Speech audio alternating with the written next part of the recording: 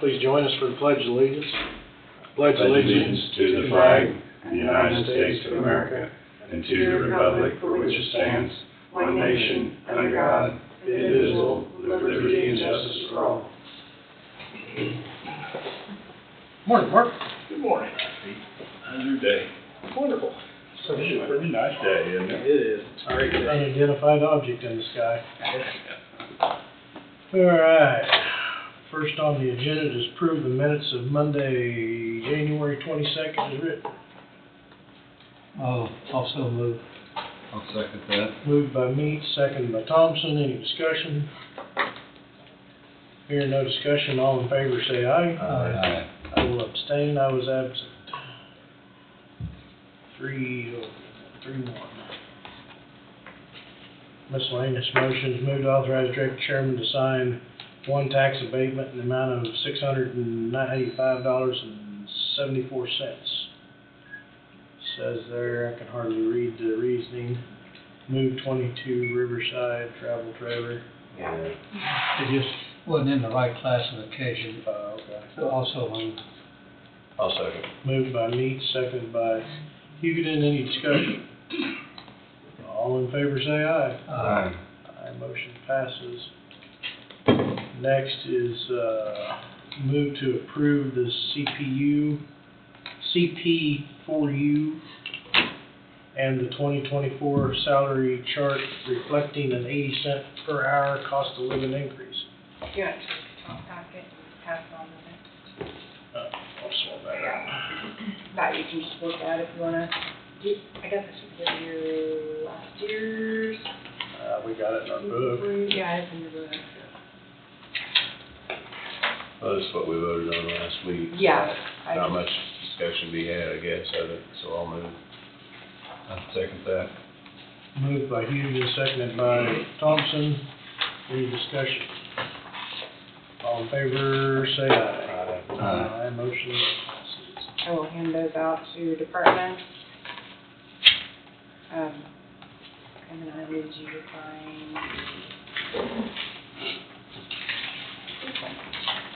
And I'll put those in your books if you guys wanna just read them out or whatever, I'll put them in your books for you.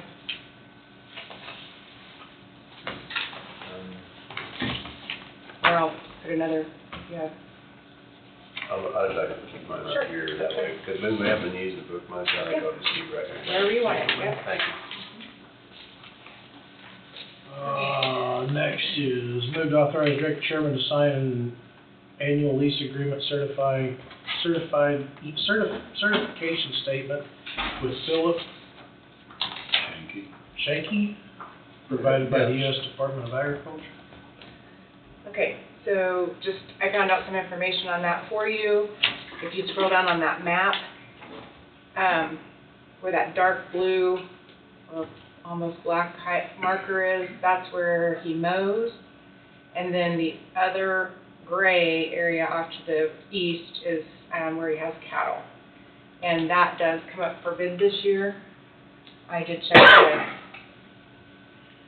Darren at the airport, so. is there something, We don't have them We don't have- I can see, so that's fine. What? we don't have that dark.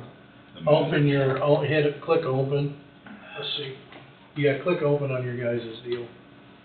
That'll put it up to real time. Okay. That's probably what I didn't do last week. Did you get it, Don? There's nothing. Got it. Okay. So what is it that they're wanting? It's just, signing the annual lease agreement certification statement with U.S. Department of Agriculture. So they have it leased for 24, Yes, and it comes up for bid for next year, so. 25, Mhm. okay, thank you. Yeah. Does he live here in Polk County, or is he No. over in Madison? Greenwood County, yeah. Madison, or it still make any difference? There's some that bids out. Yeah. Mhm. But they have it for like a 4 or 5 year Contract. contract, but this is just the annual And when does that contract end, do we know? Yes, this year. This is last year, you said that, I'm Yeah. sorry. Okay, I'll move it. Oh, I'll second. Moved by Huguet, seconded by Meats. Any further discussion? All in favor, say aye. Aye. Aye, motion passes.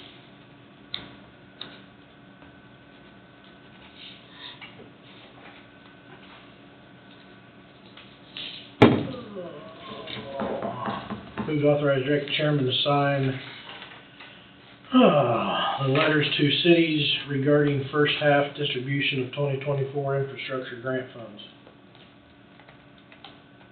Also move. Second. Moved by Meats, seconded by Knight. Any discussion? Discussion I'd like to have on it would be,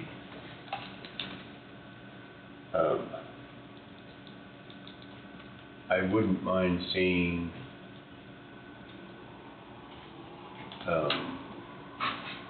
some sort of spreadsheet information, if you will, like, we get fund balances at the end of each month, so to speak, or beginning of each month on our, where our money is laying. So from our cities, I wouldn't mind seeing that, like what they got in their general fund, what they got for capital outlay, proposed. I mean, something informational from the cities, because it states in here on their, basically the guidelines, if you will, the creation of new or maintenance of basically anything. Communication lines, computer networking, utility, as well as streets, curbs and gutters, and drainage projects. So I guess I'd be curious as to what, if they're just using the infrastructure money basically for a capital outlay, so to speak, and that's it. I mean, like Brian, and I'm just using it as an example, when that you did this road in 2000 and whatever, that in 10 years you got to go back and do that road. So it's basically in your plan. So I mean, I guess I wouldn't mind seeing if the cities have some sort of same kind of concept, if you will, or whether they're just banking on the infrastructure money to maintain what they got. I mean, is there new projects out there coming that they're planning? I mean, something in writing, something to just show us that. Have we gotten a report on their cities and their record parks department? Have we got a Yeah. letter from all 6 cities? Yeah, we got them all last, Through a week or two ago, wasn't it? would have been last year, because we sent them out in January and, June.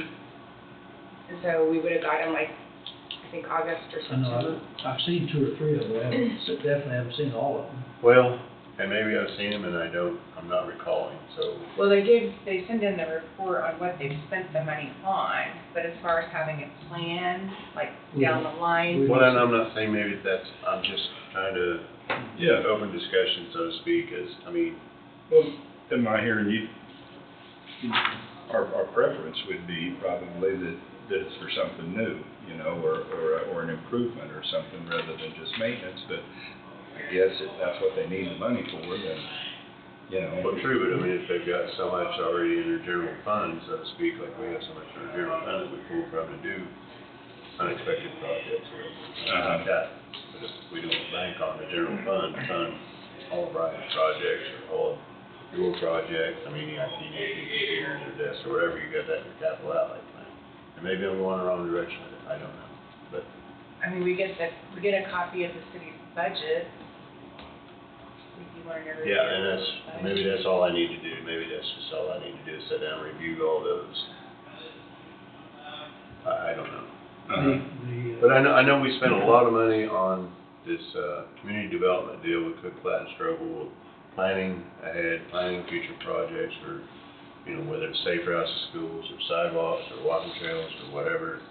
And some of those, and I know Waverly's being proactive, they want to proceed with a drainage project as well as a walking trail, which ties the two together according to Sabian, to where they can apply, they qualify for a grant, if you will, from the city assistance program to get something like that done, and that's, so I guess. That's what the money's meant for, Correct. is a way you're looking at it. In my opinion, yeah. I mean, it's above and beyond what they take in as far as taxes and sales tax and other revenues. So, I mean, but if we're just banking on it for maintenance, then we're not. Not improving anything, or we're not Would, gaining. Yeah. would it be feasible? I don't know, would that be or something we could do, or whatever, that Sabian or someone like that could try to help them Well, know what's available? Well, and that's why you had all those city meetings, and maybe I'm out of tune with it a little bit, maybe I need to tune And I don't know myself back in. anything about it, okay, Tom, I'm just asking. Well, I know we last year, we actually started the year before that. We hired Cook Flat Struggle to meet with the cities and plan projects and this and that and the other, you know, I mean, it's what's called a community development program, where, you know, the thought was linking all the cities with the trail. I mean, that's futuristic to me. Right. But I mean, as far as your inner cities, I mean, you know, sure, any city has a trail to where you could walk clear around our city and still tie downtown and schools and library and all that. Continue with a accessible trail. I think those would be very useful. But, you know, and that, I'm just using that as an example, though. I mean, sure, there's drainage projects, there's flood retention, there's tons of things, but, you know.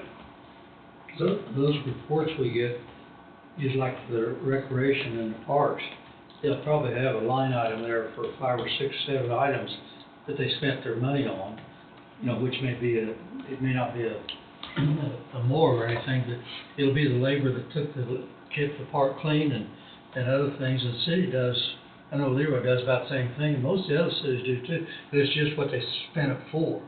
And sometimes there are equipment in it, because I know Leroy brought a broom that goes in the front of their Bobcat, because when we had the snow down there, they used that broom to clean all the sidewalks. So it was unreal how quick it did it. Yeah. Compared to a shovel will do. Yeah, and I'm not, Did that, and they bought, of course, they bought a Bobcat a couple years ago to utilize it. They bought some equipment attachments that expanded that. And, you know, I see no problem what you're asking. The more information we get, the better knowledge we're gonna have of what they're doing. and we've got so much going on with the jail and the chips and parking lots and this and that and the other. Oh, yes. That maybe I'm out of tune a little bit, maybe I just need to tune myself back in. So. Here's, Waverly's, one you all saw before, but I printed it off real quick for you to take a look at what they're sending to us. If that helps. Most of, you know, a year ago, we had to ask one city for more recap. I forget who it was. They Yeah, didn't I send it. remember. I don't want to mention any names, I don't remember. But we had to ask one city for additional recap because didn't have enough information on it. Yeah, and I can't remember who that was. I don't know, and I'm not gonna say 'cause I don't recall, I'm not gonna guess. Yeah, and again, maybe that's all I need to do is just tune myself back into it a little bit more. Just, Well, like I said, we've had a lot going on, so maybe I'm just, and they might need reminded or something Yeah. to get us more information, you know. just, So- again, just, and I'm not asking that it be done ASAP, or I'm just, basically this conversation is all I'm doing, to see where everybody else thinks or stands or sits or whatever. Well, it'd really be nice to see new projects, like you're talking, Tom, that from that money, you know, that it doesn't all just go to basic maintenance. Mhm. Yeah. Some cities are even carrying quite a bit of money over to work on a particular project they got down the road for a year or two. I think Waverly done that on the sewer line, Leroy did it on the sewer line, really did the same thing. I Yeah, don't remember on some, but the more knowledge we have of what they're doing it for, Yeah. person could add a paragraph to the letter stating that we need a little further documentation on where the money went and the purpose of it. Because you start out with a beginning balance and you got 5, 6 items that's subtracted off of, and you got an ending balance. There's probably, maybe just Unknown information in between, yeah. Maybe a little more detailed information is all I'm asking, Yeah. maybe, Yeah. it's not just that, it's more of a, I Yeah, don't know. if we could. because I think didn't Leroy's get looking at work on their lagoons or something, aren't they? Yeah, they are now. They've got to do They something are. really good, there's no question on that. And that's gonna, I forget what Aaron told me that was gonna cost, but it's a pretty sizable amount. Yeah. And I don't recall the amount of money they've got carried over right now, but, they're talking about just doing, they got 3 lagoons. I think they're just gonna do 1 per year to spread the cost out. And I Right. haven't talked to her now for 3-4 months on it. That's what a lot of cities do, is they'll do one sale at a time. And, I'll be at their board meeting, or city council meeting next Monday. I'll find out a little bit about it. Like I said, it's not like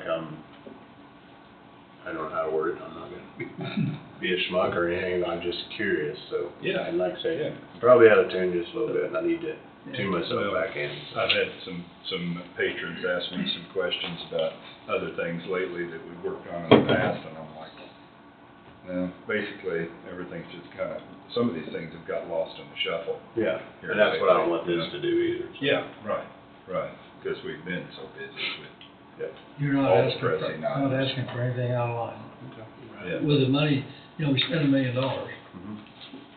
We are responsible to see where that money goes. Yeah, I guess A little more than anything, A little more detail anyway. more than anything, the money we spent on Cook Flat for community developments and this and that and the other, I would like to see that utilized with some of this infrastructure money. And I said it when I first got on here, I wouldn't mind giving most of the cities more infrastructure money if they had a worthwhile project. And I have said it many, many times, if you got a worthwhile project, something new, and you like funds, I mean, there's such a thing as match funds from us, I Yeah. think. Yeah. I mean, just, I don't know. So. We're here for the citizens, and the citizens, whether it's, you know, good streets, safe streets, good walking trails, coming exercise, I mean, I don't know. So is our policy typically that, let's say, you know, if a housing development, somebody wants to do a housing development, does the county do the infrastructure for that housing development if they're gonna build a group of houses, or what is, I mean, Well, the previous policy, I guess, what's been done? I'm not sure there really is a policy, but I do know the talk has been said that, you know, the county could fit the bill. It was a thought only that the county could fit the bill for the infrastructure for that project, and then assess it to the taxes on the lots. Mhm. You know, whether that's feasible tax-wise to, I mean, To get the that's, money back. you're gonna take a larger conversation with more people than you do than me. Yeah, Uh, yeah, more knowledge than I've got. Yeah, so I mean, that's the only reason I spurred some of these conversations. Just Yeah, see what everybody else thinks, see where their mind's going, and yeah, do, yeah. Okay, very good. so. Motion's still on the floor. So do you want me to add anything to the letter asking for, to provide any planning for new projects? Or if infrastructure is used only for maintenance? Reminder money can be used for professional services possibly? That'd be good. Yeah, I mean, if you're like doing, you know, planning to do a project, I wouldn't see why not. Yeah. I mean, for basically, especially for new projects, because I know the Yeah. city's getting ready to, they've got a problem at Sixth and, Allegheny, there's an intersection there, and they're getting ready to revamp that. I'm assuming they're gonna use infrastructure money for that, so Good. kudos, upgrading that, make it more safe. So we want to table that motion? No, it's fine, we can move on. Okay. I'll we just- modify it You gotta and then update let you look at it.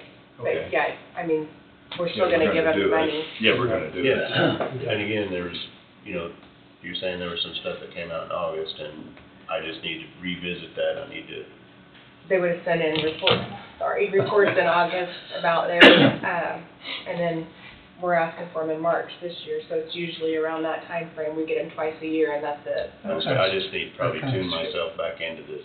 Yeah. They're kind of And when you only see them twice a year, you're not, it's Mm-hmm. not gonna seem like it's Right, exactly, fresh. yeah, so. The letters come in kind of scattered, they don't come They in. do, yeah, they Yeah. don't. Well, I will tune back in, hopefully everything else is.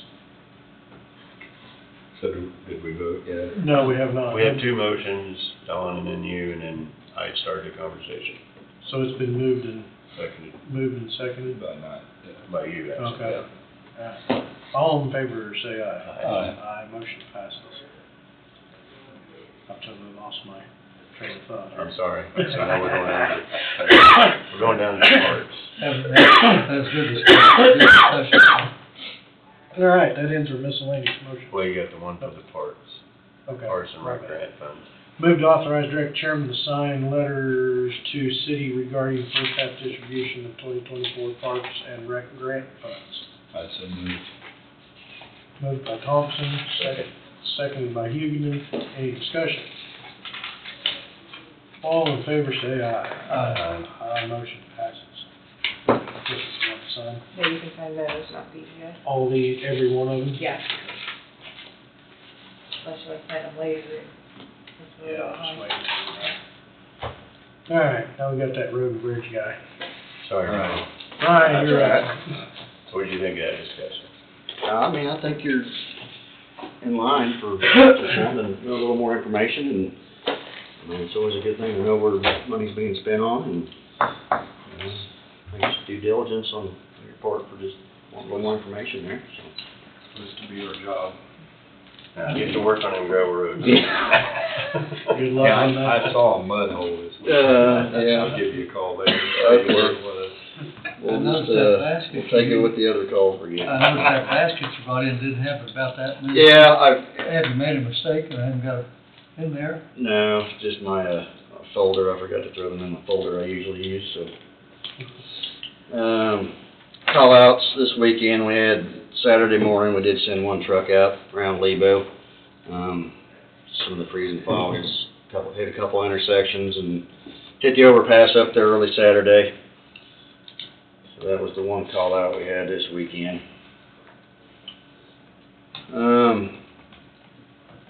B2 Bridge, this will be on the Olivet Road, so I know I had a report here a while back that the engineers evaluated it and kind of got some cost on what a repair cost would be for that and replacement cost. I asked them to come back with the estimated lifespan of what a repair, you know, how long that would last, and then the replacement. So basically, they finally got back on the repair estimate. You know, it was $361,000. So they're estimating 20 to 30 year life expectancy because of that repair. A replacement is 1.1 million, and they estimate 75 to 100 year. So really, I mean, if you figure out a cost per year, it's about the same. The one thing you would get with the new bridge is, I mean, you'd get a new bridge, a wider bridge. You know, I think my recommendations would be to move forward and have a replacement done there as opposed to repair. Like I say, money-wise, you know, there's some difference there. Obviously, you're paying more for a new structure, but, you know, you're getting the life expectancy of a new structure, and I'd like to move forward with getting some design work done for some plans on that. You said the repair would be how many years? 20. These are, yeah, I mean, 20 to 30. It's really hard, like they said, it's hard for them to really say it's gonna last this long. But that's the best estimates that they can give me. Any grant money out there at all? No. Do you have any idea? No, I mean, that structure Replacement. doesn't qualify for anything out there. What's the traffic count? And you may not know the traffic. I don't know. Probably not a huge amount of traffic, is there? I I'm not familiar with that area. mean, it's not huge. It is kind of that's a road that connects up to Olivet, so, and up to the Melbourne Lake. So, I mean, it probably gets more traffic than the guy realizes, just up to Probably there. does. I'm sure it's a main artery, you know, but I mean, there is ways around it. You know, 75 highway right there is a mile away. Right. So having it shut down for a rebuild wouldn't be that bad of a deal. It's just, I know it's going to cause some issues, you know, during harvest time. Yeah. But one good thing about that, there's not a whole lot of farm ground right there in that area. You got Claire Niles and Mhm. some of Schrader's ground, and you know, there's routes around that even, you know, so, I don't know. Build a brand new, Well- take a year to do it. I mean, it'd be comparable to one of the bridges that was just built down there at Homestead, so I wouldn't take a year. Yeah, it wouldn't be a year, would it? Yeah, Well, it sounds like a lot of money, but, you know, so everything seems high now, but when we look back at the bridges that were built 50 years ago that we're still using, right, then, you know, maybe 50 years from now, they'd say, man, I'm glad they built that when it did compared to what it costs now. Right. I mean, I don't know. well, so, you know, the one thing for me is repair, you're gonna wind up with the same width that bridge is now, so say you wind up with an 18 to 20 foot wide top, well, a new bridge is gonna be 26 foot wide, so what's our farm equipment gonna be 30 years from now? I mean, what's gonna accommodate 30 years from now? Equipment's probably not gonna get smaller, I mean, that hasn't been the trend, so, So that cost estimate was based on that basically width of the bridge and The bigger bridge. yes, yeah. then I would probably agree with yours. Looks to me like, Yeah. looks to me like we need to proceed You're ahead. getting a lot more bridge, not Get some paperwork done on it. So, yeah, this, basically, we'll move forward and start, probably, you know, Cook Flat, been dealing with them on that evaluation up there, so probably just, you know, for engineering services, I can just use them, and, we'll start looking at getting a set of plans, developing a set of plans, and then at some point, we'll get it to the point, I'll need a motion for something later to keep it moving forward, but for now, just discussion and your approval, so. That road's wider than the bridge is now. Oh, yeah, So, I mean, that's an ultra wide road. It's Yeah. more of a 2 lane, 1 lane each way. yeah, it's, that road's 26 foot wide. Yeah, so having a bridge that fits the road would be sensible, safer. safer, Yeah. yeah. And it is you're coming off the interstate bridge, you come down, then that is a big, I guess, jump on the north side. Yeah. There's another stair step on the north side of that, if I'm thinking right. It's a little bit, yeah, But that would be leveled out as well, I Yeah. would guess. yeah. So, I would be for moving forward of total replacement. All right, I well, we'll mean, just, that's 1.1 estimated, but still, 10, 20 years from now, it might be $3 million. Mhm. so, all right, yeah, we'll move forward there. Next, I would like to request executive session, for the board and myself, to discuss, I don't know what I said, any issues with non-elected personnel for 10 minutes. Just us?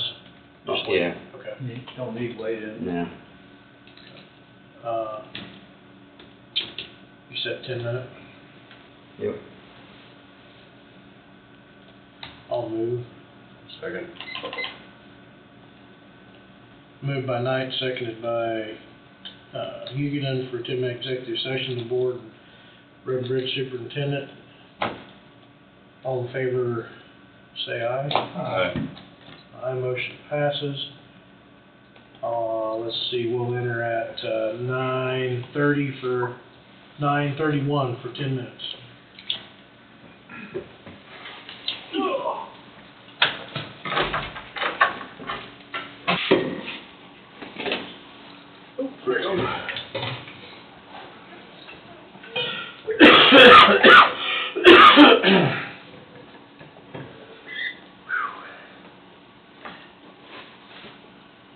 Was that on personnel, employee job performance? I forgot to ask.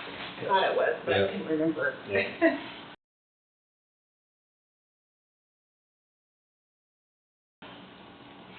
Better wait till Wade gets back.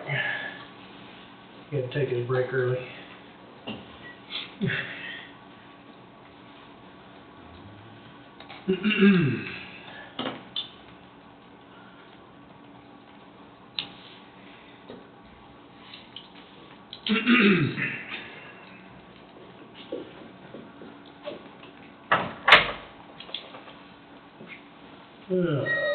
Okay, a few weeks back, I can't remember, somebody brought up the intersection of 21st and Trefoil Wind Farm. and about some additional signage there. Oh, I talked with them, they're gonna see about getting private drive sign or something put up. Stop signs just out of the question, for what that is, but they will try to get something up just to let people know that it's not an open road. Get some sort of signage put up there. okay. Gravel roads. Good luck. Yeah, I mean, we know what shape they're in. You know, they've been this way before. 2019 was probably about the last time I recall being quite this bad. Just some numbers back then. On our repair work, from like February through May, we hauled over 15,000 tons of gravel to repair, you know, the roads at that point. We will start, you know, as soon as weather allows us, start hauling some rock, start blading some roads, we will. You know, we're probably a few days away from that yet. But we'll be as aggressive as we can, to get things fixed up as quick as we can. It's just, it's what we have to deal with, part of it. Every county's dealing with the same exact thing we are. You know, I understand, you know, it's hard when roads are in this type of shape and you travel down them. It's hard for people, but you know, we'll do the best we can to keep moving forward. And but on that, Ryan, would it be productive, or I guess however you wanna say it, if you can't move on these roads yet to start repairing them?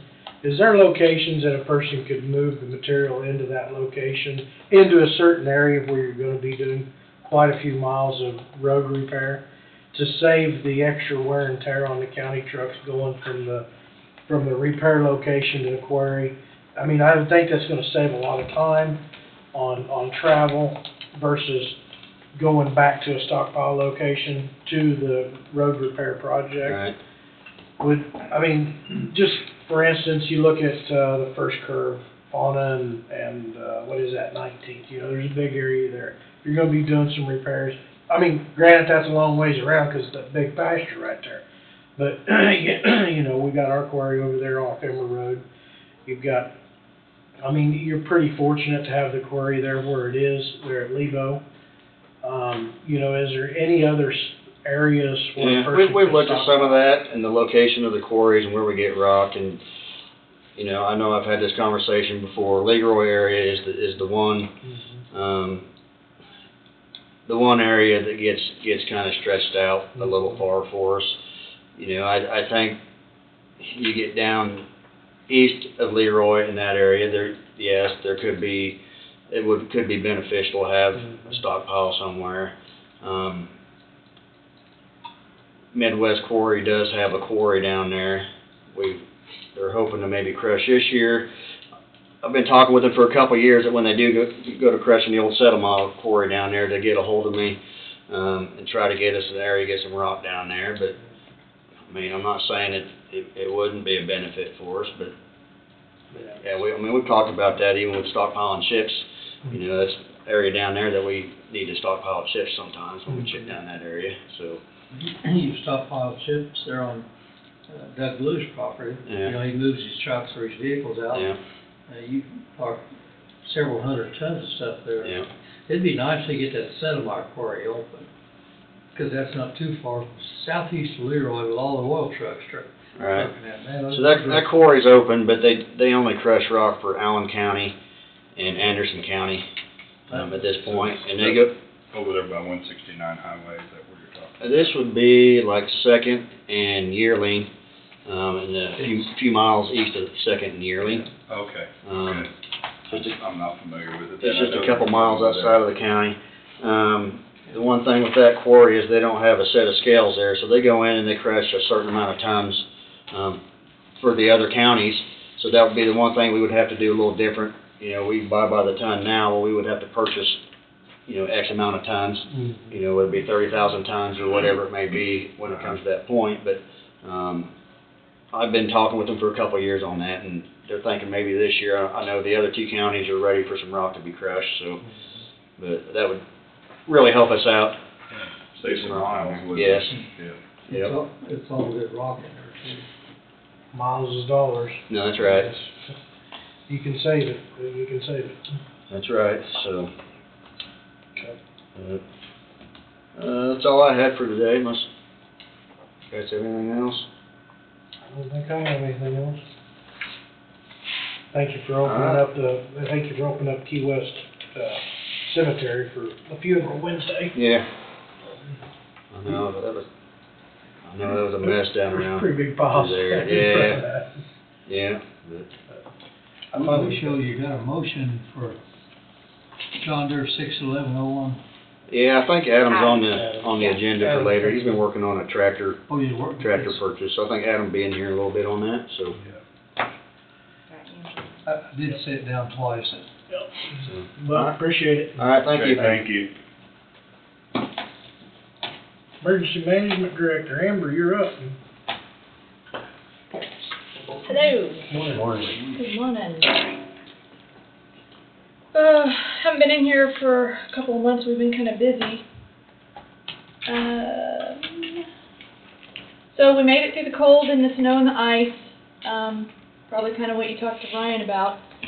The governor did do a disaster declaration, just in case any of the counties needed state assets or anything, but we didn't need any resources other than what we had locally.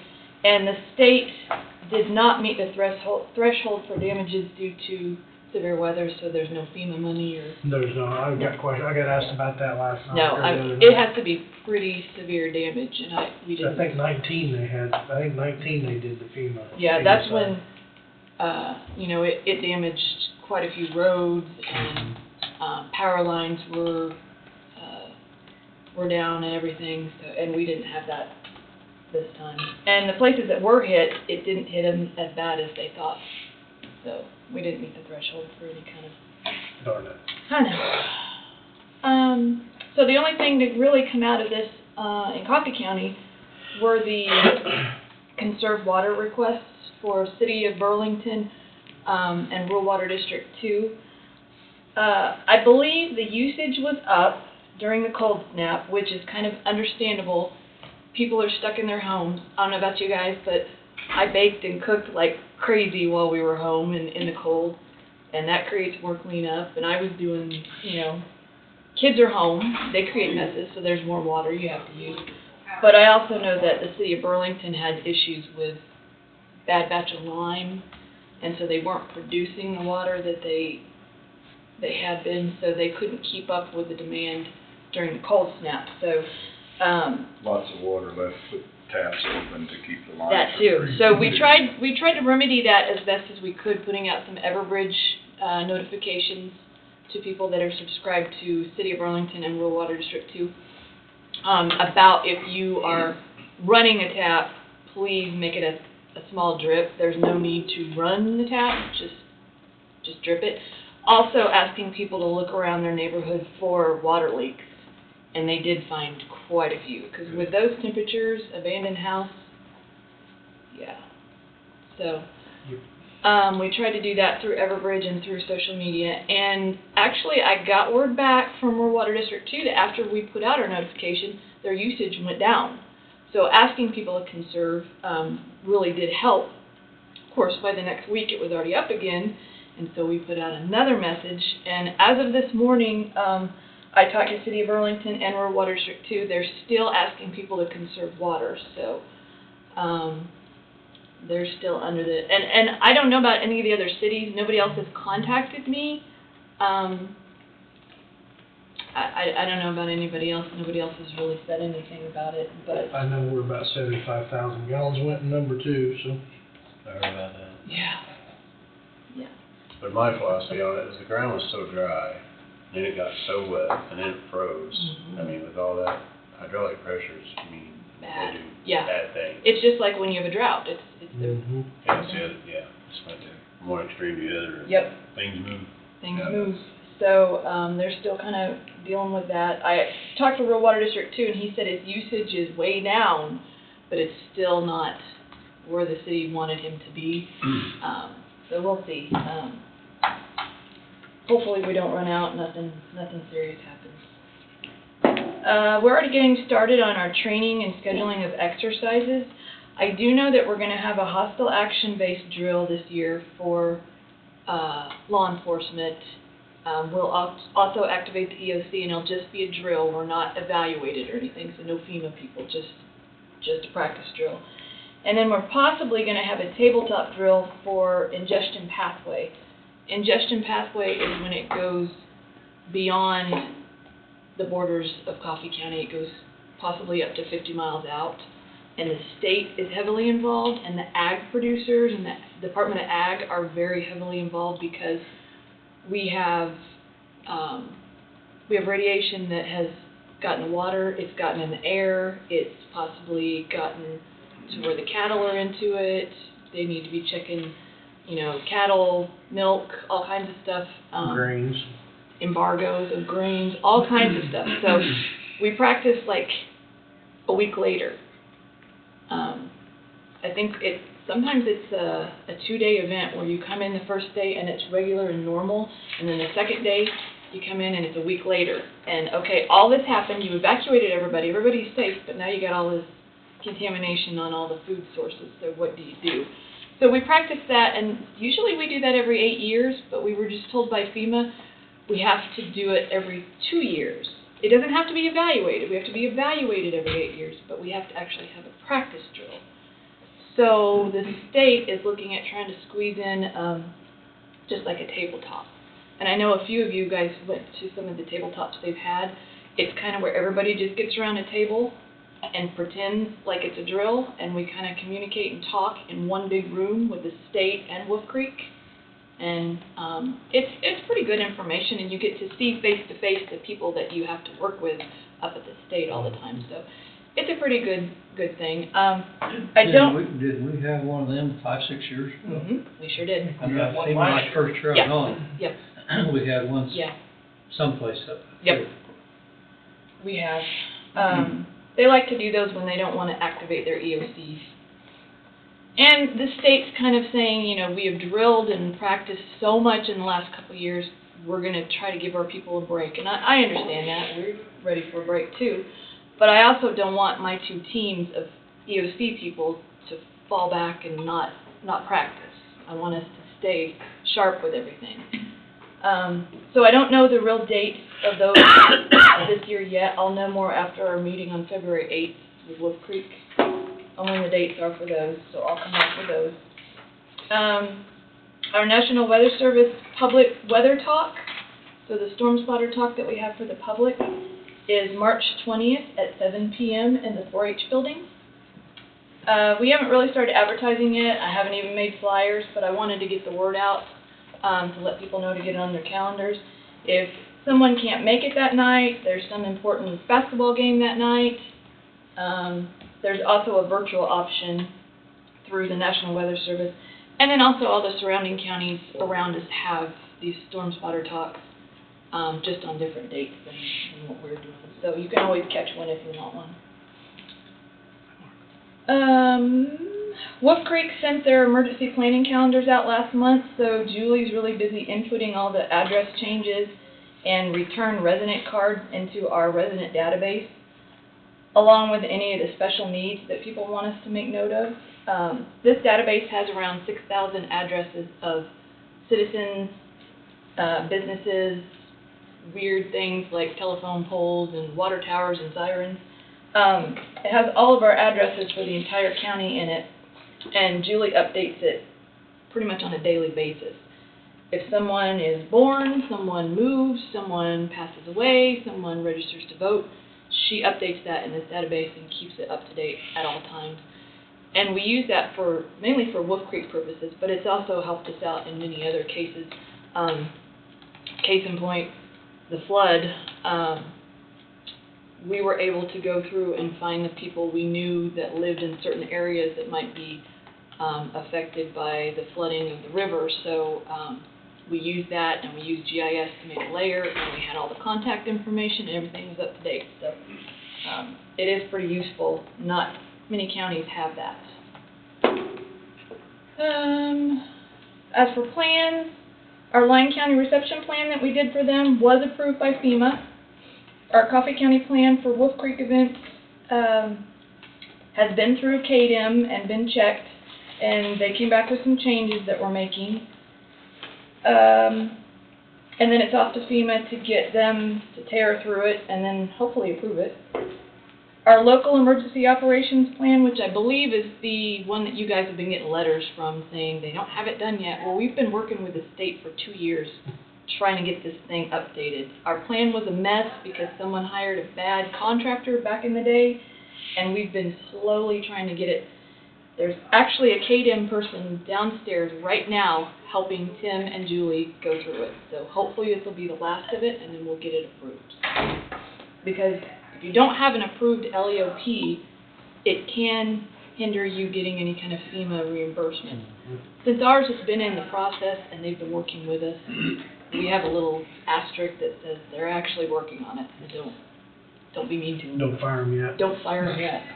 Yeah. So he's actually downstairs. The guy that's in charge of the plans at the state is downstairs right now helping. So that's good. That's good. Yeah. So next on the list will be Woodson County's reception plan for Wolf Creek. We want it to match what Lyon County's updates were. Then we have to do our procedures for all the EOC positions.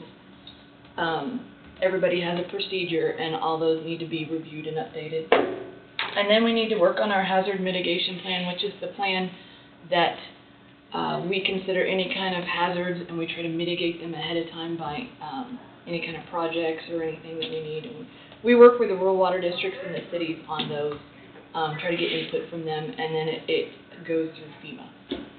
So we'll work on that next, and we get all these others out of the way. Tim's been doing the yearly trade out of dosimetry and survey meters.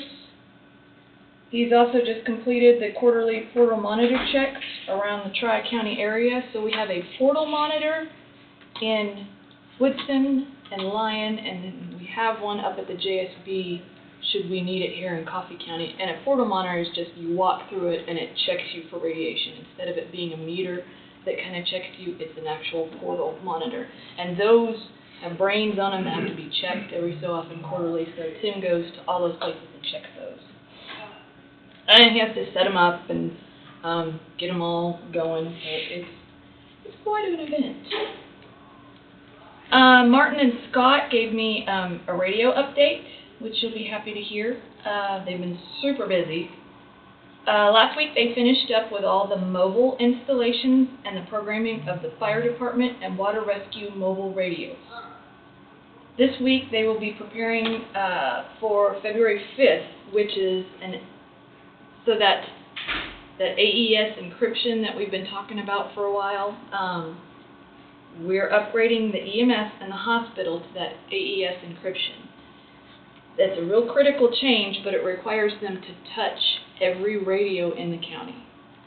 So between the 5th and the 6th, they are going to shut off the old channel and put on the new AES channel. And everybody's radio, if they want to be able to hear or talk to EMS or hospital, they have to be reprogrammed. So they're hoping to get a lot of stuff done between those 2 days. They're also finishing up the new programming of the fire department's handhelds to have both the AES encryption and the Wi-Fi upgrade ability. So the Wi-Fi upgrade means when Station 3 has a fire meeting, Martin can push out an update for those radios, and anybody that gets close to the fire station, their radio will automatically pick up that Wi-Fi signal and update the radio. So Martin and Scott don't have to touch every radio. That'd be nice. Yes, so that'll be at every station and then the courthouse too. So when officers come, the updates will be pushed out to their How long does it radio. take for the update to come in? Minutes, Really? yeah. Depends on the update.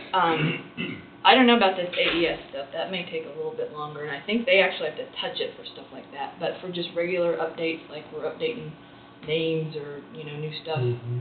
just minutes, I think. Technology. I know, right? It's amazing how fast they Yeah. Go on now.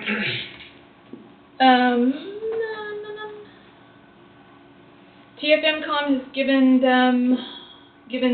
Scott and Martin a date of March 5th for the mobile installations for the highway department. but they're trying to pull the date in and kind of do them earlier. Depending on their workload and how things look, they might be starting those a little bit earlier than March 5th. They've also been in communication with Motorola on tower sites. So they're in the process of providing estimates for 3 tower sites, and that will provide us with a reliable handheld coverage throughout the county. Last week, Motorola sent an engineer and other tower engineers out for site visits. So Scott and Martin took these engineers around to the different sites that they thought were the best places, and they did some calculations and stuff. So when we get those estimates and the exact locations, I can get with you guys and we can have some numbers for you on what all this is going to cost, because, you know, we had talked about setting money back to try to save up for this.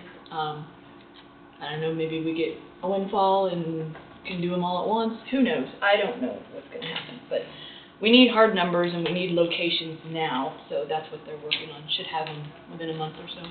Is there any grant money available for something like that? We've tried to apply for grants before and we were always turned down. I don't know why, but we're constantly looking, and as of right now, there's not anything in the works. I could see it being beneficial to KHP and sell, I mean, your Lots of people. even your Oh, I know. wireless Mhm. internet and Yep. all that stuff. Lots of people will benefit from it. So that's the kind of thing where right now, if you want to get on someone's tower, it costs you an arm and a leg. Mhm. Well, if we have our towers, you want to get on our tower, it's going to cost you an arm and a Right, leg and and another it's leg. sell space. Yeah. So we'll Have to cross that bridge. we'll jump off that bridge when we get there. I would like to thank Steve, who's not here, and Wade for reinstating department head meetings. They have those regularly scheduled now, and I feel it's really important if we want the department heads to be on the same page and run the offices in this county. It helps us all kind of communicate and get together and talk about things, get it kind of figured out. You know, we're going through the policy manual, we're going through lots of changes with payroll and stuff, and we can all talk about it, and we can all, you know, go to Angie and ask her questions, but then when we all get together and kind of say, hey, this is really how it's supposed to go, it helps tremendously. So I'm really thankful that we started those back up again. So. Also want to thank the Wellness Committee and the Health Department for the chili and cinnamon roll cook-off last week. I don't know if you guys heard about it. There was an amazing turnout for it, and the employees really got into the competition. I mean, it was pretty competitive. We raised over $400 that day for a local charity, and we hope to have more luncheons and contests like this more often. So. I have 2 motions, I believe, and I need you all to sign. And these were motions that you've seen before, but we had some changes with them. We're still waiting on the one from KDM. I don't know what's taking their lawyer so long to look at it. Our lawyer looked at it, made changes, and had it right back to me. So I don't know what their deal is, but these are 2 motions that, or 2 MOUs that need to be signed by the chairman and the clerk.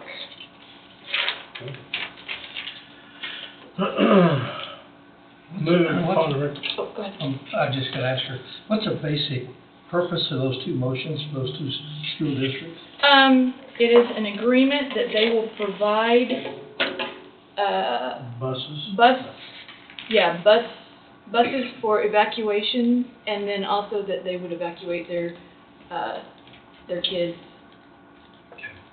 during a Wolf Creek event. It's solely Wolf Creek. Okay. Basically an annual deal. Yep. I was thinking about, what about Lebo I'm waiting on Lebo and Waverly's because and what? there's kind of a hang-up. The bus contractor in Waverly didn't like his, and there's some discrepancy on it being signed last time, and I'm working with him on it. Yeah. So we'll get it. Can say. Yeah. We'll get it. We'll get it. Motion reads, move upon the recommendation of Emergency Management Director to authorize Director Chairman to sign letter of agreement with the Unified School District 244 as presented. So moved. And second that. Moved by Huguet, seconded by Thompson. Any discussion? All in favor say aye. Aye. Aye, motion passes. Next one, vote upon the recommendation of the Emergency Management Director to authorize Director Chairman to sign letter of agreement with Unified School District 245 as presented. I'll move. Moved by Meeks, I'll second. seconded by Huguet. Any discussion? All in favor say aye. Aye. Aye, motion passes. Any comments, questions, concerns? Been a busy time. Thanks for everything your team's doing. Thank you. I feel like now that we got all the Wolf Creek stuff out of the way, now we're trying to catch up on everything that we've been putting off. Yeah. Um, The snowball effect. yeah, literally. Literally. Yeah, there was snow. Okay, I thank you.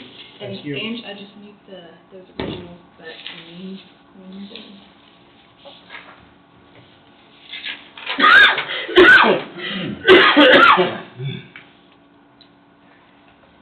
I need to feel them, probably. Yeah, go ahead and seal them, and then I'll come up again.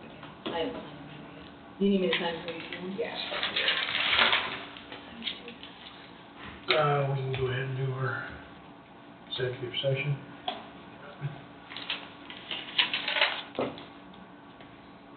Yeah, we're almost on schedule. Yep. Move to enter executive session with the board and Wade Bowie and Todd Bemis with the Noxious Weed Department to discuss personnel matters of non-elected personnel. Plus Plus, the three-legged stool, then you have to have, under non-elected personnel, job performance, evaluation, disciplinary, we have to, evaluation, Wrote in here, it says,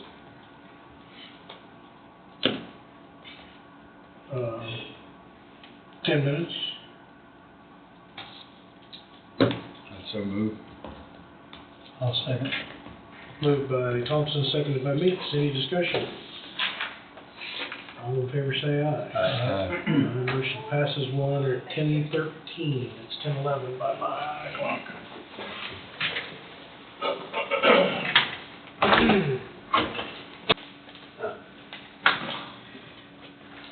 I figured you'd at least have one more year there. All right.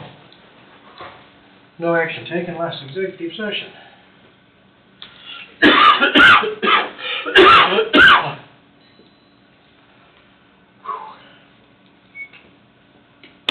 All right. Road and Bridge Supervisor, Adam Hoke, you're up.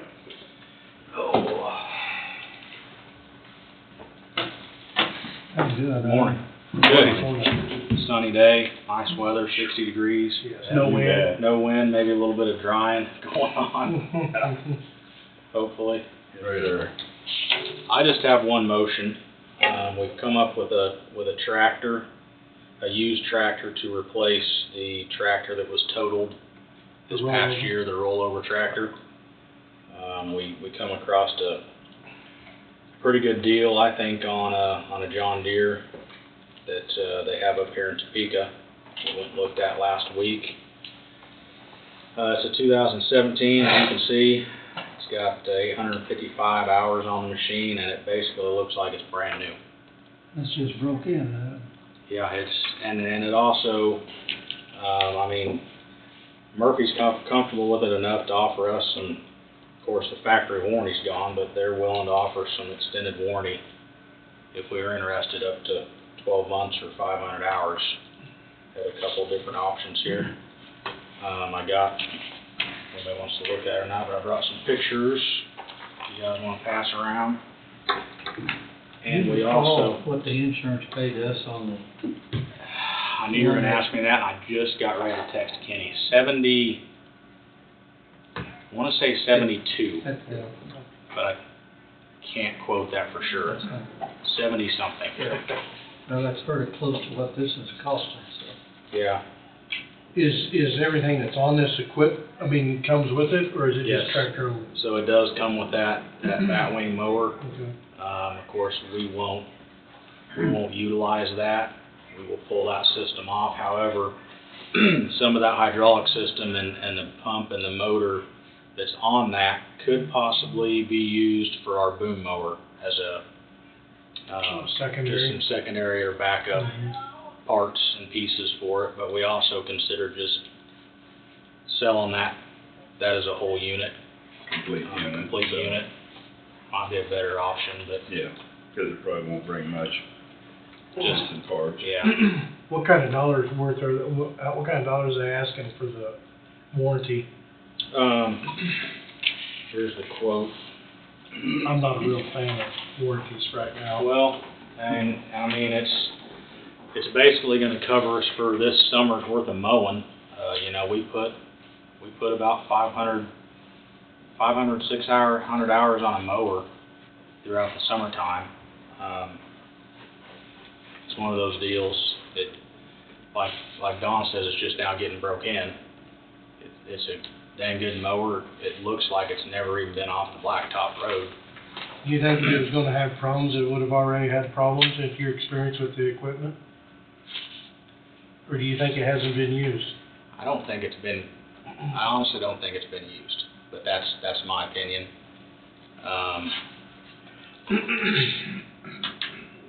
You're talking, I don't know. You're talking $6,000 worth of warranties for 500 hours, basically. No, those are individual. Oh, That's one for just powertrain, and then there's the bottom one is for powertrain and hydraulics. Okay.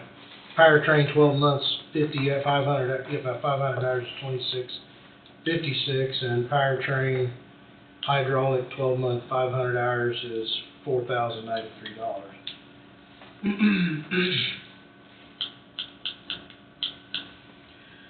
My thing with us and warranty, I feel strong towards this, warranties for the people that can't afford the equipment. We can afford the equipment. I think we're just throwing money after the warranty. That's my personal opinion. We can afford a break one if we have one. I guess I'd have to agree with you, Jesse. It's kind of like, I made the comment when we were talking about insurance. My insurance agent said the reality of it is if it won't get you in trouble, you shouldn't be doing it, you know, if you can afford to take the hit. Yeah, sure enough as I say that, the motor blows up in the first 10 hours and then I look like an idiot, It never could have know. cost $4,000 to change it. But I don't think motor was involved in that. It was just drivetrain and hydraulics. Right? I don't have all the details on the warranty part of it. I just wanted to. I had my rep give me that information just to have, and I figured we could further discuss it if need be. Or they do, however, they've been holding this tractor. We were supposed to go look at it for probably going on a month and a half now, and then here come the snow and the weather, and they actually moved it up here from Springfield, Missouri. It was a one owner, Ozark Township, had it and traded it in on a boom mower. So they brought it up here to Topeka for us to go look at. And we just now got to it last week, so. Sounds like they're trying to work with you. Yeah. That In gets fact, the cost down, a little over 78. So yeah. you wouldn't think you would have a breakdown in the first year or two. 85 with the warranty. 85 is just the tractor price. So that's just tractor, the Yes. one, get it up to 91. Yeah. Well, 85 and then Yeah. two separate warranty options, 2,600 and 4,000. Those are separate. 89,000. Get it up to 91,000. Well, I mean, we need the replacement unit. Yeah, Replace you need one. to be ready. Oh, And the availability thing is, if we were to bid something out, and wait for that process and then select a new one, it might be middle or end of summer before it's even available. What would a new one like that cost? About 150-ish. I've looked on Tractor House and I've looked on Fastline. Something comparable. The only thing I could find comparable, 2017 wise, which had 500 more hours on it, I think, 1,300 hours, was 96,000. About anything used is anywhere from 90 to 120. I'd think it'd be a good value for us to, you know, hopefully it'd be fine. And it is the M. They make 3 different classes, the E, M, and R. Is In it that a order. wide, is it a wide, like a wide track, or can you move out, make it, I mean, is it wide enough? Is Yeah. there- Okay. Yeah. These tires don't even look like it's been used. That's what I say, I think it's lived its whole life on the blacktop road and on the road edges with that. They've That got way. lots of little paved roads over there instead I'd of have so no many trouble. gravel roads like Yeah. we have. I'd have no trouble buying it without the, warning on it. I read the motion here. Move based upon a recommendation of the road and bridge superintendent to waive purchasing policy for one 2017 John Deere 6110M, serial number ending in 3166 for good cause due to availability. Purchase will be made from Murphy Tractor Equipment Company in Topeka, Kansas, with a purchase price of $85,000 even. Funds to come from general fund public work equipment line item. And so move. I'll second. Moved by Thompson, seconded by Meats. Any further discussion? Only thing I would say, I would definitely see what the warranty covers, Okay. but I just,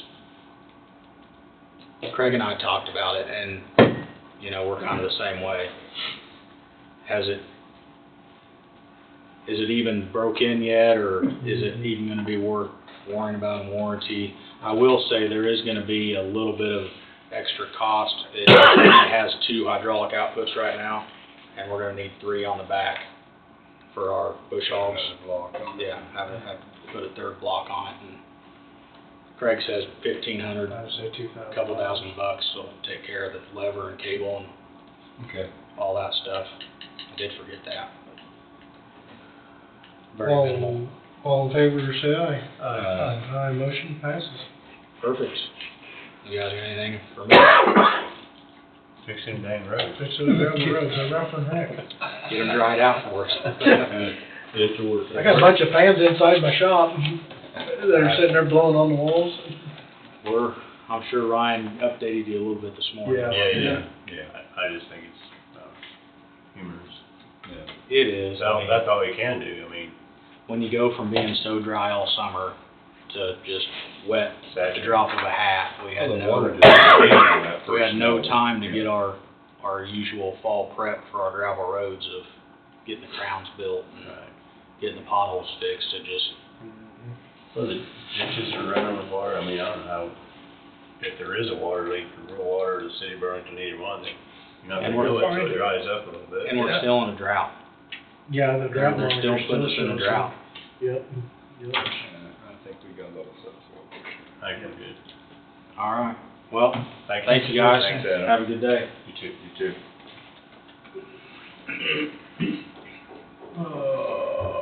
We're gonna have to wait on that last one. Have to wait on number 1025. Yeah, I mean, you can have discussion about it if you want, but I've gotta find the term. See you later. And I've gotta call into them, they're out of the office today, so.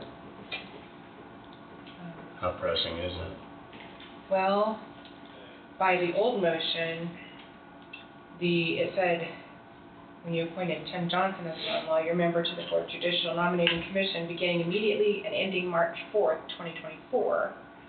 But I messaged Tim and he said that he thought the judge said it ended February 24th. So even if we don't get it today, we still would have time.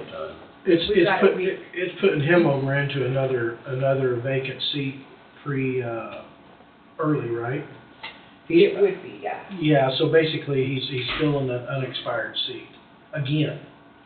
No, it would be, okay, so you guys have a non-lawyer member that sits on that board. Mm-hmm. And, Is that the one I'm on? no, Because that's what it's called, Fortune.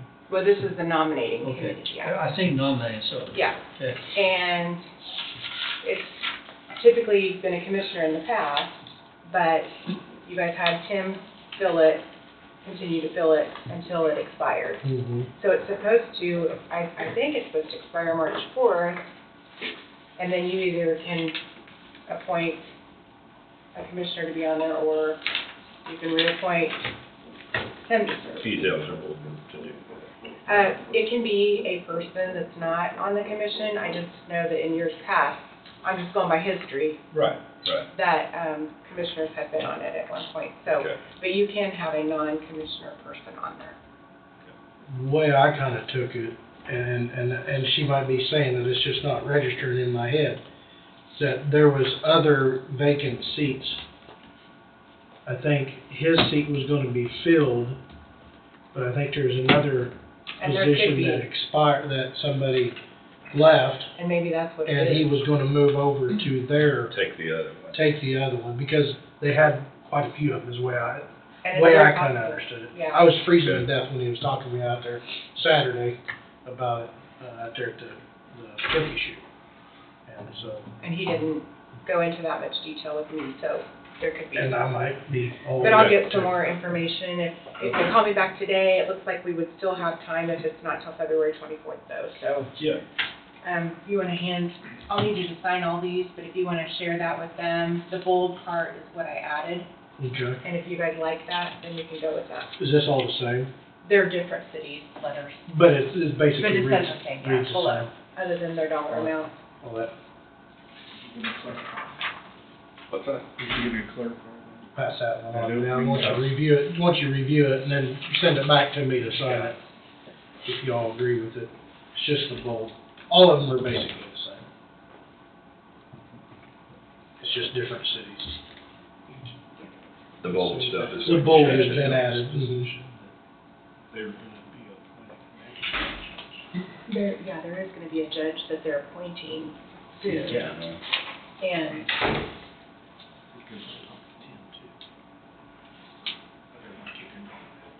okay, yeah, he didn't give me that much. There is a judge retiring, and that's where they were wanting to hurry up and get someone appointed. Somebody's gonna have to be seated. To pick a new judge. So the Fourth Judicial District Nominating Commission, you are on the Community Corrections Advisory Board. And we meet about six times a year. So the only time the Fourth Judicial District Nominating Commission will convene is when they have to make a decision. Says outlining So you have projects accomplished within the 2021. Oh. sort of a split down the middle of attorney and Good non-attorney. catch.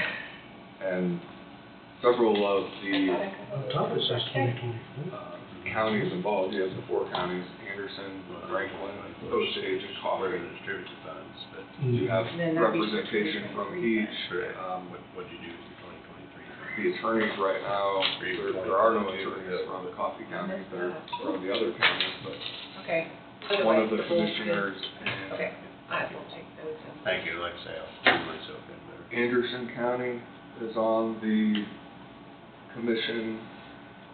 One of the commissioners in Franklin County is on the commission, but I do not think that the commissioner from Osage County is on the commission.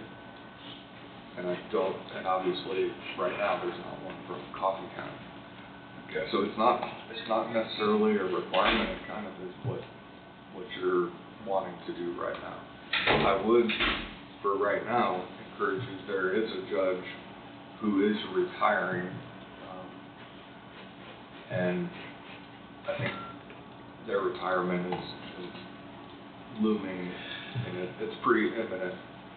So making sure you have somebody on that committee, I would encourage you, and I don't know if you figured out what that timeline was, but Tim has been part of the process for two sitting judges right now. Judge Brashear is up in Osage County, Judge Reynolds here in Coffee County. And it may be worthwhile to have him on that committee for that, at least this next selection. I think it's Judge Kimball who's stepping down, and that position is based out of Franklin County. So It will be for a magistrate judge position, similar to the last two that were appointed, so, Can we do that now? what, did you figure out the date? I don't have the dates. dates. I mean, once I have the dates, you could go ahead and reappoint if that's what you're wanting to do, but We'll be here a while today. yeah, I'm hoping I'll get a call back before the day's over and then we can go, you can move forward. But if not, we still have till the 24th of February. Yeah, so I mean, we could wait a week if we had to, but I do think you want to do it Yeah. as quick as Soon, you I can. think they've got some, processes they're gonna go through once they get Yeah. the person. But hopefully we'll get a call back and then we won't Okay. have to worry about it. That committee I'm on, I'm not even sure how many people are on that committee. There's very seldom over 6 at a meeting. I don't know, I think there's probably 10 or 12 on it, but I can't, and they don't last, an hour or hour and 10 minutes, all longer than that. And have about 5 or 6 meetings a year. And the committee you're on, I'm also on, I'm the prosecutor representative for the Fourth Judicial District Nominating Community Corrections Advisory Board, which is sort of a cross-section of a bunch of people, some of them attend, some of them don't. But this Fourth Judicial District Nominating Commission, every judicial district has their own nominating commission that is comprised of the same type of makeup, whether it be here, you go down into the 31st Judicial District, which is Allen, Woodson, Wilson, and Neosho. They have their own nominating commission, similar to what Coffee County has. Same thing if you go up to the 3rd Judicial District, which would be Shawnee County. They have their own, and that gives you the opportunity to have a cross-section of attorneys and non-attorneys to make decisions that impact your local system. And who better to know the people who are in that area than the people who both practice and are members of the community. So, and each of the people they've got up for the attorneys, they have to be appointed by attorneys. So the names that are on there, they either get nominated and the appellate court will send out a sheet that attorneys have to fill out, say, I nominate this person, and that's who gets nominated to that board. But it's a very important board. Well, some more information on that.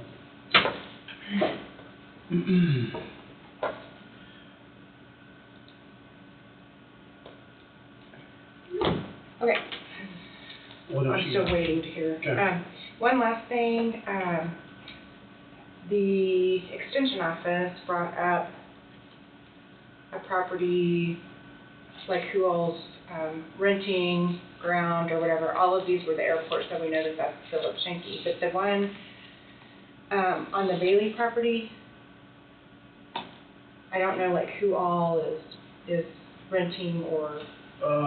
TK Cattle, I believe, was that right, Wade, was renting the Bailey property? Tom, Yes. Yeah, I didn't Wade. know what everybody's intentions was about that for this year.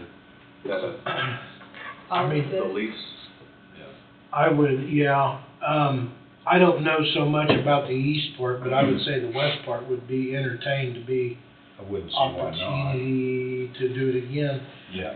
I mean, I would hate to, I guess that'd be a discussion between you all and the renters to visit with them, see if they're interested. Because a person could go in and plant some beans there this summer, and maybe be able to cash. I don't know if there's gonna be any construction going on there yet this year or not. Right. But at That's least the what west it half is. paying would be, Yeah, all that, everything west of that draw ought to be. yeah.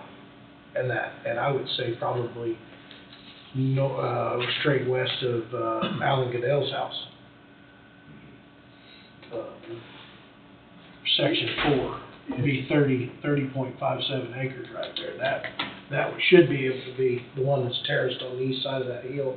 I don't think that would be touched if there's any construction on the main part of the CHIPS area. this year, so.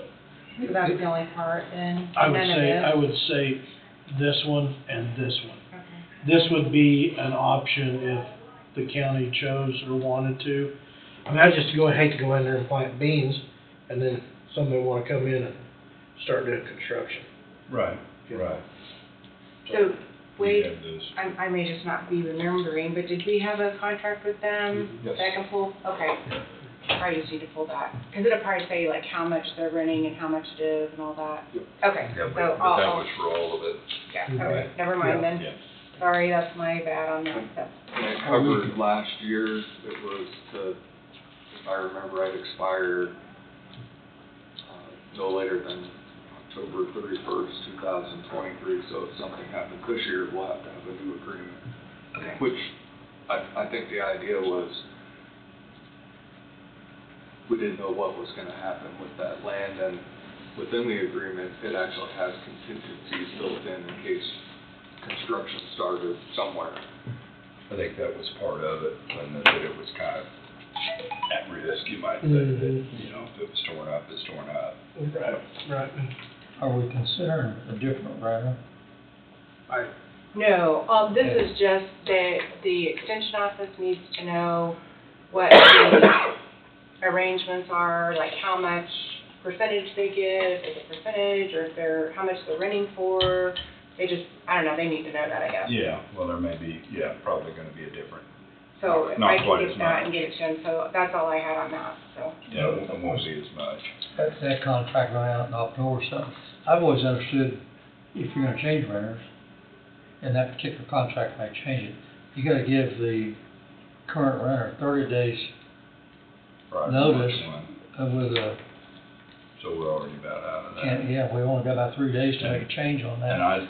If, my opinion by would be. certified mail, or you can't do it. Yeah, my opinion would be that, from my understanding, is that when county bought this property, this renter was very flexible about giving up his rights or whatever to do what was good for the county, so I feel they should have the option to rent it. That's my personal thought on it, so. Well, they had been a renter long Renting it before prior the also, county, yeah. for, if I recall right, 5 years prior to the county purchase. Right. If they worked with us that well, we need to continue. to That's work my with them. thought, Don, is that, I think it'd be foolish to try to do anything else. But there will be a different acreage involved, would be my thought. Yeah, I hope there's construction going on the east side, in the main center section of it. We just check them out, see if we want to see anything. Round table.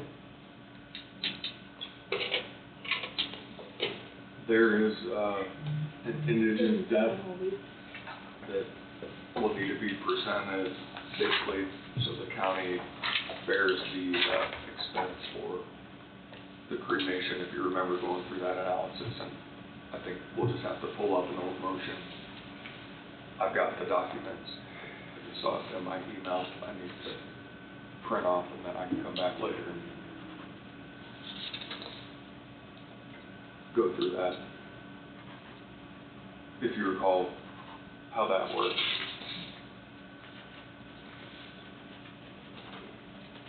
What was the location, or can you, It's the local funeral home. know the location of the death So, here, here in Burlington?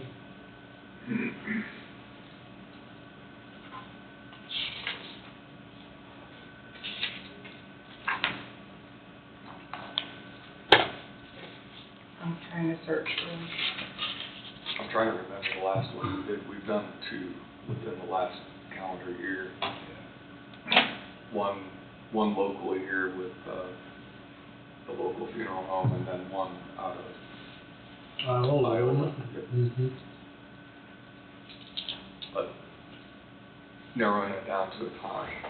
I do know, Johnson Archdale, I believe, has got their system up and operating.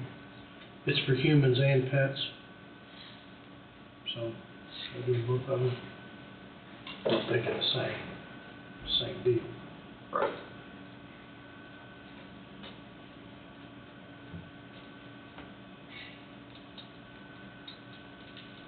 I'm probably need to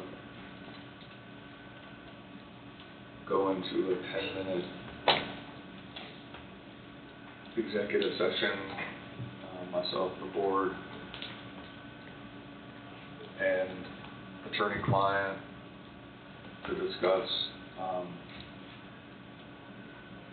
it's sort of dual, but a county agreement and potential litigation. I'll move. Second. To make executive session with the board and county attorney. All in favor, say aye. Aye. Yes, moved by Knight, seconded by Huguet. Aye. Motion passes. We'll enter at 10:55 for 10 minutes.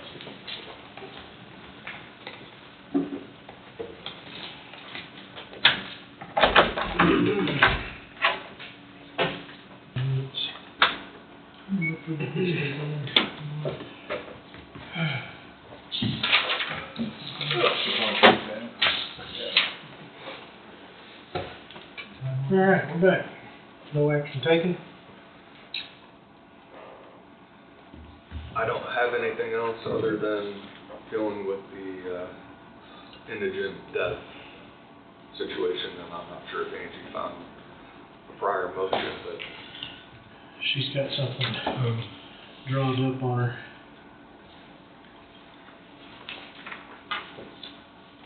so if you want to go around the world, I'll get that paperwork. Yeah, there's nothing there. Don, you got any round table? No, I do not. Wade, No, sir. Tom? Yes, the land at the Meadows, that 5 acres, give or take, we can split that up however we want. We can make 2 lots out of it, we can make 3 lots out of it, we can sell it as 1 lot, and they can divide it up. It's nothing, no big deal. Does it have to go through their zoning, make the request? Sounds like that'd be pretty simple. We'd have to have surveyors go up there and split it into 3 lots or 4 lots or whatever you wanna do, and say, then, what's that? Gonna cost us more money. So do you have a proposal on how you'd want to have it split up? And then can have a, I'd be in favor of selling it together, but no. Yeah, that'd be just open for discussion, whether you just wanna sell it all as one and let whoever buys it worry about it, or whether you wanna divide it into 3 and take bids and you can buy all or want, none, or whatever, I don't know. so if I recall, the idea was to sell that property and then with the hope or anticipation that whoever bought it would then put more than one home. I think the analysis you need to go through is if your thought process is you want more than one home, then you probably need to consider subdividing it up front. If you don't care how many homes potentially ends up on that property, then you sell it as is and move Right. on. If we sell it individually, we still couldn't require that they built more than one house on it if they bought all the tracks. Yeah, yeah. So, to not cause a conflict for, let's say somebody wants 2 lots, and then they bid on one and they don't get the other, I mean, I don't know, I guess I'd be in favor of selling it all, but, Yeah, probably. I'm flexible. You're exactly right, you divide it into 3 lots, somebody just comes by Still has all all 3 three. lots. Yeah, you still got End 3 results things. didn't change. And if they don't want it together, then, Yeah. then they can split it, would be my I would much rather sell it all as one with the information of having a minimum of 2 homes on that 5 acre. So that way they could do one, and sell one. That first individual was in here, you know, that was the way he was kind of thinking. Yeah, that was his I proposal. mean, I really don't wanna Second mess amendment. up his proposal, cause nobody else has brought anything to us other than him, and I feel like, you know, we possibly are not really kicking him out of the race, but. Well, we had a man here, that was last Monday when you were Oh, really? here, had showed apparently quite a bit of interest. You may generate interest if you divide it out in a way where somebody doesn't end up with the land and the water, and you divide it out in a way where somebody who's interested could purchase, and you don't make it so small that it makes it to where they don't have anything to show for it. And at least from the two people here and the chatter on the outside, you may have more interest than you might realize, would be my, I think you do. because it appears to be in a prime It's a good location. location. And if you divide it the right way, and that's where somebody who knows a whole lot more about that than probably any one of us could divide it in a way where it's small lots that make sense to build a decent sized house, have a decent sized yard, and you get your value for the property, would be mine. But whatever you wanna do, I think once you set course in that direction, you can't undo it. Right. Now, it may be something that if you subdivide it in a way where you have some requirements built in, that might be something to go along with it. But I mean, you probably need to think about that up front before you just say the highest bidder wins, and then whatever they wanna do with it is whatever they do with it. I don't think it'd be difficult at all to, you know, to break that into 3 lots. You know, Well, it's just the building. south lot that goes straight across would be 2 acres probably, because there's water, but you take the northeast corner, northwest corner, that still leaves 1.2 acres for each one of those houses, that's a half a block. And to me, 3 houses would really fit good in that location. But can we require that, how would we enforce that if we require that there's another house built? 3 homes if one person buys all Yeah. 3 lots. I think we're stretching it a little bit there. Don't make any difference. Might be about as well to sell it if you want to get it. I have no idea. But my philosophy on it is you're not making any money now on it. Yeah. So it wouldn't matter if there's 1 house, 2 houses, or 3 houses. Mhm. Yeah. The individual was So you here got last week, you have any idea what his ideas were? No. Whether he wanted to buy it and expand it, Maybe that's his business. That's his business to me. I've never met the gentleman before. I'm just always a stickler. I like the Meadows area, if you will, and it'd be nice if it's not a post-frame metal barn dominium type construction, you know, to kind of match what's going on up there, you know. But And wouldn't I they- feel that takes the value away from some of those people that spend a lot of money on their homes up there. Maybe not. Yeah. I did know I had a discussion with the zoning administrator or zoning guy at the city about the present little small barn dominium there. And that gentleman went around and asked all the neighbors and everybody was fine with it, so. That's it. So, you know, that's just me. I mean, I'm the kind of person, if I'm gonna build a garage in my backyard, it's gonna kinda look like my house. I agree. I know You what know? you're saying, yeah. Things gotta match to me, that's just me being. The easiest way to sell it, probably just with 1 unit. He said you can divide it up however you want. I think the water comes in up there in Kennedy, right there on the east boundary line of that property. Well, we had a short discussion on that, and I wasn't quite sure, and I don't remember that conversation completely, but he did say tree would fit there nice if you wanted to cut it out, because the floodplain, if you will, is that tree line to the south, so. Yeah. Pretty much follow. When I drove down there and looked at it here a couple of weeks ago, it looked like that floodplain probably somewhere to the bottom, to the mid part of the circle, and then kind of goes all southeast. Yeah, he said it kind of follows that tree line. Goes off, that's a bit, it's north of the tree line. You know, it's hard to tell, 50 yards, 100 yards. Yeah, it wasn't much.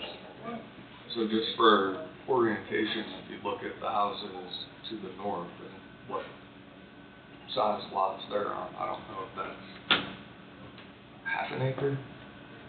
That's kind of an old map. I don't know how old, but it's, There's 4 houses per block, half a Right. block. See, those are. there's a new one in, Where's Kircher is? yeah, sort of below, actually, right up against Kennedy Street in between those other 2 houses. There's another one there on that street there. Council, when you look at the end of that cul-de-sac, some of those lots, there's more lots for sale, and I think some of those people have acquired the lots next to them just to deter, Mm-hmm. take away from anybody building there, so.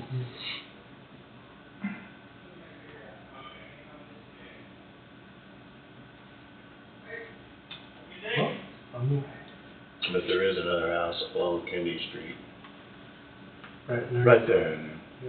To the west of there. Yeah. To the west of your cursor there. That property, if it's kind of where the trees are on the northwest corner, I doubt that's a half acre or half acre there.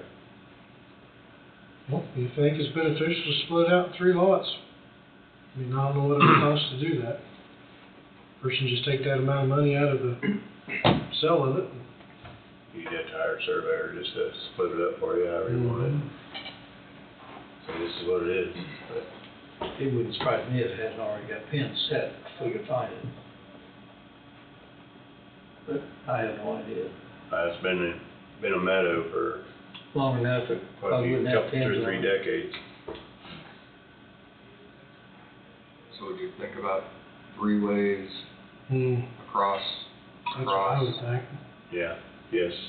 across? Mm-hmm. If you split it, that was what I was thinking, but if you did.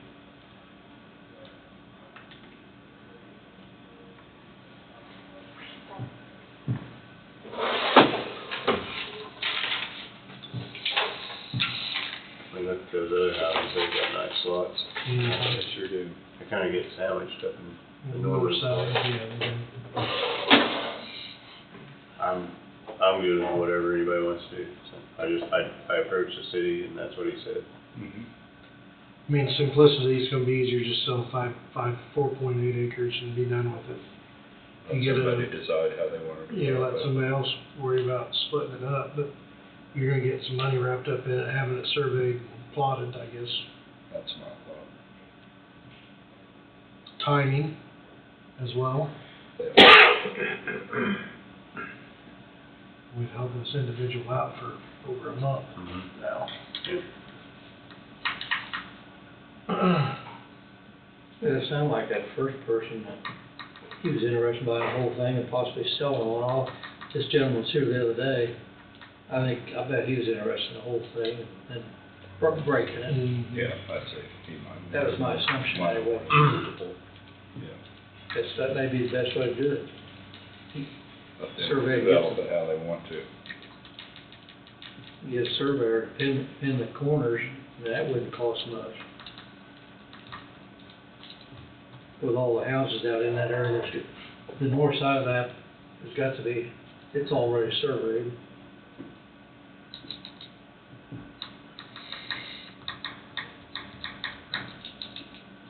Still the same position we was. You wanna put it on the agenda for next week when Steve's here, make a final decision one way or another, what you wanna do? We need to That'd be good. That way, have 2 scenarios, who in favor of selling it in 1 track or selling it in 3 tracks. Sealed bid by blank.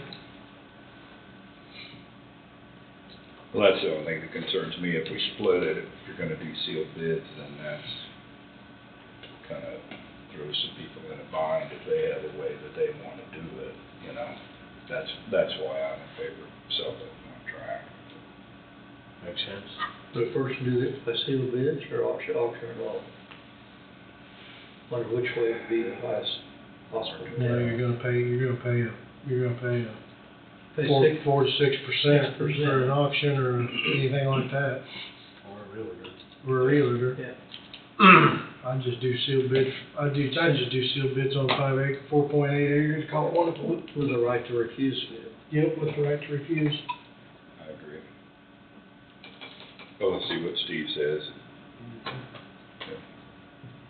Sounds good to me. Any other round table, Tom? I gotta give the street department yet on the drop-off zone, but now that the snow and ice is gone, all our snow's turned to water. We can actually see it and Yeah. come up with a better plan of where it may or may not be best to do so. Decide what's best. And you probably saw the signs are out for emergency vehicles at the south end of the courthouse, and then the safe drop-off, that sign's up, it was redone, looks good, and then a sign immediately below, if you need assistance, to contact dispatch, and it's right outside that spot. So, that, by the way, that doesn't mean somebody can't park there. That sign's mainly there to utilize in off-time periods, on weekends, in the evening, those type of things, so someone can pull up and have a safe vantage point to exchange their goods. I don't know if the two, I didn't look to see if the two on-duty sheriff's office, parking spots was taken this morning. I come in and had to go back out to my vehicle, but there was a sheriff's office vehicle that parked on the very last one when I walked out and come back in, There's been one there quite often. just FYI. I don't know if they knew those signs were up, but Right.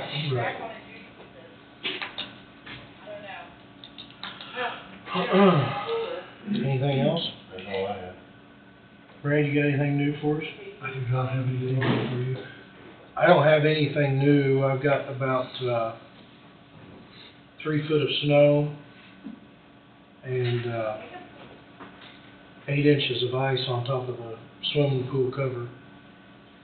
The pump, the cover pump, sump pump, is frozen in the middle of the swimming pool cover.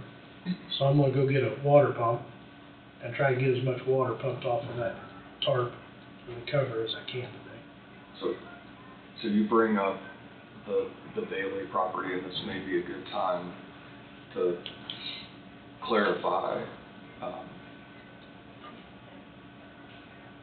I was approached by a citizen who said, why is Commissioner Knight living in the Bailey house? He mentioned he was up to his waist in the pool and looked out and could see the pond, the pond. And I said, he's not residing there, he's helping the county in tending to and taking care of that property. So maybe you could help clarify that to others who think that you're just living in that house I'm living in rent-free. the house. Yeah, no, it's too big for me.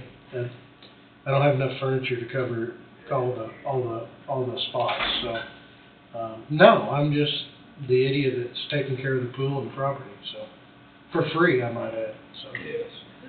Special thank you. So, Yeah. I mean, I feel that it, you know, somebody's gotta take care of it, and better than us paying somebody to take care of it, it's gonna take probably about $400 every time you mow, for somebody to come in and mow it.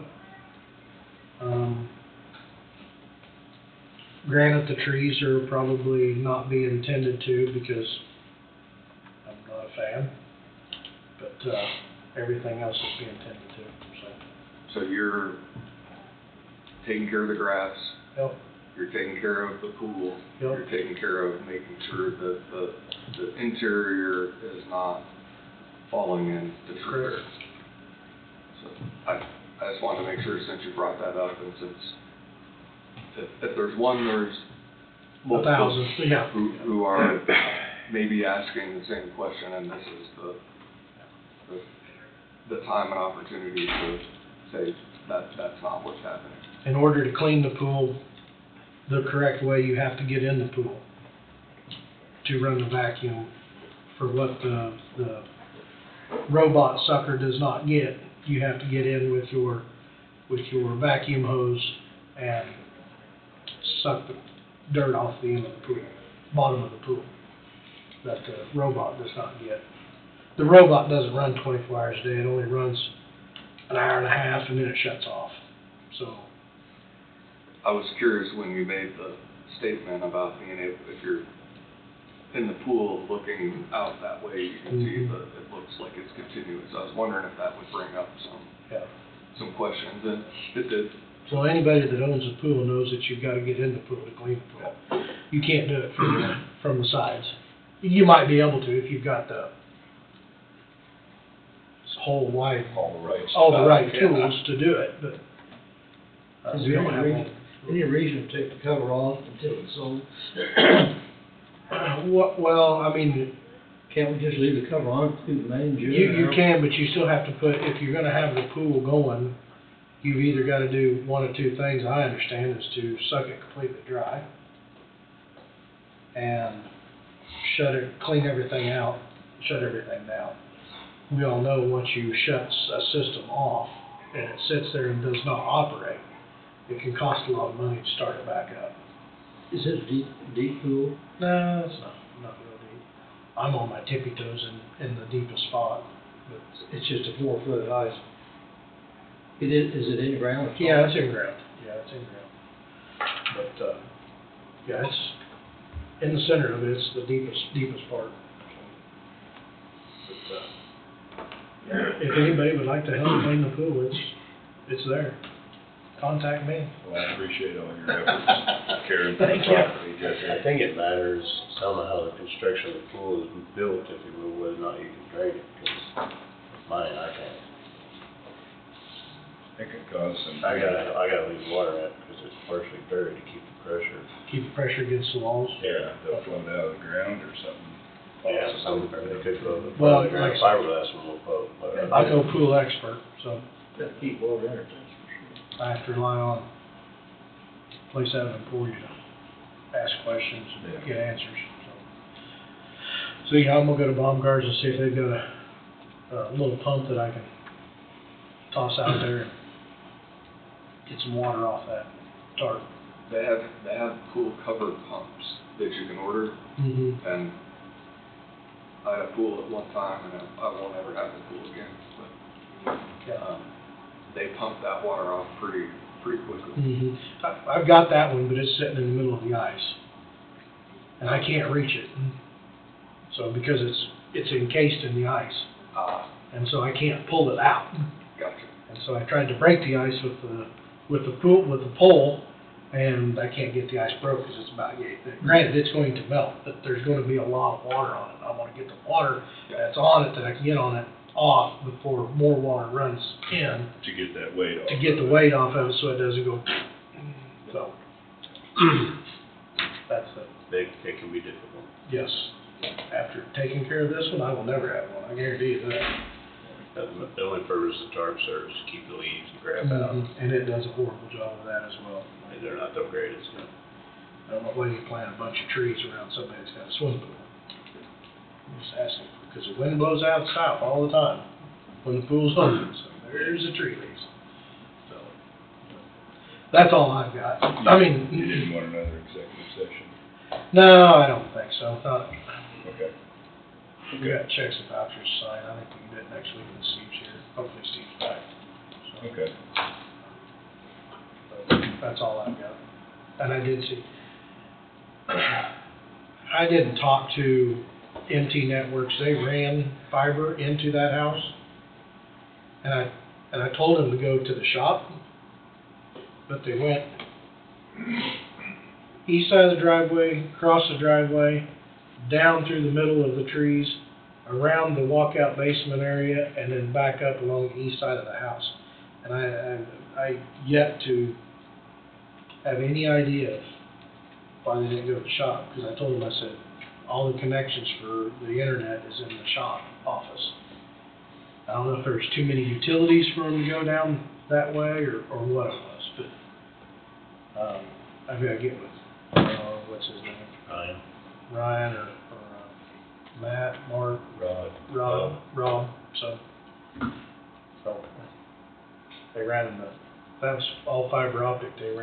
have a long ways that they didn't need to. That's all the new stuff I got, so. Once I finally could get into the property, cause the snowdrift was that deep at the driveway. Couldn't get in. I had to drive through the field one day. And it's pretty hard, you don't just smash through those No, drifts no. or white ice. No, I went through the East Haymeadow when it was cold, really cold, and wanted to get in to make sure the house was okay. And that's the first time I've been inside the house for quite a while, so everything was good. Other than the heat was different than what I had set at, so. I'll get back in there this week and see if I can figure that issue out. Yeah. That's all I got. Checks and vouchers on. Although you had previously been authorized to do so this morning, you signed the contract for the UD property, which will then trigger the closing, just so. If you will recall, we were waiting on some e-file issues regarding a title search and then some title documents that needed to be finalized before that property could close. It's ready to close now. So, For now. just FYI.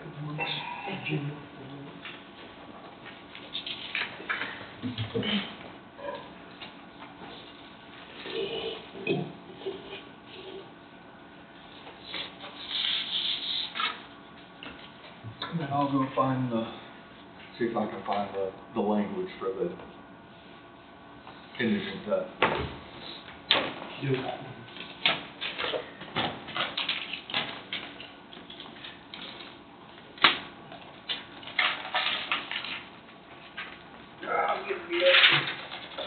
You want to order one?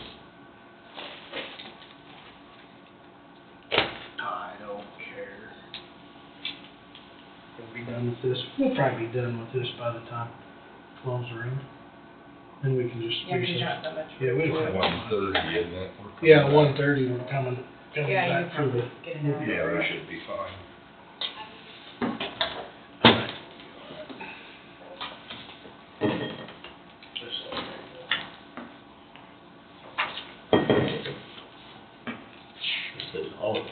No, there's a little itty bitty box, a little itty bitty amount this far in here.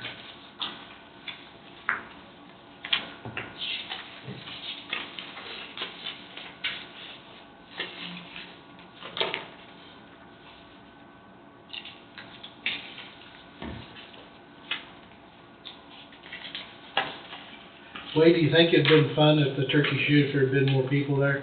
Oh, I think that is an Oh. awesome setup. Yeah, I've never been to one, didn't have any idea how it worked, and that was, I'd be very happy to come back Yeah, oh, definitely. Definitely did. and prove my inabilities. But I got lucky anyhow. I let Tim shoot my old Mossberg and see he'd bring his gun. Well, I don't even think he hit the paper with it. And, I know it was pretty tight gun. And, I've shot with an automatic that I've never shot before. And, I told him, I said, I'm gonna have to check this Mossberg out. These two are stuck together. Okay. I said, I've got to get this miss out of the shotgun before, so you don't mess it up for me. I see. I had it right on. I think I won, you know what I won, 3? Yeah. It was fun. If it'd been warmer, it'd been a whole lot better. Freezing, not muddy. Yeah, Yeah. I can deal with the mud, it's just that cold drizzle was It getting was me just down. pretty tough morning.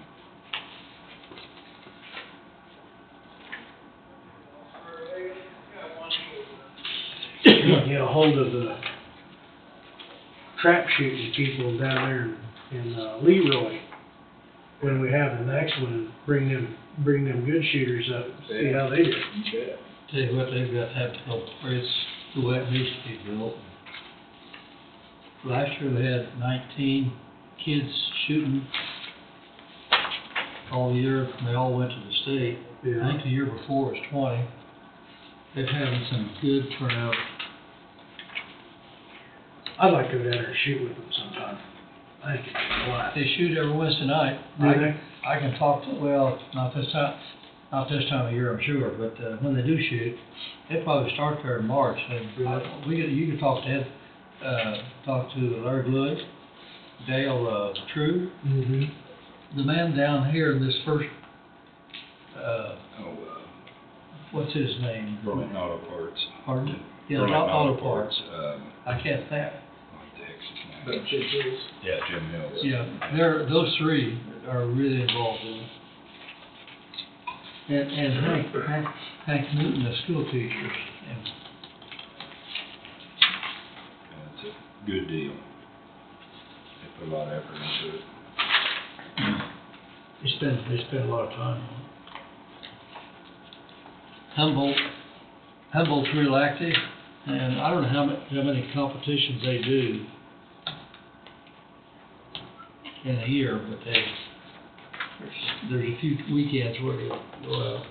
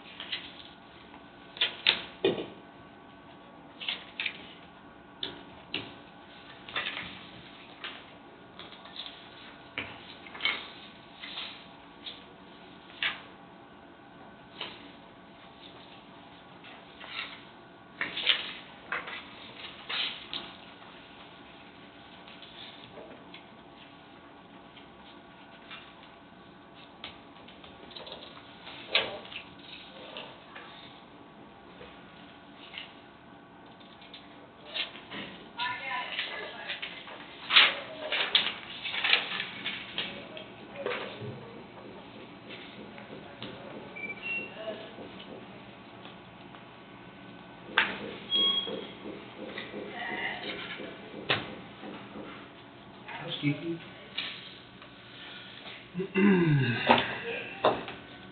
So if I give a copy of this agreement to the extension, that's probably okay, right? Well, as long as they're gonna redo it for 2024. Oh, okay. They'll have to, I think, Wade, you and Bowie Yeah. fronted worked that, on didn't you? last year. Yeah, they'll have to contact TK and see if they wanna Yeah, do what we wanna anything work with out it is this year. maybe So, we'll look at that map and see what, you're way more familiar with the property than I am. You could see if there's an area we wanna leave out. Right. Was my thought, because you're more familiar with it than I am. Yeah, I would venture to say, where'd that map go? You got that map, right? I'll circle those. You wanna give them a copy of it. yes. What I would think they would be more apt to deal with this year. Yeah. I would say this one, Yeah, this one would be the ones that they would be more interested in, that wouldn't be affected. And then the landfill, and nobody bails out there, right? Landfill and. I don't think there's any bailing out there, but you I talk can to check Todd with- there, Yeah. be sure. I don't think there is either, but I will double check. Yeah, so this is for last year, so that won't be for this year. Mhm. Okay, so then I would just tell them there's nothing right now, Right now, yeah, unless they approve something later, we'll get it to them. right. I mean, I can get the ball rolling and then hand it off to Mr. Thompson or Bowie. And I mean, that's, That's fine. Something like If you that. got some, if there's an area you think we ought to leave out, and I think that lease stated that, you know, subject to whatever, Right. basically, is my recollection. But there isn't any need to put something in there that we're pretty certain that you're gonna be making it to harvest, you know? Right. Or that's my thought, based on opinion. Well, there's a lot of these things.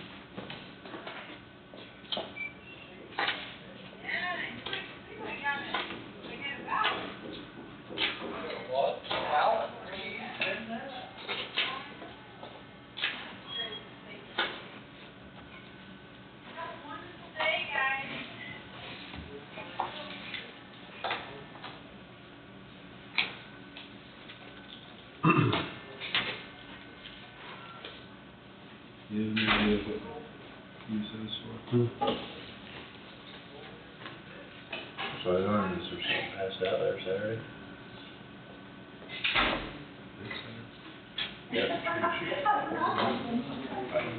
Nothing like that, I don't think. There was, I don't know.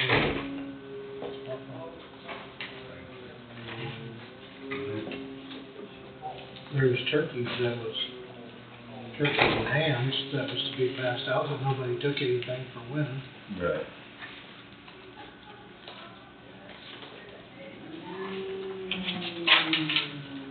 Any help from you?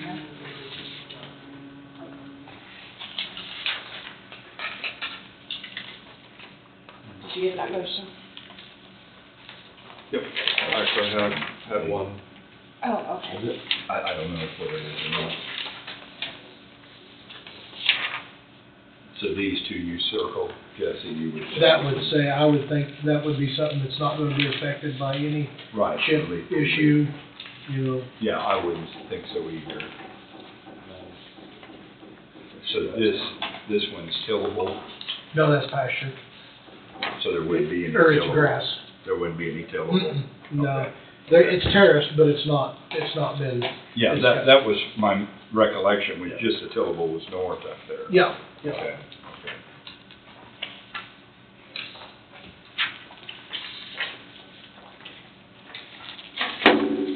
So what I just handed you is what was sent to me by Jones Funeral Home, except for I redacted the name of the person, their date of birth, except for the year of birth and their social security number. I don't think that's, in my opinion, necessarily relevant for public dissemination, but if somebody wants that information, they can make an open records request, and it will be gladly turned over to them. And that $1,100 is what we agreed upon. Wasn't there a contract?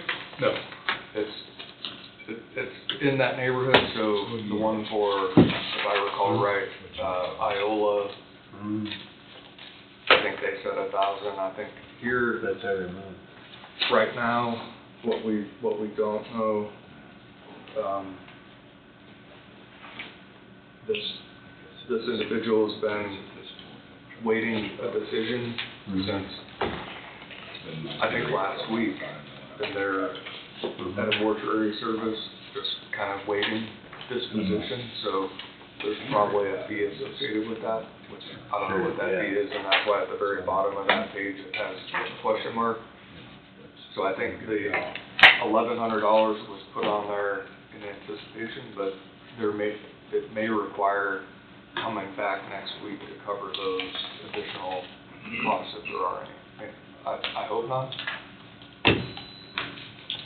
His name is listed on this bottom paragraph. Is it? It was Oh. a female. You wanna knock it out? Yep. Yep. Yep. So I'll need to fix that, but you have an idea what that's about. Okay.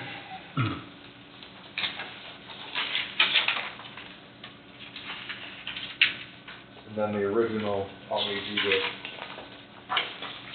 sign, because that's what'll go. See, Mark? You need me to sign that? Well, you have to make the motion and then, Oh, I scratched mine out, but didn't do a very good job. well, I just wanted you to see, I'm gonna give the original documents to Angie so she can keep them, but if somebody makes a request, we'll just redact the name and social and that kind of thing. Well, the social.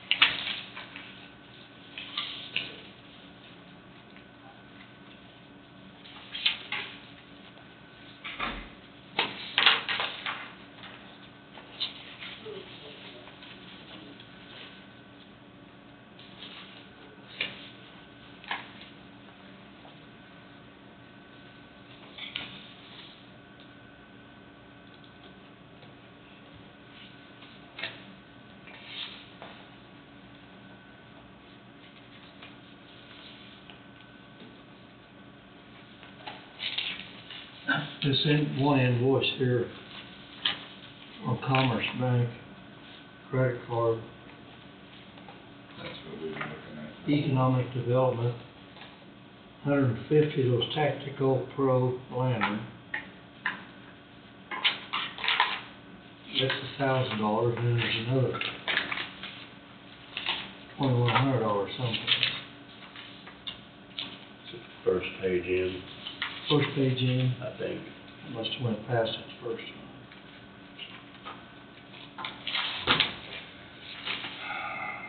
Well, all it states is Maybe it's four the second. in trading.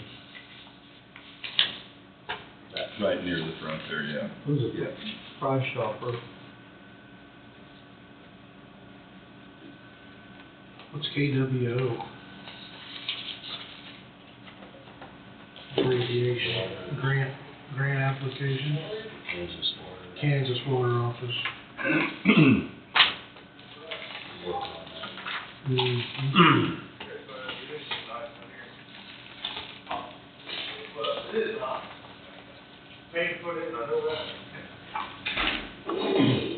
Non-woven lunch coat bag, stainless steel pocket knife,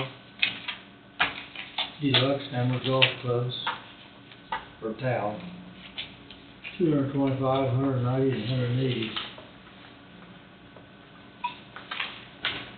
Wonder where Bobby uses that now. $4,500.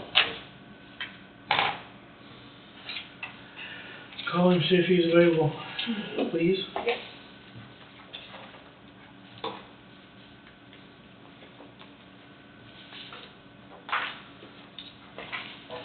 I know this Excite, 9, 10, 9, 11, 10, 12.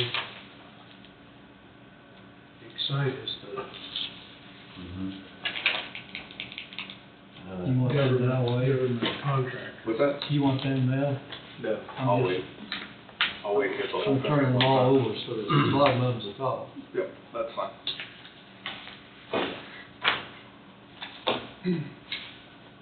I'll wait until I see the entire basket.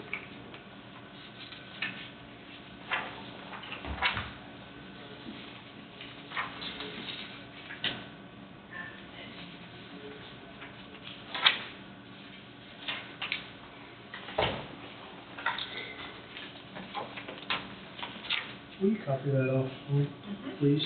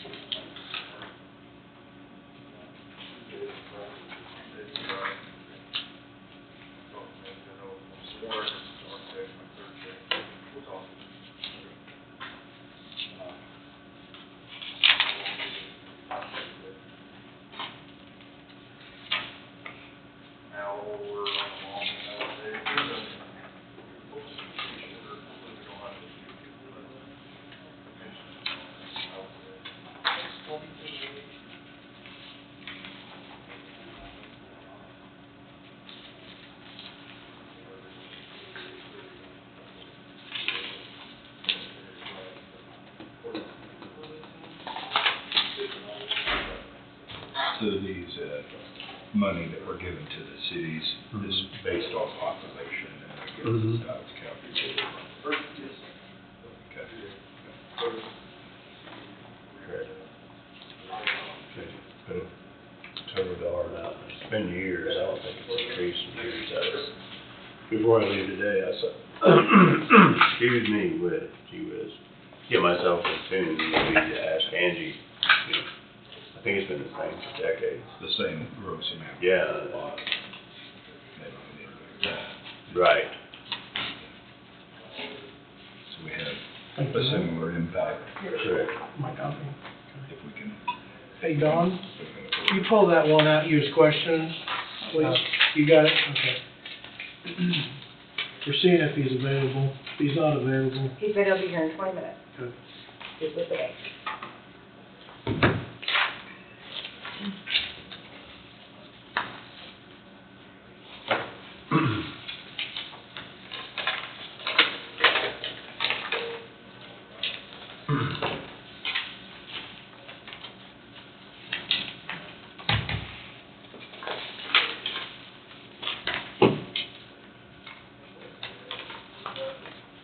Looks like the jail's a pretty cheap price to eat, Mm-hmm. you know? Yes. $3 for breakfast and $5.66 for lunch, supper's only $4.14. Jail and the hospital is two cheapest places to eat in town. Yeah. If you're in jail, it's real cheap, it's costing nothing. Yeah, it costs you nothing, yeah. Even cheaper yet, but It other, costs somebody something, it's not free. yeah, other attached expenses might make it expensive meal, so. Yeah. It's too bad when COVID come around, because I used to like to go up to the hospital and have Yeah, a salad for lunch, and, yeah, they have good food. you know, chicken omelets, and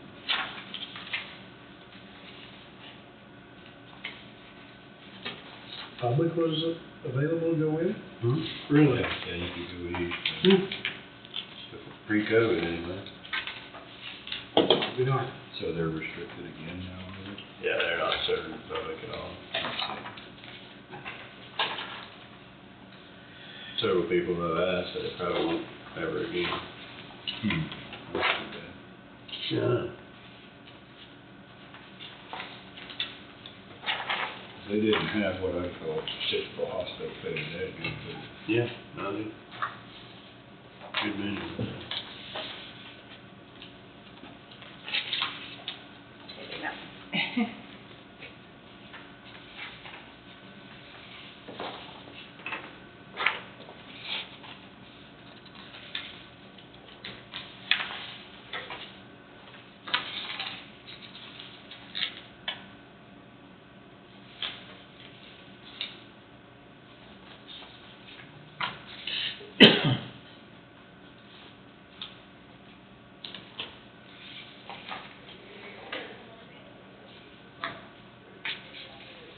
Oh, we spend a lot of money on technology.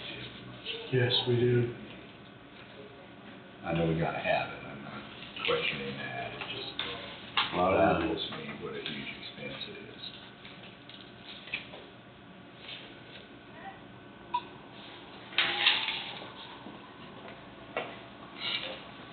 And here on the Coffee County Fair budget, fair building, 19,000. And we've been doing that, this, What is it? I didn't remember. Fair building, 19,000. And we got the budget fair for, I know that 15's, I don't recall that 19. I'm looking the book here. Who might say we're in? They came in a year or two ago and requested, 20 for something, we did it, but I don't remember anything on 19. No? Take a look. Well, I can look too. Okay. 37. Yeah, they submitted 19, It gets fit. 2024.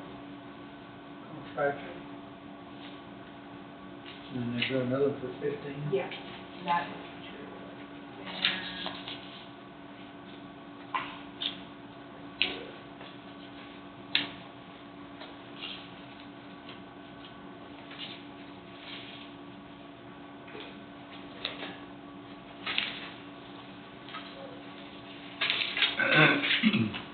There's 15.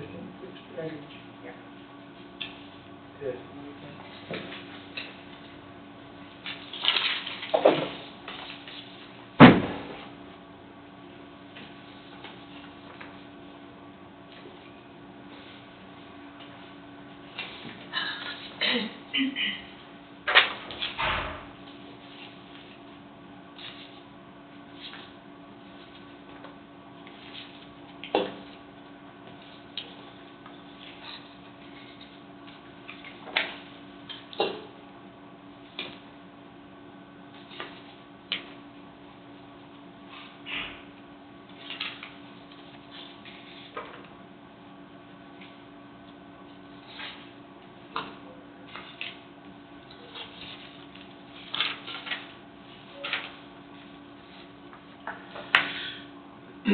There, those are all signed. Yep, I know what I did here, I was, you were talking. I was going through and looking at them, and then I got sidetracked, and I threw my pen in there, and then I just started signing them after that, so. Here's what I did.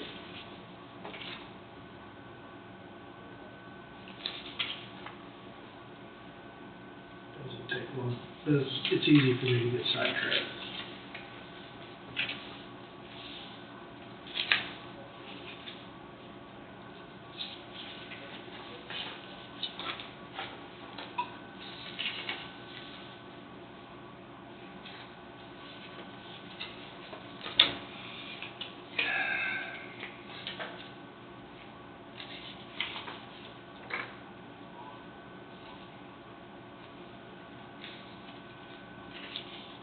This juvenile detention's kind of expensive, 2 weeks for $2,100. It's very expensive. Yeah, it's over $100 a day. Yeah. You know, we've had an invoice like that for the last 4 or 5 months. That didn't, the young person must, It's a regular, Tom. yeah. Hopefully not a permanent resident.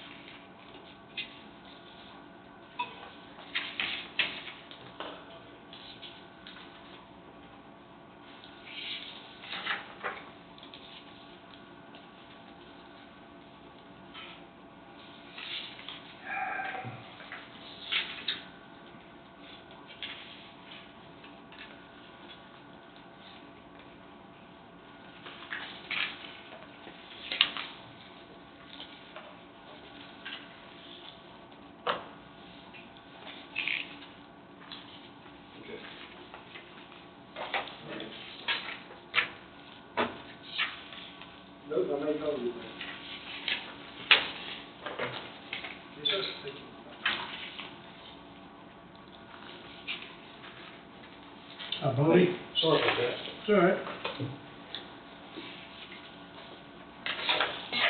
This Cook Flat bill, Yes, sir. $103,000, going clear back to July 29th. I know there's, some stuff in here from the water, Yep. the water study and stuff like that. My questioning, where was that? Was the work that Richard Walker did with Excite. Yes, There is a pile yes, of hours on that. yes. Is that getting, and then we've got site plan. Yes. What are, I guess, Excite is the is it, company building the fab. right, They work with CFS to do the site design for all the infrastructure inside the site, Mhm. site layout. Yeah, so, I mean, this is gonna be pushed under the CHIPS, agreement, I guess, yes, sir. or under the, it just says engineering services. I don't know if it's tagged in any way, shape, or form CHIPS. It is. Okay, so we can pull a total, this will be part of a total, an ongoing total that we have. So, with that being said, as we have Burns and Mac on board, they will be issuing task orders. So Yes. everything from January 1 forward basically has to have the approval of Burns and Mac for the commission, am I correct? I hope that's correct. I did call when I got that As bill. far as I'm concerned, that should be correct. Well, that's good. You know what I mean? Because we've hired them, Mm-hmm. so all the information that Cook Flat and everybody else has should go to Burns and Mac, Should. so they can order task orders. When I They got can issue task orders. When I got that bill, I did contact CFS. I said, hey, what's this? picked it apart. I think Saban's under the same thing understanding you just said. But we need to make sure, because, he did technically bill for some things after he told the commission last time he was gonna communicate better, maybe. Like this traffic study. Well, I mean, that's the bulk of that billing right there is traffic study. Yes. But I guess, as long as everybody's on the same page, and that, I believe that's the way it's supposed to work. Now that Burns Mac, we signed an agreement with them, they're not charging us anything until there's a task order issued. And so, if they're given all the information from CFS, if you will, and when the green light switch is on, or whatever you wanna call it, If you don't mind, would one of the commissioners reach out to Saban and reiterate that? okay. Because just like that, I mean, almost all of, except for the water study stuff, I don't think there's anything on that bill that I directly authorized. He's just continuing work at the closure of the commission. But What, why are we looking at a grant application for the Burlington Dam? that was initially part of the same grant application. We took it out. Oh, okay. So I think he's got 2 hours billed for that. Yeah, 1 or 2, yeah, 4 hours. Now, everything else is just for the water, providing water up at Beto, at the industrial park. And we had a meeting in here with those people. That wasn't CFS, was it? That was another person. That water, we had, Coffee County number 2, they had PEC. PEC. That's right. Isn't PEC heading the water study and CFS is out? No, sir. The PEC will be the applicant on paper, but Okay, CFS will manage the study. okay. That we weren't allowed as the county to be the applicant on that grant, so. That'd be Rural Water 2. That's right. So that's when we suggest your Rural Water 2 proceed with the application, let us know what it costs, we'll reimburse you. But Okay, so the But water each entity, if you will, City of Burlington had their engineer they're used to working with. Rural 12 has their engineer they're used to working with. Same with 2. So there was like, I think 3 different engineers, mentioned that day. Mhm. And so we said, okay, you all need to work together then to create what the information we need. Mhm. And that's when Rural Water 2 said, we don't have that money to be 140 or something out at that time. And that's when I suggested you do it. Give us a bill. Cause we're gonna have to have these things when everything goes up there.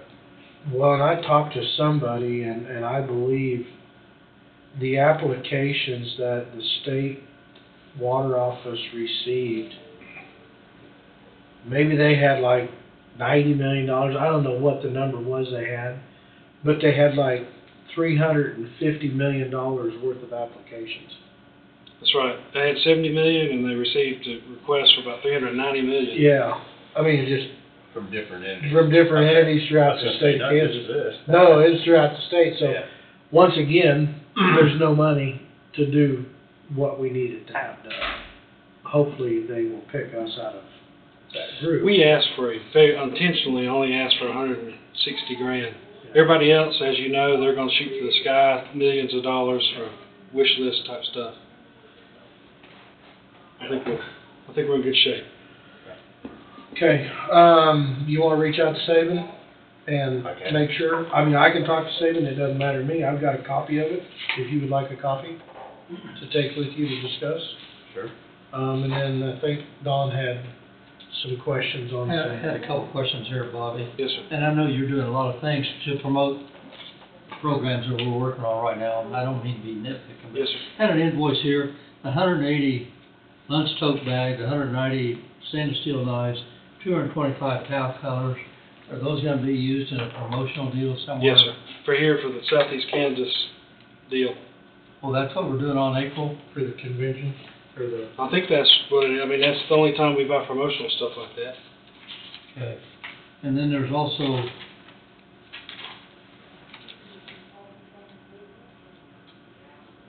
Tactical Pro lanterns. Tactical what? There's 150 of them, $1,000. Tactical Pro lanterns. Well, it's those, you see these little black ones about that big around and that tall. They lift up. Pull it up. Oh, that's for the fishing tournament, Okay. the Coffee County Lake So that's for the Tournament. fishing tournament. This other 3 items, there'll be giveaways at our April, We've made 150 bags or 200 bags. Okay. So it's just stuff you give other that's commissioners for the and April 18th or April something. politicians who come to this your Right. event. It's got your logo on it. I'll Coffee try and County. nip back now, I know, we know where it's going. Yes, sir. Yeah, every place you go to for those, county deals, every one of them got some type of tote bag or something to give away. It's got a bunch of stuff in from the businesses uptown, so. Yes, sir. But you got more stuff in there than what these other counties do. Welcome to Coffee County. Uh, I'd much rather have a lantern or a golf towel or something like that than a squeaky nut or, you Yeah. know. Yeah. Stainless steel knife or, Yeah, I always use a stainless steel knife. I That'd think. be okay. Yeah. Thank you, You know, here commissioners. the last several months, we've been paying for a lot of invoices we'll get funds back from the CHIPS. You know about how many dollars we got sitting in those accounts right now that we'll have coming back? A rough idea? I don't. I mean, a lot of it, the bulk of it's gonna be dependent upon the structure of the federal incentives and the way the company finances their operation. But, very little of it is direct grant funding coming back to us. Because I'd understood, you know, a lot of that money we paid for, you know, for the chip plant. We That's pay for it, you set it in a separate account or 2 accounts, and then we're supposedly get that back. Yes, sir. Here pretty soon I'll make another request to the state too. They've put a little bit of money along, I think somewhere around the 400 mark, give or take a Okay. couple $10,000, but I'll hit them up again, not to wear them out. I don't wanna wear them out by asking for state money. You need to keep our face in front, though. Yes, sir. Well, I just kinda did a rough, how many acres is up there? Is that 600? Well, the Bailey place had 273. And that was on each? Or you talking about 200, 270 acres total. with both tracks. The Bailey place was 273, if I remember right. Or are you talking about there? The Bailey place. Just Bailey, Bailey was It's 273. for everything. Well, Yes, sir. if it's all under the Bailey name, it's everything. Okay. I was just running some rough numbers the other day. I couldn't remember how many acres is up there. Just got back from just a real quick update, and I'll leave you alone. Just got back from the bank, SSM, you know, they had that hurdle with the Indians. And then they had another USDA hurdle, but it's just resolved. And keep your fingers crossed, they should close and start construction right away. That's Good. On SSN? Yes, sir. Yes, sir. Can't happen soon enough. I know. That'd be great. I know several people in the community who got the airport, excuse me, gee whiz, at Beto. Confused. Yeah, so Yes, sir. they are two separate projects. SSM's a component manufacturer, the Beto project's gonna be chips. That's right. Thanks, Bobby. Thank y'all. Components go in. Thank you, Bobby. Yeah, yes, I do. Yep.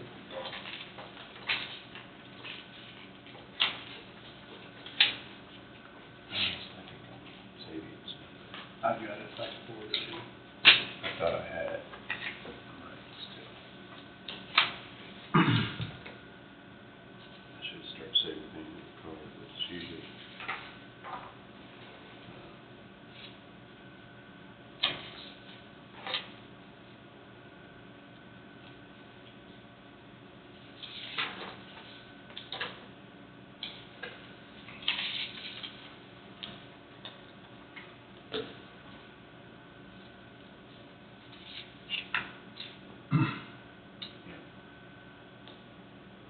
headed your way.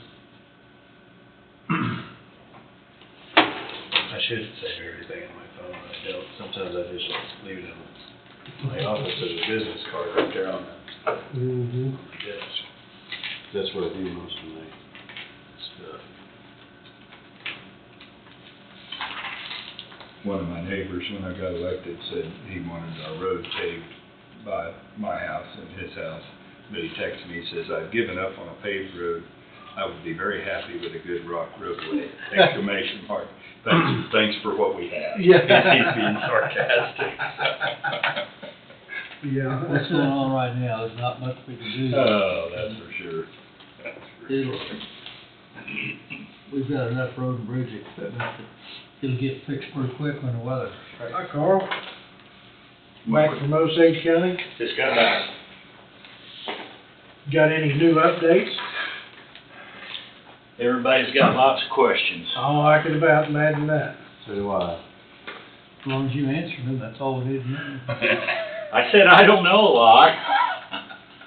Main thing is to just keep reassuring them we're waiting on the CHIPS grant. Yep. And they asked, is there gonna be any other funding sources, and I give them the repeat of, there's gonna be state discretionary funds, but we don't know how that's gonna be distributed either. What? But they got, I would call it healthy, concerns. You know, because everybody's worried about what the impact's gonna be to the ratepayers, what it's gonna be Mm-hmm. to the people of that area. So, that's the gist of it. Well, you know, I mean, and I've said this before, you know, water is a very precious commodity that Oh, yeah. we waste a lot of, and there hasn't been any retention ponds built, or retention dams, or flood control dams for many, many, many decades. Oh, no. And, you know, this water districts were designed to help, put water out there to the public, you Yes, know. at an economic cost. An economic, cost, and the cost is still pretty much the same. It has not been increased for years Right. to offset the expense of updating the systems. So, certain ones have made the bed, and now they're gonna lay in it to an extent. A lot of them aren't run on a business model, it's Right. about supporting the people that's there. And that's what their intent was. And the future's gonna change that for every one of them, just not, They have to. oh, yeah. It has to. It's not about getting it to you as cheap as possible. It's gonna be a business model, so you can account for updating systems, Right. so. But I call it healthy skepticism because we can't provide all the answers. Right. So, No, I agree. Well, but same basic information I've been talking about for 18 months. So, just push the play button. well, you know, there's more questions about the Kansas Water Office. There's worry about the overall picture, so I explained to them just like I had before about, we talked about the Kansas Water Office makes that decision. They have a water marketing contract, just like there's the other water marketing contracts, but it's on the north side of the lake. It's for Osage City, Burlingame, Harveyville. There's 4. I'm missing one. Osage City, Harveyville. There's 4 of them up there. Right. No, Scranton comes from Douglas County. They come off Clinton. Really? So, Off Pomona, Pomona's got their own. no, Pomona, yeah. But there's one more. Harveyville, Osage City, Burlingame. Anyway, there's 4 of them up there, and then there's a public wholesale on the south side of the lake. And then Wellsville's up in that area. No, it ain't Wellsville. Burlingame's up in that area. Yeah. Burlingame, did I say Burlingame? No, If I didn't say Burlingame, then Burlingame's number 4. So, that Burlingame be up in there. I don't think you said it. So they pull everything off the north side of the lake for that Turkey area. Point, And so they pull everything off the south side of the lake for wholesale 12 basically. yeah, for going west, going east, and going south, and then a little ways north. So, I think some of the data I looked up was that they service maybe 8,000 people, 8,400 people. That's what they service. And some of the data that went out and found. So the grant application, we just touched it a little bit with Bobby. They had like $70 million, and they had 317 No, 17 million is all they allocated. million was all they allocated. Yeah, it's out, 17 billion, because I pulled up the House bill to look at it, because I wanted to verify it, because before I'm one of these, like, any information, I try to verify it before I bring it to you. Mhm. And so 17 million, and then they had 380 in applications. And then I got questions over, there's 2 grant pools, and then which grant pool did we pull off of? Because one grant pool's for 12 and the other one's for 5. 5 million versus 12 million, and I don't know, I'm trying to find which one it falls underneath. Mhm. But the thing, Wait, I'm sorry. no, go ahead. The reason I'm got a little bit of a bug trying to be accurate, that's all. And that way, somebody asked me what I think our chances are if we're competing, you try to balance what we're competing for, 12 million versus 5 million. Right, right. You think you got a better shot in the 12 million, but who knows? That's where I would lean. If we was in the 12 million pot, then I think we got a better shot than the 5 million pot. Right, right. But see, then they'll allocate more money in July of '24, after the legislature's done in, this year, because this is from last year's money that they made this allocation from 2023. So, I wonder if maybe there's a different deal. Bobby said 70 million request and a little over 300. That may- Yeah, it's the same thing. It is. Carl's right on. That's So your numbers are. yeah, I actually heard mine on 580. A week ago, they had legislators on there talking about it. And the guy from Scott City was talking about it. He goes, yeah, we got quite a quandary because that obviously shows us we need to find more money. Yeah, exactly. And because he goes, water is the issue clear across the state. Exactly. So, but the Kansas Water Office even told me back last time I met with them, that back when Redmond was put in, back in the days when they was building the federal reservoirs, there's actually 2 more prescribed for southeast Kansas besides Redmond. But the willpower for money and the willpower for taking people's land was lost because of eminent domain. Because that was the main tool they used back then. So, but it's something that needs to be thought of. But any other questions? I just want to stop in because I need you guys to speak. Still here slaving away. Okay. If you got anything, let me know. So. Thank you. Osage, I guess bring the commission up to speed, Osage County Economic Development called and asked for a meeting today, Oh, I see. right? Right. And he called me and asked me, and I was like, it can't hurt to have a meeting with them to. Oh, no, because there's, More open Yeah. conversation we had. yeah, So I told him to go. it's, I can't emphasize the amount of questions that needs to be answered. Mhm. All of it, of course, is tied to money. Right. So, but, and then, I've even said, you guys, if there's things that you wanna reach out for, you things you wanna do on your own, you guys can still feel free to do what you need to, Mhm. so. But, They don't know probably where to begin. well, when I start with that process, we're waiting on CHIPS money. CHIPS money comes down, then we'll have conversations with the industry over that, Mhm. and how it's gonna be done, and the state's gonna come in with these discretionary funds. Mhm. And then their eyes just start getting big, they go, there's a lot to be decided yet. And I go, Yeah. oh yeah. Mhm. And I said, there's gonna be a lot of discussions yet on how things are gonna be done, because we don't know necessarily how the state's gonna use their discretionary money. We don't know how we're gonna interact with the industry for recovery of any of that infrastructure money. So, Yup. Yup. Lots of questions Still a for lot of- everybody yet to be answered. A lot of unknowns, but oh yeah, I mean, I took my fair share of licks, but they're fair. yeah. I mean, they're not cheap shots. Right. Yeah. If there was cheap shots, you'd see me come back and, Yeah. but these are all fair questions. Right, Yeah. right. So when they're fair questions and you're just trying to bring answers out, you can't get mad about that stuff. For some reason, we know the feeling. Yeah, I mean, I was happy with it overall because we spread, you're getting information out there that's what I would call verifiable. Because anything I give them, I can go back and pull on. Right. So. Squash the rumors as much as you can. Yeah, I will ask about that. Yes, I do too. Because there's no fair share of them. No, it's a squirrel cage fan. Yeah, constantly. Yep. So appreciate it, sir. No problem. Have a good day, everybody. Thank you. Take care, Carl. Everything there that came out of that. First basket. This, This basket is this pile. Okay.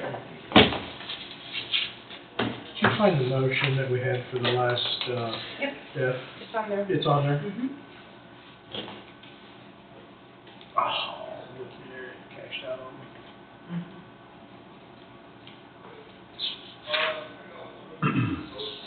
Where you at?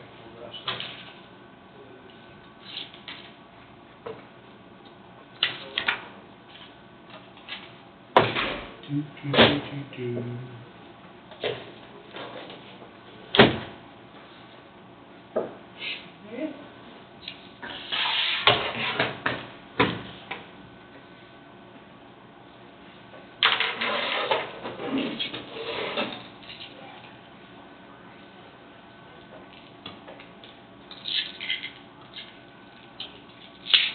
There it is. And this is basically a way. Yes, before I can sign it, yeah. Motion here, last one, move to authorize direct chairman to sign with approval of county attorney the claim of authority to carry out final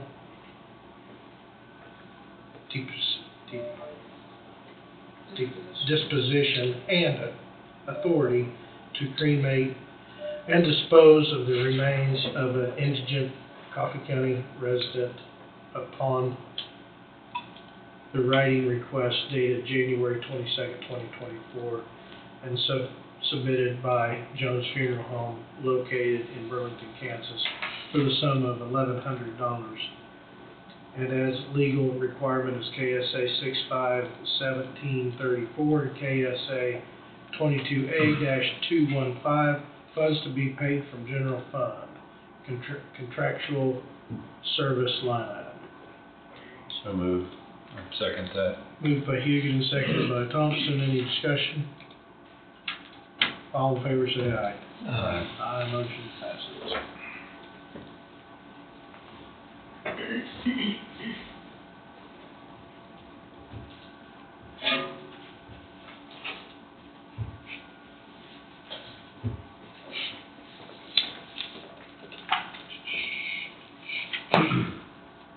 We're gonna have to hurry to get in our lunch break. Not gonna happen.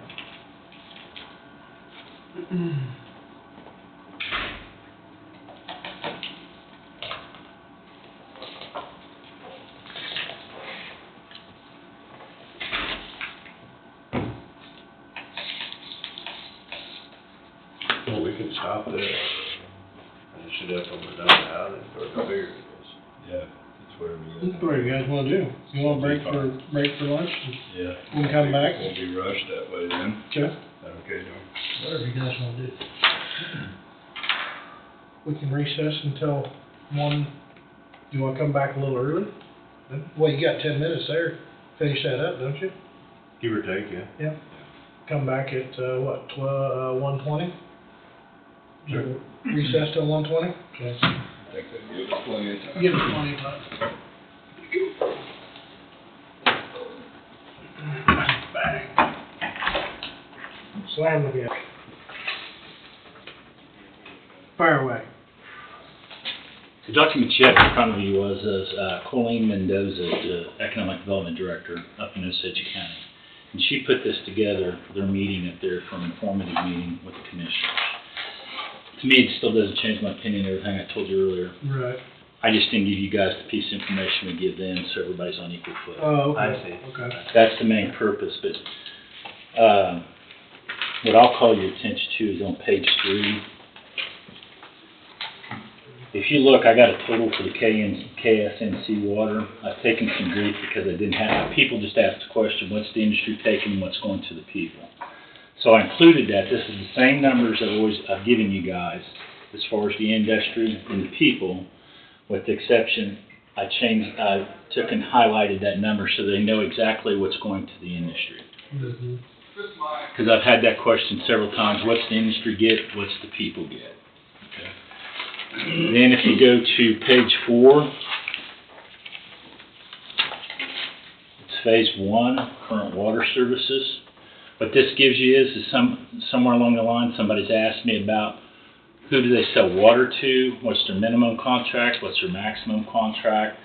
I went out, I had that document, refound it, it's on Excel, and I cut it and put it in here, so their commissioners have it, and you guys have it too.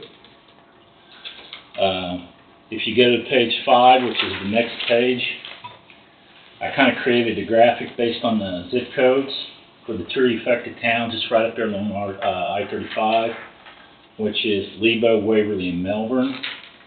And how that correlates, if you go back to page 4, and you look, I put the zip codes there, that kind of gives you the indication of how many people are in each of those zip codes to where the direct impact is for KSN, all the KSNC goes in. And then page 6 is the paperwork that went in with the technical assistance grant. This is so you guys got a heads up if you want to glance through it. This tells you what the scope of the work is for Coffee County RWD 3 and Public Wholesale 12. That's what went to the state. That's what went to the state. That was shared with the Osage County Commissioners also. Now, there's other documents is in here that Midwest Engineering talked about, and some of the timetables and their points for information to the Osage County Commissioners, because they're the engineers for Public Wholesale 12. But this is just so keep everybody on even ground, that I didn't share information with Coffee County that I'd given or that was talked about up in Osage County. Bobby put most of this together. Colleen Mendoza did. She is the Economic Development Director for Osage County. Because when her commissioners are wanting more information all the time, she sought the best way to get everybody together to keep her commissioners on one page, because she goes, they was calling me individually and they said, we need to talk about this together. So she she had a sit-down meeting with us at the Public Wholesale 12 with the engineer to talk over, this is, what do you guys want to tell the Osage County Commissioners? And I was invited to go up and talk about our numbers and see where I was at on it. And there was things like page 4, and then like the zip code data. It gives you an idea of the residents that's affected now and what could be affected into the future. There's a lot of information in just a very few pages. Yeah, there is. But she was trying to create that so that everybody's educated, so it creates good, that's why I said there was good discussion. People would look at it and people would talk. So the Public Wholesale Board was there at the meeting with Osage County today. Well, you know, like we've said before, you know, water is already an issue. It's just going to be a Well, for me, it still went well because there's lots of discussion still. Yeah. Lots of discussion and good questions. And Right. some of it I can't answer, and there's a level of frustration, like I said earlier. Yeah. Well, and you know, there was a level of frustration the day we had the big meeting in here too, but when we don't know, how can we let anybody else know, you know? So anyway, this was our effort to try to make sure that we got the message out up there, and I need to apologize. I didn't want to be, I should get this to you when I was up here earlier today. All right. Fine. So, Information that we can work with. if you got any questions, come by and see me or call me back up. So, and I'll try to answer them to the best of my ability. Appreciate your efforts. Thank Thanks. you, Carl. Take care, Carl. I'm gonna keep that in my desk drawer. These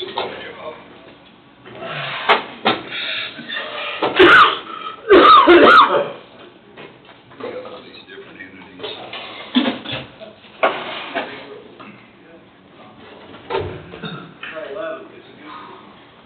Eleven's good number two. And on page 30 seconds. Yeah, he did run over his 30 seconds.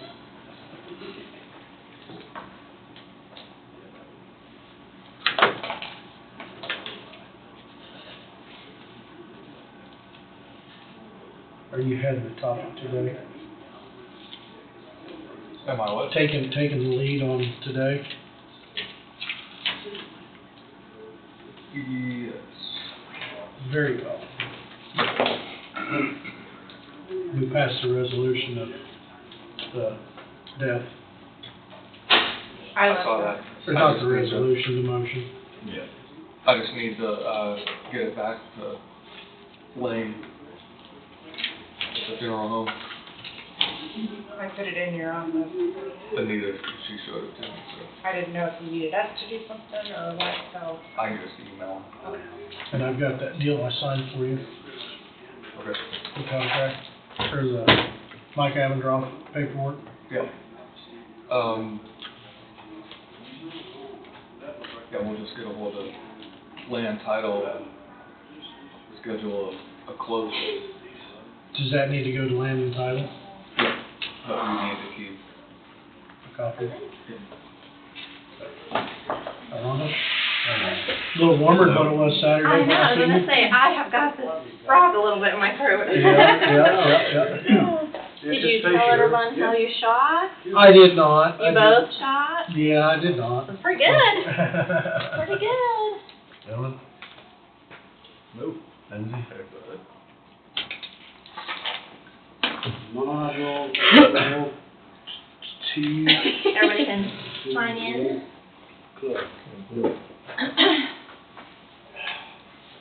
Oh, that 22 that museum up there in Indiana wants that. Oh, is that? Yep, so I'm gonna take it up in April. Oh, that's cool.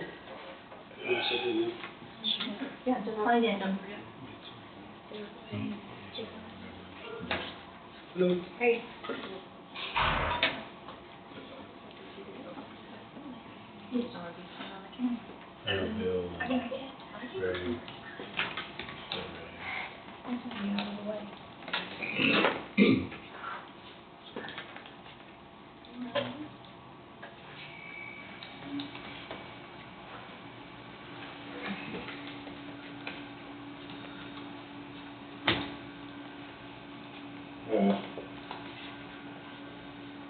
I think Mark was coming back, wasn't he? He said see you later. Pete? Yeah. Pete? Where's Steve? You got him a day off? Yep. Yeah. Good. Boy, you got a lot on his plate. Yeah, they do. I understand that's what happened today, see. He sent me a message, said he needed it home. Sign in. I said, see you next Monday, hopefully.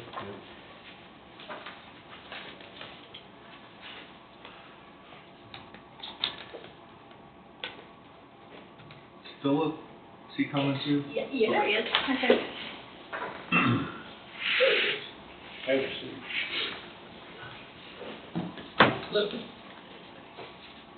One sign in.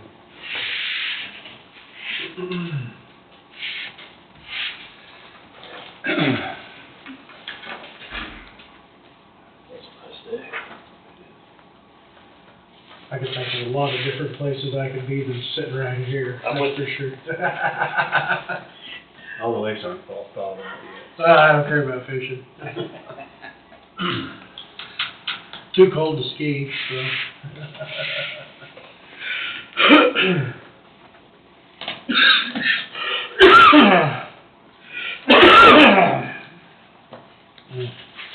Love this.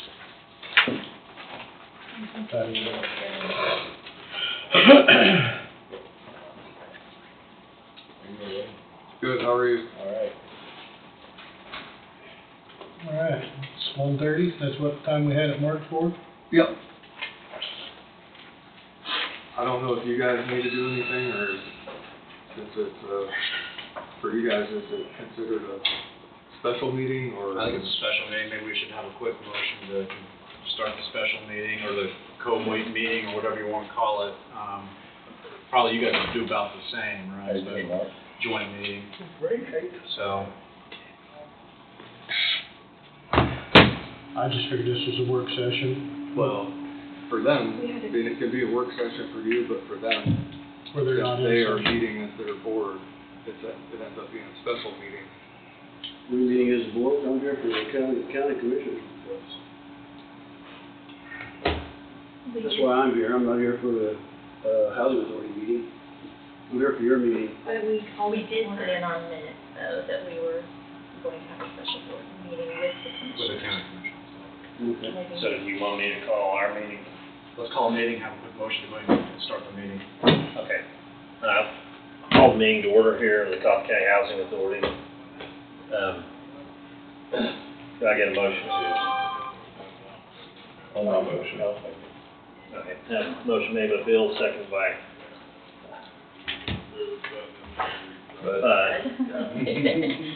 all in favor say aye. Opposed? And we're already in session, so I'm assuming we're good. We're good. Thanks for coming in, visiting. Wade's gonna, So this, carry the football.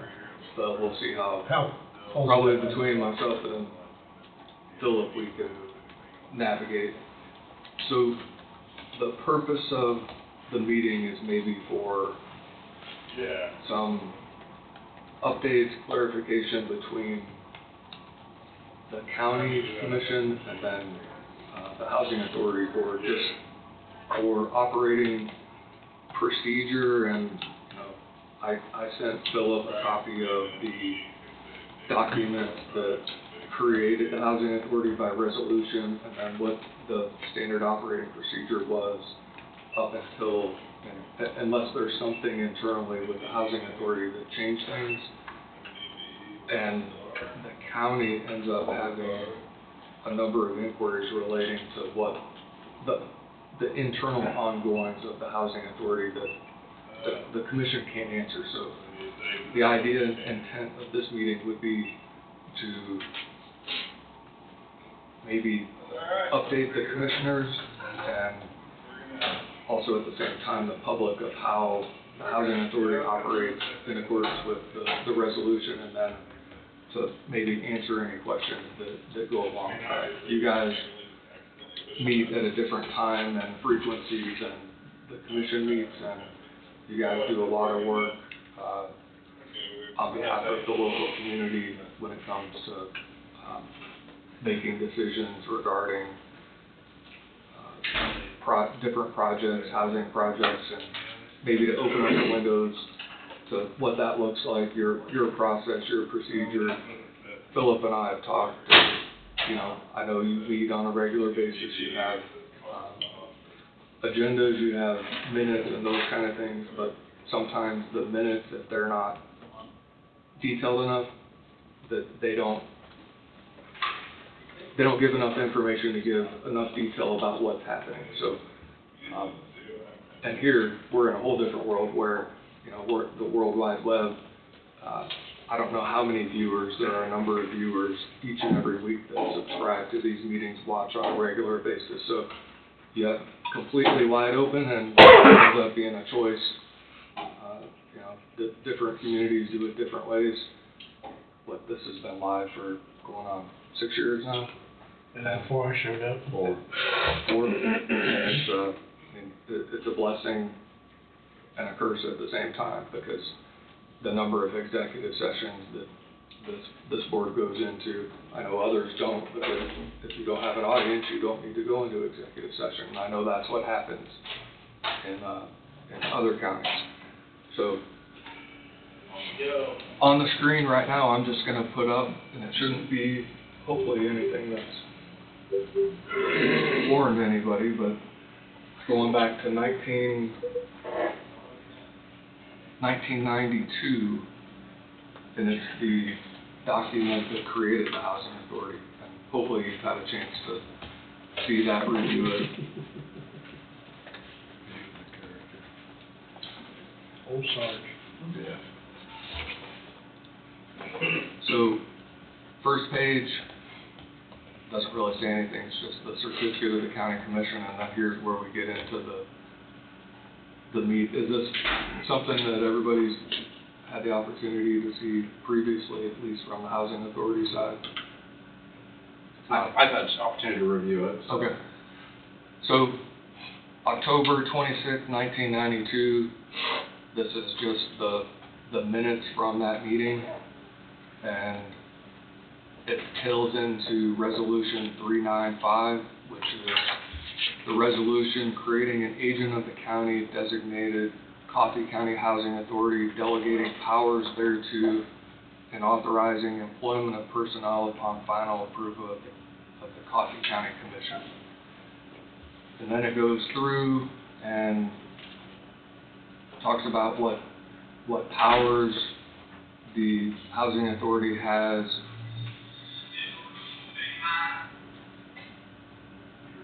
The employment part of it, and you'll see here, number 3, we'll come back to later, because in 2014, there was an amendment to this particular provision, which says the authority is hereby authorized to employ upon final approval of the Coffee County Commission, the executive director, technical experts, and such other officers, agents, and employees, permanent and temporary as the authority may require, and to delegate to one or more of them such powers or duties as the authority may deem proper. In 2014, you'll see here shortly, this was amended to remove upon final approval of the Coffee County Commission, basically taking out the approval, any approval needed by the commissioners before any of these other things could be done. Talks about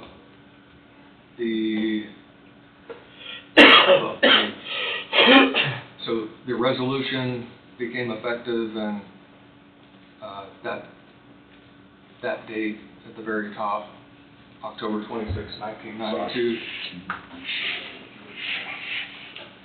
So then even more, maybe more importantly, because this is where, from this side of things, the last anybody knew, unless you amended or done something different, sort of the rules of operation are these bylaws that also accompany this resolution. So it's the bylaws that talk about officers, the chairman, vice chairman, executive director,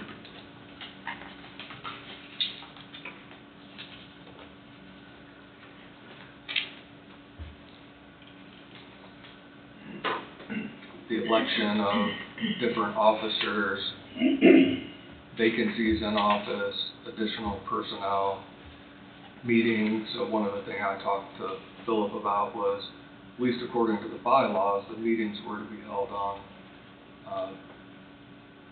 the 26th day of October, the regular meeting place, and then regular meetings on the first Thursday of each month at 6 o'clock, unless something changed. So obviously that's how it started. Along the way that changed to what your current practice is on the first Tuesday, second Tuesday of every month at noon. And I'm sure that's to accommodate everybody has jobs, they need to work, but somewhere along the way that had to change to, I guess, get out of this bylaw that had it one way or another. Basically gives you the rules of operation. One of the things that's interesting in the bylaws is that the executive director is considered a county employee, and that's one thing I brought up with Philip, and somewhere along the way that changed. It didn't.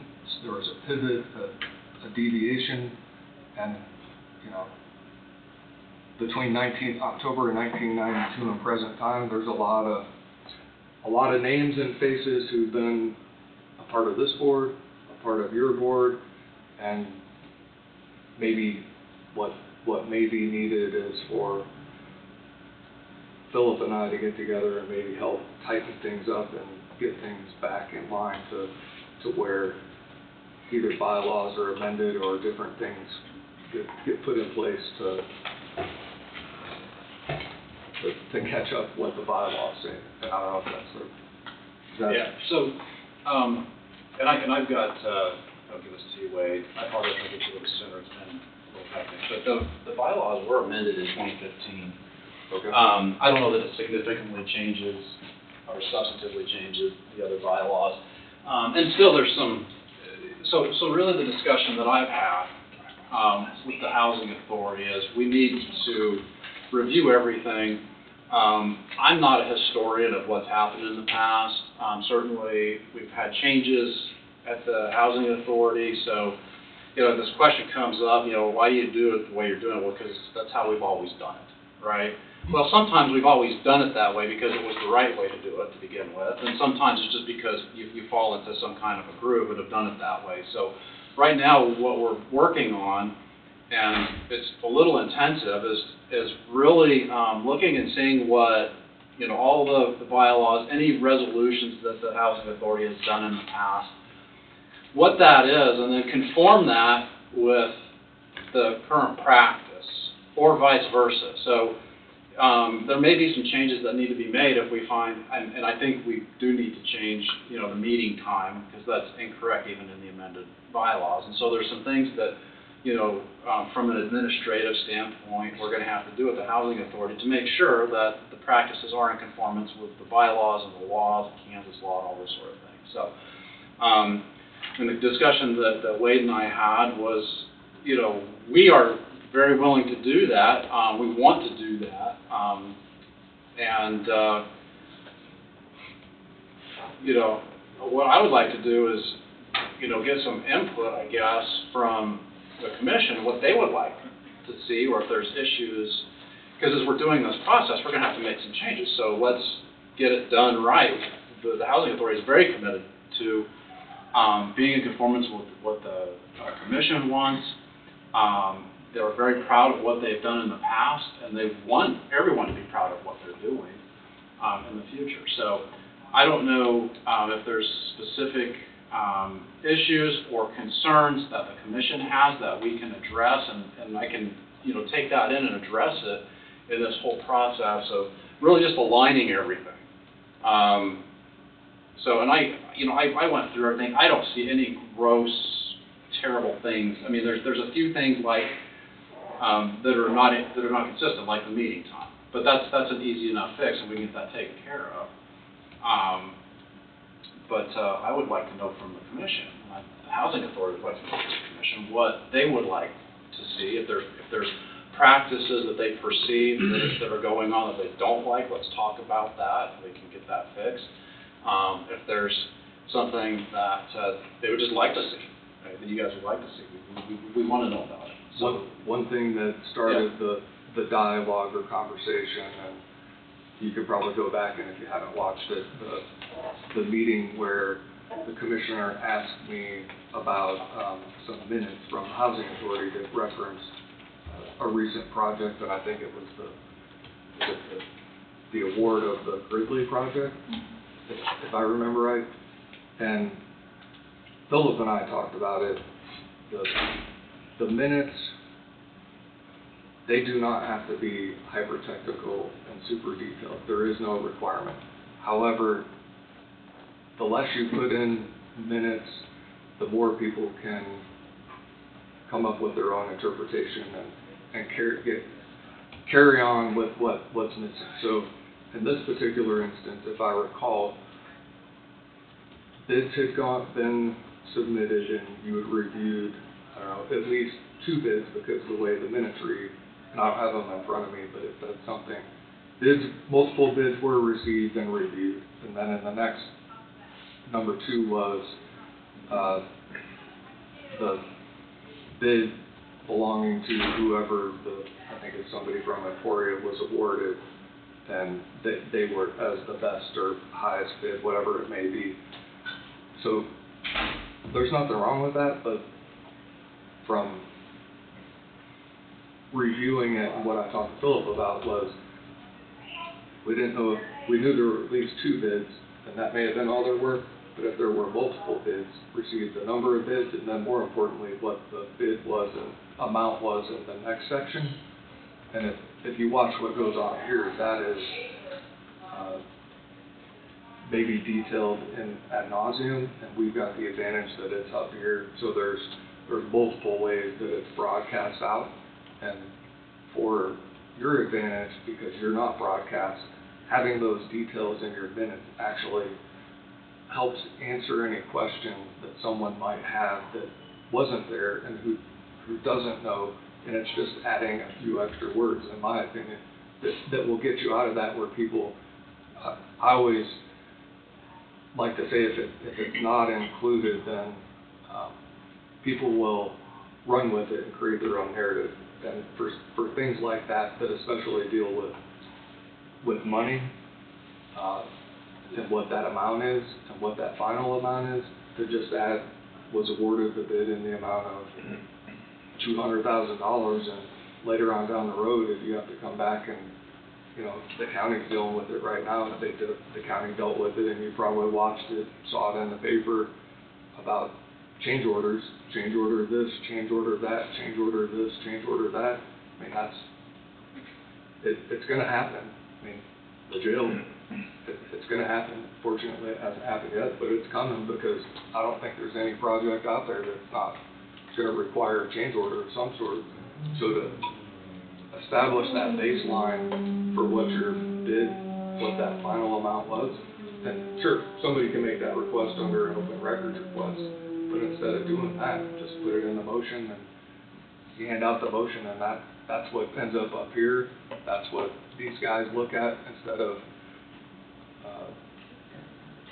getting stopped out at the coffee shop or wherever, or getting emails saying, what is this, what is that? The answer's already there. I don't know if that helps, if that makes any sense. Yeah, so I've actually talked with Rhonda and Lindsay quite a bit about adding some more detail to the minutes. We specifically talked about making sure that we're talking numbers, so we're putting dollar amounts and dollar figures in the minutes, so that you know, people know about that. And then being more specific with regard to the bid process, bidders, numbers of bidders, pretty much everything Wade just discussed that Wade and I were able to discuss. And so they're more than happy to do that. My question is there any other information that is helpful to the commission that they would like to see in the minutes that would help their sort of oversight of the housing authority? I believe I was the one that, when the minutes came across, I think you were gonna talk about entering into agreement with the lowest bidder for that Greeley house, and that's why I came to you guys the following week, I think on a Tuesday, to see what the next bid was, and there was a substantial difference between the high and low. So that sort of information would have been nice to see there, but, or an explanation as to why you haven't entered into a contract yet, or whatever. Right, and this is a different one than we normally do, because Right. it's part Gridley's money and it's part ours. Right. So I needed to wait till their meeting to be able to go there and say, okay, my board's accepted it, are you okay with it? And if so, then we would award it. And so I think that's where the months got Yeah. to, you know, which is, but I can't put this information. Wasn't it in the next Yeah, meeting? it was, just like. And it was, the next set of minutes that come across, everything was there, black and white. Yeah, I wasn't quite sure whether I should put all that out until I talked to Gridley, because Yeah. maybe, you know. You got to keep your figures quiet until you got it awarded, felt that because way, then you're but- letting information out for the other bidders. There's a lot of time between a month, you know, between Yeah. when we meet and when we next meet again, so as a month goes by, things happen in 30 days. Oh, yeah, Mhm. yeah. So, I mean, there may be approaches in that situation where we can put a little bit of an explanation in the minutes, about why maybe, but it's really hard to do that, right? Because once you let the cat out of the bag, you let the cat out of the bag. So Right. there's sometimes those sorts of situations that do arise. It's not like, the housing authority's been very, very transparent. They're not trying to hide anything. It's just, we need to, you know, sort of do things in an appropriate manner as well. So, yeah, and everybody's always invited to the meetings. It's always an open invitation. And, you know, if there's those sorts of things that sort of transpire in the future, I've asked, you know, Ron and Lindsay to sort of reach out to me to see if there's maybe a creative way that we can kind of let people know what's going on. And there may not be either, right? But then you can always pick up the phone, you can always come to a meeting and ask a question. So, is there anything else that you guys would think of that would be super helpful for you, that you think would be, you know, helpful to put in those minutes that you don't think, you know, are being included at this point? The biggest thing that I've had come across to me is you know, transparency in the minutes, and, you know, we've been discussing, you know, that's Right. been discussed. And, you know, is it the housing authority's right to step into the housing or the house building market, you know, in the secondary market? You know, building structures instead of fixing structures, you know, which it was originally set out to. Are we getting into the private sector side of it? That's some of the stuff that I've heard. You know, why is the county funded out into the private sector? You know, so, I mean, that's where, that's the stuff that I get from people in my area and other areas. So, I mean, that's just what I've, Well, I would encourage the commission, if you haven't already done so, to read the charter resolution that created the housing authority. I'm sure Wade would agree with me, it's very broad. You know, the housing authority was given very broad powers in that initial resolution, and it's very short. I mean, there isn't a lot of direction. I mean, we're talking 3 or 4 paragraphs. And quite honestly, it wasn't just a few years later, I think it was it 1998, Wade, when I believe the commission actually broadened those powers even more and basically, you know, did pass another resolution that said, we don't really want to have oversight even of the higher, you know, the personnel issues at the housing authority, when they originally retained that in that original resolution. So, you know, the original resolution is very broad. It says that the housing authority has the authority to do projects, to buy property, to build structures, all of those things. You know, it's right there. And certainly by tradition, if anything else, the housing authority has done that for a while. The questions that your constituents are bringing to you are not new questions for the housing authority. It's been addressed several times. In fact, I was reviewing some of the materials, I think from around 2008, where really this very question sort of came up, or a similar related question. Now, I wasn't representing the housing authority at that time. In fact, I think I just barely graduated from law school, right, at that point in time. You know, I think that there's a lot of sort of these questions that are going to arise from time to time, and I think that's just part of it. I mean, it is what it is, and you know, I don't know what else to say, you know, with regard to that part of it, right? I mean, well, like I say, I didn't realize that there was that broad of a scope for the housing authority. You know, I need to review that information.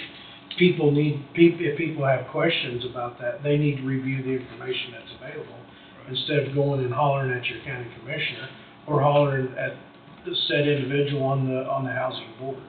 So, you know, this meeting is, I feel this meeting is to try to help communication between the housing board and the commission board. absolutely. To work together as a team, as a county business, basically. We try to run this, and, you know, to get everybody on the same playing field and to be transparent as possible. You know, so we can squash a lot of the other stuff, that we all have better things to do than to deal with that stuff, so. And Alex Phillips mentioned too, in 2008, when we had our meeting, and I know I've got some of my original board members on here, and it was brought up about us building, we stopped, and we did not build for a while, and we said, okay, you guys take over, you know, and there was no housing built, so we started back up again. What year was that we had the meeting downstairs? It was around 2008. Was it 8? Yeah. You need to remember too that, we've been doing this, Rhonda and I, for over a quarter of a century. And this is the first time that we've ever had to build a house and go through an attorney in the town and have a contract. So, and it turned out that the attorney didn't know what he was talking about. So we got that straightened out because of our good attorney. However, this was all new to us. We'd never done that before. So it's a learning situation for us. Well, and I'm going to suggest that, things just are getting more complicated and more sophisticated over time. You guys have to deal with those issues all the time, and so that's just part of it, right? It's just way more complicated than what it used to be, and, we're committed to doing it right, and we are committed to having a good relationship. I believe Wade and I have an awesome working relationship. Maybe that's only on my part. I hope that that's mutual. But I have no question in my mind that we're not going to be able, from a legal sort of, administrative standpoint, we're going to be able to work out any of the little issues, that we need to. And again, we're here to, answer questions. We're here to, we want to make sure that we're communicating to you. And it sounds like the main means of communication you guys are expecting are through the minutes. That's probably the easiest sort of way for you to get your information. And so that's important for us to know. So, let's just say duly noted. And, I guess I don't need to have the full answer today, but certainly, if there's something that pops up that that's kind of a general broad thing that you would like to see in there that you believe is missing, let us know, and we'll make sure that we include those items in the minutes. So, Philip, I've never Yes. attended any of the Housing Authority meetings. Do you attend the meetings? I don't attend every meeting. I've been to a couple of meetings. These guys have been doing it, as pointed out, for quite a while, so they have a pretty good working sort of knowledge of how things should work. I will tell you that, when I think that Ron and Lindsay are very good at kind of knowing when they need to ask for guidance and help, and they always reach out with specific issues when that happens. It's really not cost effective, to be perfectly blunt about it, for me to attend every single meeting. Well, that was going to be my question, Yeah. because in our case here, Mr. Bowie keeps us out of a lot of hot water, just because. You hope he is. Yeah, well, most of the time he does. We've usually got an answer when Yes. somebody's complaining, we've got an answer that we And did, sometimes that we did the Mr. right Bowie could thing. be doing the you know. best job on planet Earth, and it's not going to keep you out of hot water. No, I mean, that's exactly right. Right, But, so- if you're making an attempt, and that was my question, whether that was affordable for you to attend the meetings where they had the legal advice to help them along the way. Yeah, and I'll let Rhonda address it a little bit too if she wants to, but I from my perspective, there really hasn't been a lot of issues pop up. I mean, I've been working with the Housing Authority now for how many years? 3 or 4? 4 years? And there's been a couple of issues pop up, and they know when to get a hold of me and ask for help on those issues. So, and then, with this, sort of, this, I'm going to call it an audit. It's probably the wrong word to use, right? Of auditing really their practices with what's on paper. I've had quite a bit of communication with them, and we're working through that, and we'll continue to do that. So I anticipate that we're going to their bill's going to be a lot higher than what they really want it to be. We'll leave it at that. That happens though, but it's Yeah. probably worthwhile, So, yeah. 2 of the commissioners have come to a meeting since I've been on the board. And my question, and I feel like your questions were answered satisfactorily when you came to the meetings and brought questions. Oh, I don't Is that think I true, had or- any question. I was just there for a meeting. I just wanted to see how it went, and I don't think the only one that wasn't present was Mr. Skillman, maybe, was the only one that wasn't present. Yeah, 'cause we have a pretty good protocol on going down through the structure of the meeting itself. So I just wondered, from feedback from attending a meeting, were you satisfied on how the meeting was ran or was held? Yeah, no, I was fine. Like I said, I was the one questioning that one day when it come across that you're in agreement, so that's why I came to the meeting the following Tuesday. So we're not just randomly getting together, eat pizza and chit-chatting. We try to get work done. When there's work to be done, we know why we're there. We're trying to accomplish things for the community. That's our we're there for the community. That's right, we all are. So, Yeah, I don't think there's any question we've got to do a better job of communicating both ways. And of course, I'm from the Leroy area, and the triplex has just been built. And I don't remember the exact startup date for it, but I very seldom ever get a question. I very seldom ever get a phone call. Why, I don't know, whether they think that I won't respond to them, I don't have any idea. I try to keep an open mind on everything that comes up. But I had to handle quite a few questions, you know, why the design was the way it was. And once it pretty well got built, most of those people questioned why it was built the way it was. Why the design, most of them kind of felt pretty good about the design of it. Kind of represents Main Street. Although we've had a couple fires on Main Street and it's wiped out about half of our businesses. But I think the building of the triplex here in Leroy took, I don't know how much longer, Wanda, and I'm not trying to pick on you, but 6 to 8 months longer than what it should have. I know they had trouble getting some cabinets, had trouble getting some stuff, have trouble getting some stuff in. We were COVID. I'm sorry? COVID, the COVID I was know right in the middle of COVID. COVID would be a part of it. I'm not gonna say it isn't.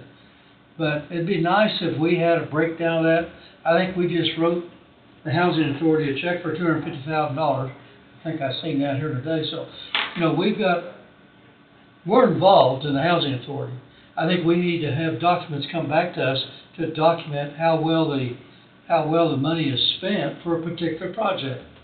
We haven't seen one thing on the triplex down there, to my knowledge. And those are the type of things that we need to do a better job of communicating back and forth. And I don't think anybody can argue against that. Because we got to document all the money that we spend. Sometimes most of it is we think is spent wisely. There's some of it that maybe not so much. But when you handle the money that we're handling, that's the way it's going to be. But I question, and this is just my gut feeling, that as long as it took to get it done, and I fully respect Mike, in getting the job done, as much time was involved in it, I question whether the project came within budget. And we did hear at one time that Rhonda was working for another grant. Whether she received that or not, I don't know. And, whether it was within budget, we don't have any idea. I would, like I said, my gut feeling is it's probably over budget because of the length of time and difficulty of getting supplies and the COVID. And we know COVID caused quite a few problems for a lot of businesses. So I think we just need to do a better job of communicating back and forth. We have those figures and everything, and I think, I just handed Yeah. the spreadsheet of the full financials for that project. I believe Wade had asked me for that sooner, sorry, I That's 4 or 6 months ago or 7. so anyway, you guys have a copy of that, some other Right. documents? Right. but I do want to say. The timeframe's been a lot longer than what it should have been. Right, I received a grant, I do want to tell you that, I received a grant, and we had to match it, and Leroy kicked in some money too, and then the grant people actually, and I've even got the dates, they, because I submitted the application on 9/27/21, and we were awarded it in 12/17/21, signed the agreement, then on 7/22/22, the grant people reached out to me through an email and said, hey, everyone is dealing with this COVID and they're all expecting to go over. Could you use more money? I've never received that kind of an email, which was great, and so. Can't wait. I know, I was like, yeah, sure, It didn't come to us. because. We didn't get that email. And, so it was, they said they would just give us an extra 15% on our original, and if it was gonna be over that, then I had to get into more, having a person come out and review it and everything. So we did get, from the state asking us, another 81,000, which did help because, I knew it was in the 80,000. yeah. So 15% of the Of total the building two- project or 15% of the original grant? Because the grant, they gave us 245, and then we had to, Two- 245, yeah. And I then- knew it was in that area. Yes, and then, Leroy was really good about, they gave us 50. We had donated land from the city and the other homeowner that had purchased the property. And so, I didn't know exactly how this was gonna go because this is the first one that has went crazy with COVID. Our material was lost. I know Bryson meets he was having the same thing about windows and thing on his building project down there. We could not get windows in, so then that threw off my concrete people, or my, brick people. So then we had to get a different brick person, and it's just, I wish I would have known how COVID was going to affect us so badly on that, so. How much were you over your budget or your original cost? Let me get my paper bone quick here. What was the first cost, 700? Well, it was, we were at, let me get to it, about a overage of 109. So it was over. For over budget, 190?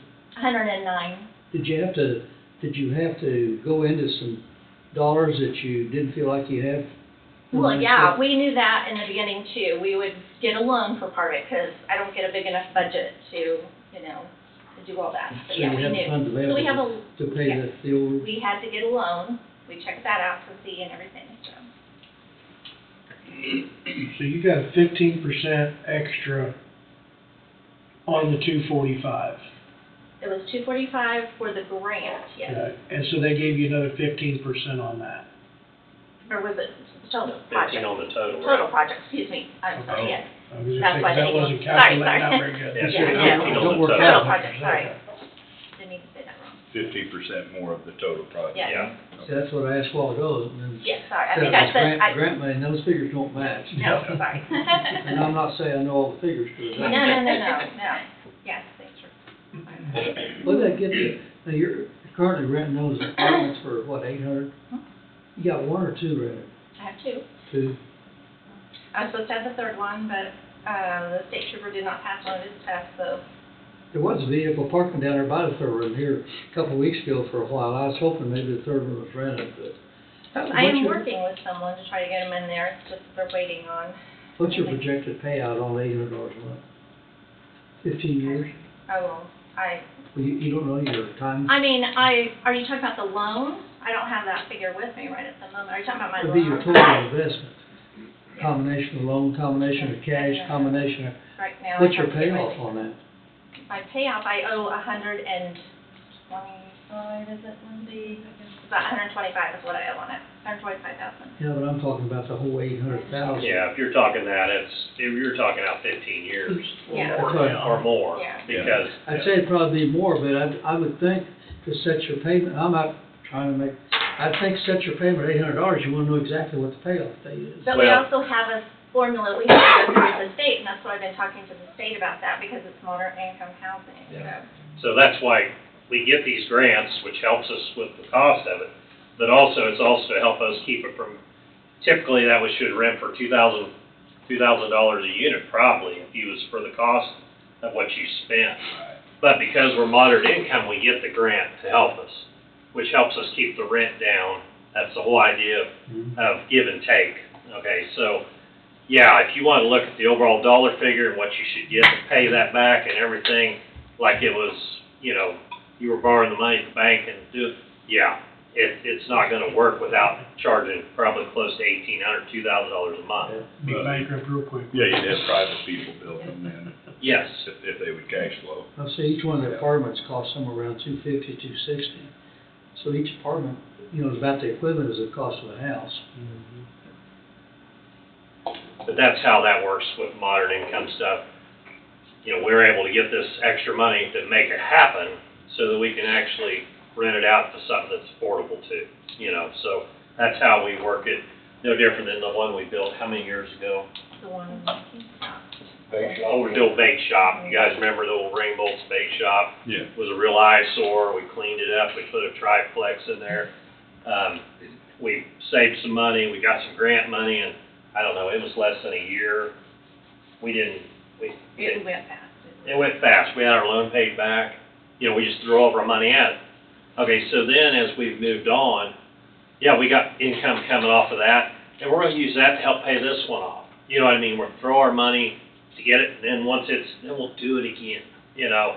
And, which is kinda like what you would do in a normal business situation. You know, whether it's me with a dozer, you know, I'm not gonna, even though I might have 3 dozers, 2 of them might be paid off, but them 2 might be working just as hard as that one that I owe on to help make that other payment type of deal.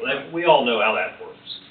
But, that's how Rhonda and we've set this up, because, you know, we don't have a humongous budget. We are blessed to have what you give us. I'm not complaining. And we try to do our best to take the money that you give us and get the biggest bang for the buck out of it. And are we perfect? No, we're not perfect. The day I tell you we're perfect, the day I quit, because I know I'll be a liar. No, You know what I mean? So, but truly, you know, I don't know how long I've been on here, 12 years or more? 2009. Oh, really? Anyway. Time flies when you're having fun. No, it doesn't though? It does. Well, we also know that we're trying to be good stewards of the dollars that we're given. You know, that's part of our responsibility, is to be a good steward of that money, because that's a huge responsibility to not just, no, it's not my money, we're gonna do what we wanna do. That's not what we do. We scrutinize, we don't do things because it doesn't make sense. There's times that we turn stuff down, sounds good, yep, somebody's gonna give us something, well, you get it, well, okay, we can get it. Well, if we just do this, but is it feasible? No, it's not feasible. So, table that one, we'll go on. There's something else better out there for us to do with the public's money. Bottom line is, look at all the hundreds and thousands of dollars that we've given you guys to use in tax money revenue from the houses we built, the ones that have been fixed up, derelict places have been cleaned up, put back on the tax rolls, all that adds up. If I could say one thing I think that makes us different than any other county entity, is we actually take the money, and when, we're not taking your money and spending it and it's gone. Man, literally, we put back on the tax rolls more than probably any other county entity that you give money to. I know the fire board, or not, you know, you give them money to protect us, but do they put money back into the community? Probably not too much. We're probably one of the only ones that actually, you know, through building houses, through fixing houses, we put it back on the tax roll. And and by you guys blessing us with that opportunity, well, we give it back in essence. And I think that's also why maybe we're looked at different too. You know what I'm getting at? Because we're not just, I don't know how you say it, we're not just take. You know, we actually have, you know, by what we do, we actually are giving back, you know, with what the money we spend. Even if we go out, and I know this sounds crazy, and when we first got on the board, you know, we used to demo a lot of houses. I used to demo most of the houses until I got on the board, and then I couldn't do it anymore. But it was one of the best programs we ever had, but yet we caught the most grief over it because, you know, we were paying to tear down somebody's house. Well, we were paying to tear down this house or this unsafe structure, but the moment that structure was gone, the property values around that went up dramatically. You know, everybody's property is worth more when you got rid of this derelict, ugly-looking property. So in the essence of, yeah, we spent $5,000 or $10,000, $13,000, whatever it is to clean that up, we definitely improved the community enough to offset that over a several-year period. So even though we probably caught the most slack from that program, it was probably one of the best programs we really, really had in order to improve all of our communities. And then we've turned around and built a lot of houses back on them properties. So we've, yeah, you know, nothing's perfect, you know, but at the end of the day, you know, we do, this board, of all the boards I've been on, this is probably one of the smoothest running bunch of people. We all work together very well. You know, do we all agree on everything? No, we don't. You know, It's better if you don't like it. you're exactly right. That's the reason you That's reach right. a compromise, under that situation. But we can sit down, we can have a discussion amongst ourselves, you know, and in the meeting and say, well, this is what I think, you know how it goes. And we come to a conclusion that we all live with. And that's truly what a board is about. It ain't about one person.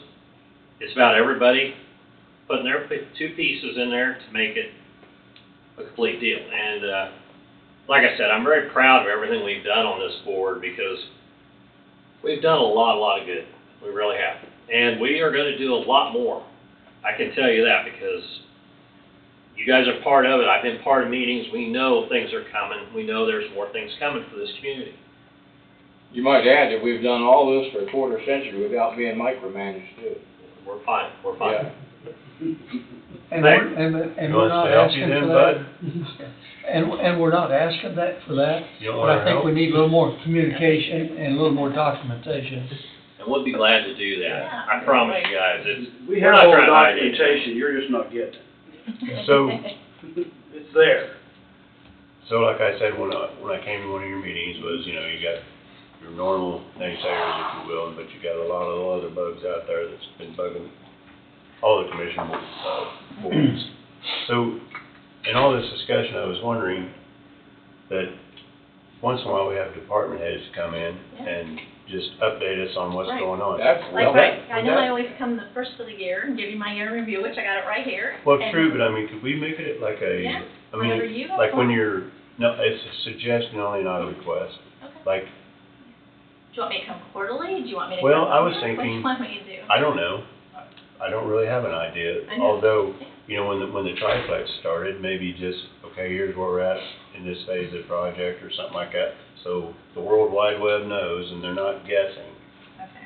It's a suggestion. What do you think? Well, I think it'd be a great idea. I know we'll put you on the spot. No, but- that's fine. I mean, I. We have nothing to I come in- hide, Yeah, I come in so for it's just a demo all matter the of saying, time, so. this is where it's at, and this is where we are, this is what's going on, so. Well, again, a suggestion, like when you got a project going, like your house in Greeley is gonna go. Right. So, So Tom, Ron and I actually talked about this, Mhm. and I kind of recommended to her that she ought to come in maybe quarterly. I said maybe 2 or 3 times a year, but quarterly is frequently enough that if there was a major project, that she would be able to do an update on it. You gotta be able to answer questions. So I mean, that's what I would say. Why don't we just get her on the calendar to come in quarterly and answer questions?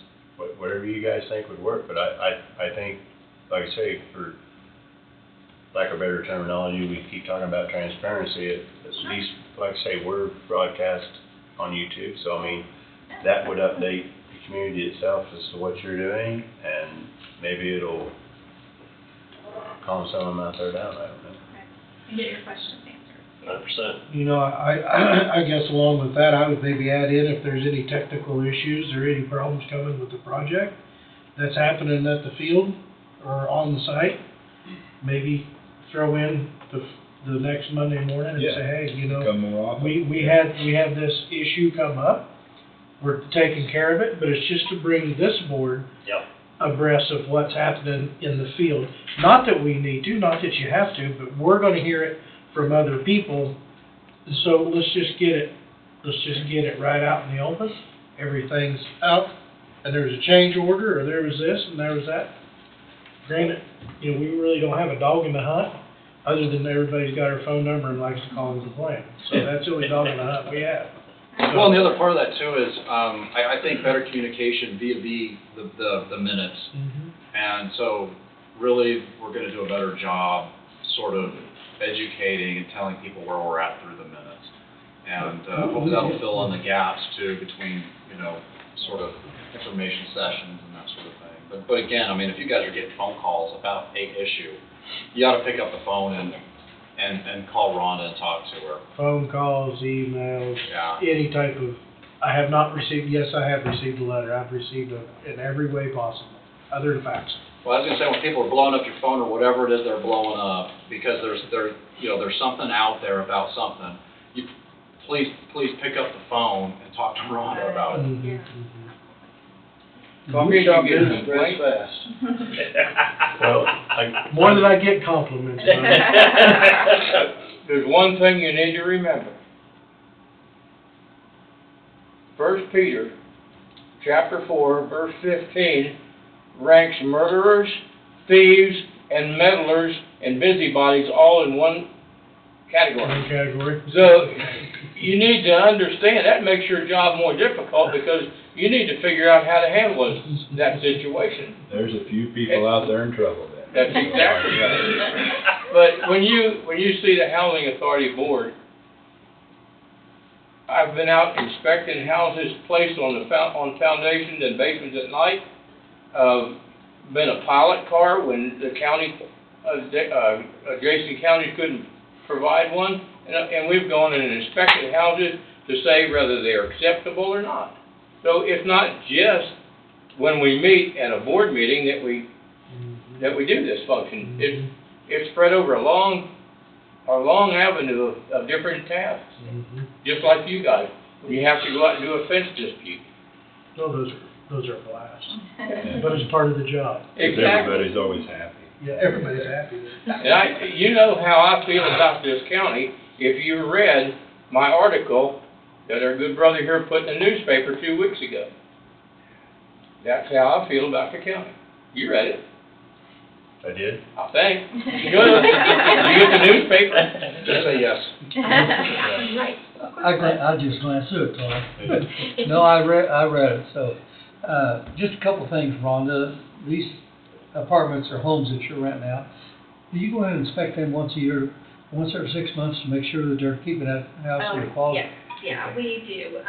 We have it set up, we do, actually, we usually do them in January, but the weather's been so yucky, I haven't quite got those for the ones, and the others are kind of newer, so I don't have to do that. But I do set that up. We change the furnace filters, I make sure everything is done. I check the smoke detectors, the refrigerator filters. I want everything working in good condition, and I want it all to be good, and that's part of the reason that I, keep my renters, I believe, too.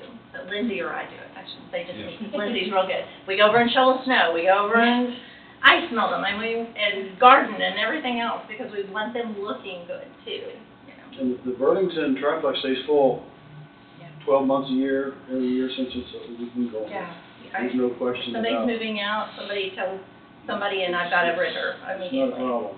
Well, you've probably come in here 15 times during the year and asked for landfill fees to be waived. Yeah, So you could talk to Yeah. us about, absolutely. wouldn't have to be a coordinate basis. If you got something that crops up, talk to us. We're here to listen. Yeah, I'll just make a little longer time, and then if you guys got anything you And want you to can share let with me. Angie know if you need 5-10 minutes Okay. that day, because right now you're on about 2 minutes schedule. I know. She's in and out. Yeah, I try not to take up too much of your time, so. All you gotta do is tell Angie. We're here all day. Well, Don, by the same token now, Rhonda's only 2.5 blocks east. If you have a phone, if you guys have a question on something, don't just come up with an answer amongst yourselves and blow it out of proportion. Call her, find out just exactly what's going on. She's willing to come up here, talk I to think you. we'll work it out. I think all of us try to be good listeners, so. We can't be That's our communication. intent anyways. Try to have And you're great communication. supporters. I appreciate all the demolition requests that you guys do. That is fantastic. And, I like when you guys show up to my open houses, things like that. I mean, we want to work with you guys and make you proud of us. And, I'm very proud of my board because they are a great board, and they do a lot of things that they probably shouldn't have to, but they'll go and inspect a house with me or something, or if I've got a question, because I need that expertise, so. Right. We got anything else, Wade, we need to discuss that you're aware of? But I just wanted to follow up with a couple things. I heard the word micromanage, and so I reached out ahead of time to Philip to let him know, and we talked and we jointly set up the time and date so that he would be here, and so there would be ample time between the time we communicated and today's date to sort of get ready and prepare for today. And the idea is not to micromanage at all. In fact, I talked in advance with Philip about what the purpose and intent of today was. So you wouldn't come in and it wouldn't be a sneak attack or a surprise attack, is what I call it, because nobody wants to be a part of that. But the idea from my perspective was to open up the dialogue, the communications, the entire board. When would you have the opportunity to have this board and the Housing Authority Board get together and have this open dialogue and communication? So it's not a situation where anybody wants to micromanage anybody. I mean, and that includes department heads and departments within the county. There's too much work to be done across the board for anybody to want to micromanage any other leader or organization, whether it be,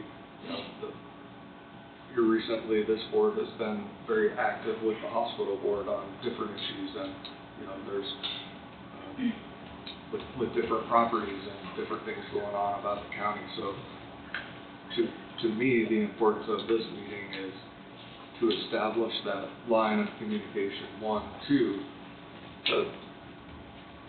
to let your board know that as far as minutes go, more information is actually more helpful on this end to answer and extinguish any maybe flames that may be starting to go up on the outside, because the minutes come through here and then these guys get the calls about, well, where's this information, where's this information?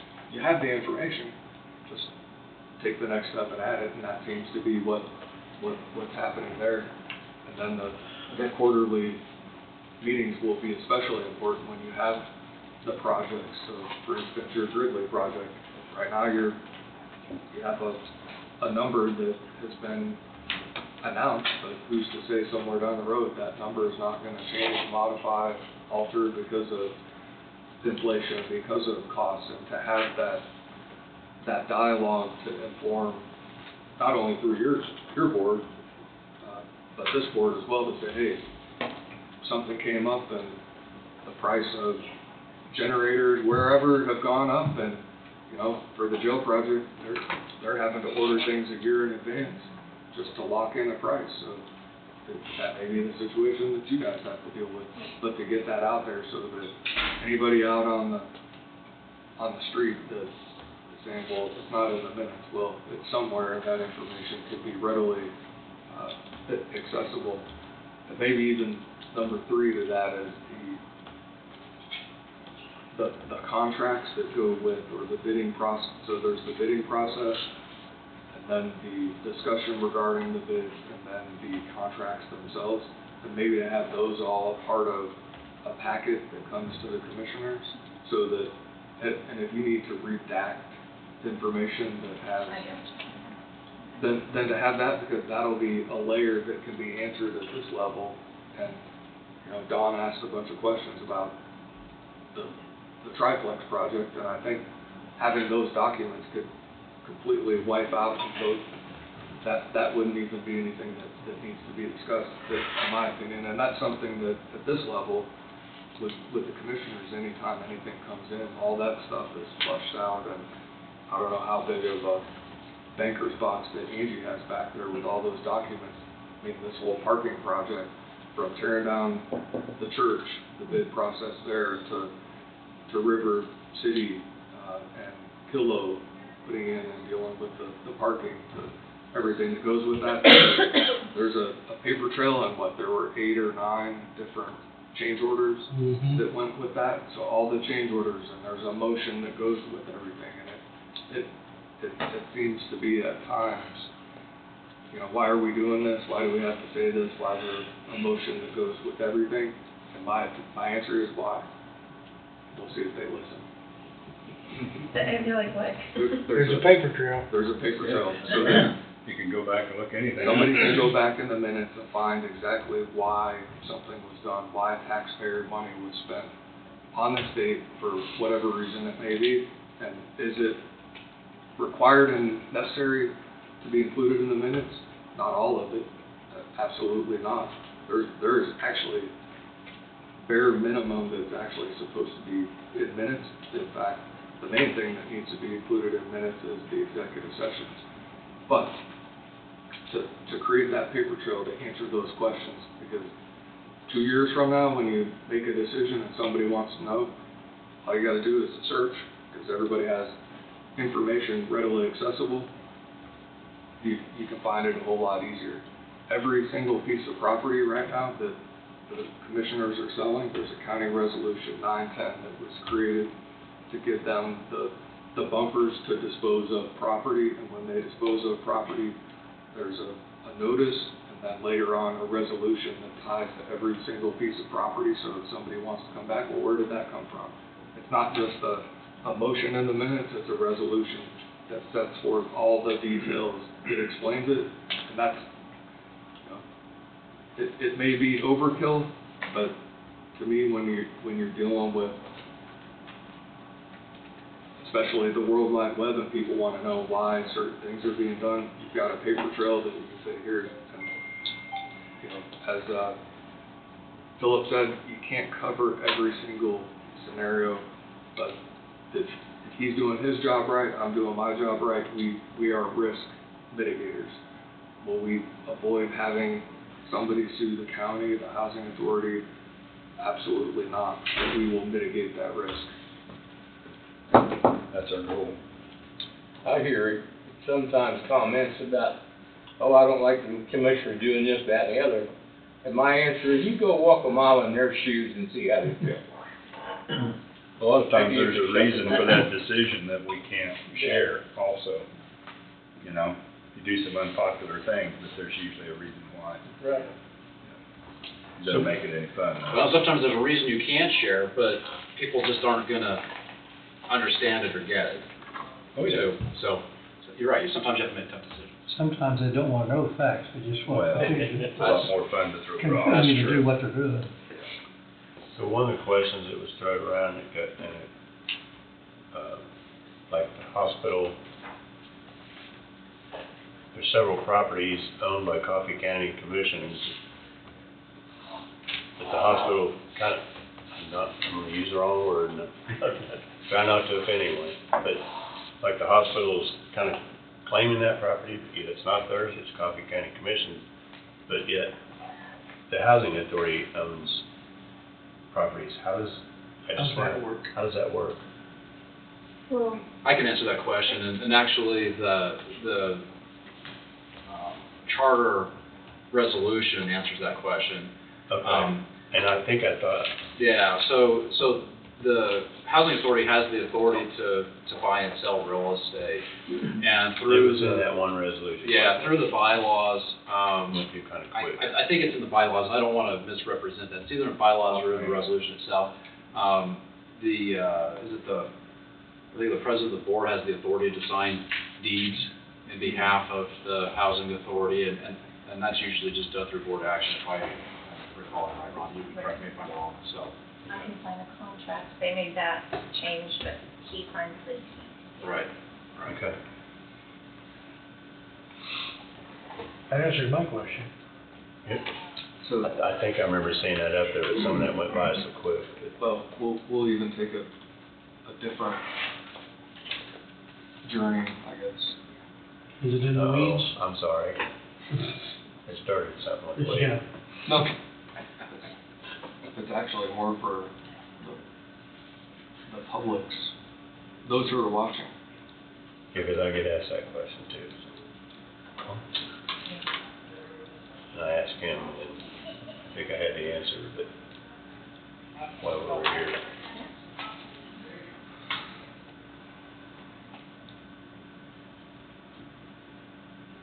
So if you see, I'm glad he knows where to click. Mhm. so if you see where, well, you can. Housing laws, cities? Housing laws, so the housing authority that currently exists was designed in part on the law that's in chapter 17, KSA 17 and 23, and starting at 2338. So I'm gonna just move a little further, but as you see, 172339A defines housing authority, or authority shall mean any agency of the municipality created pursuant to this act. It's always nice when they have definitions, because then you can look at those definitions and, oh, it has municipality, shall mean any city or county. So Coffee County is a municipality according to this act. Makes sense? Thank gosh we know that. Housing Okay. authority by municipalities, creation, delegation of authority, powers. The words that you see within what I showed earlier from 1992, municipality may delegate to such authority any or all the powers conferred upon the municipality by this act, and it may authorize it to employ an executive director, technical expert, and any such other officers, agents, and employees, permanent and temporary as it may require, and blah, blah, blah. And that is verbatim from that statute. If you look, the last time this statute was amended was in 1973, so it's been in place for a long time. What currently exists has not changed any since then. You go into commissioners of authority, appointment, qualifications, terms, compensation, meetings, officers. It goes through and talks about that. I'm not going to go into it other than it does say no compensation other than necessary expenses. So I don't think anybody's surprised by that.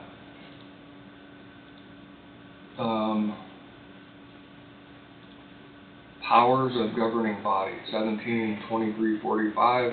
If you look at the resolution, all of what's listed in the resolution is taken pretty much verbatim from here. And again, it talks about 1977 is when that statute was last amended. So a lot of this in chapter 17, just for reference, in case you're interested and get bored on a Friday night and you want to go deep diving into the Kansas statutes, chapter 17, 23, 40, and that neighborhood will get you started.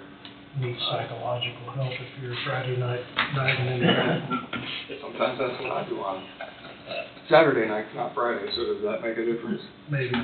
But I just wanted to bring that up because there is law. It's not just something that someone pulled out of a magic hat and made stuff up.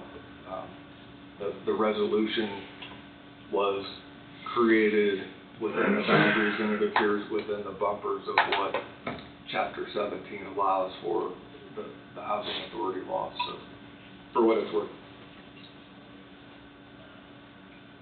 Thank you. Is there anything else you got, Wade? Do any of you have any questions for the commissioners and sort of, did it make sense why this meeting? Sure, yeah, that's fine, perfectly fine. Oh, we're glad. Matter of fact, you know, it's kind of one of the deals, you want to do this once a year, wouldn't be a big deal. You know what I mean? Right. Throw it out on the table. I'd much rather you guys know what's going on than, you know what I mean? I know how it is. The more you're informed, the easier it is to answer the questions. We'd rather have you talking to us than about it. I think that it was mentioned earlier on in the meeting that, you know, you have your meeting once a month. Then that next 4 weeks, there's a lot that transpires, you know, so I don't know. I was in the habit there for a while to come to your meetings every month, and then I got busy with my own life, I guess, and I kind of forget, so. Me too. I'll see if I can sharpen my memory here and attend more often. Greg and I talk on the phone occasionally. We're going to do some more of that. So. Again, we do appreciate all you guys have done for us, because we could not function without your help. We appreciate all you folks' efforts too. Because we have to all work together, and we work together like we're here to serve the community. All of us are, and 99% of the people appreciate it. There's 1% that will never appreciate it, but that's just part of life. So That's a given. yep. So we just keep moving forward, and again, thank you guys. If you ain't got more questions, I guess I'll take a motion to adjourn. I'll make that. Do I have a second? I'll second it. Any other discussion? All in favor, say aye. Aye. Opposed? Thank you, gentlemen. Appreciate Mike bringing everybody. Thanks again, guys. Keep up the good work. Thank But you. you stand trouble. I know that's a tough task. Now, I'll give you my review since I was here. Good article, Mark. Oh, Thank you. Yeah. Can I have Good job. one for, I got another one coming for you. I'm keeping stuff in. Thank you. looking forward to seeing her. Looking forward to seeing her. All right. Yeah. Wait. Thank you for all your help. Thank you. Shake hands.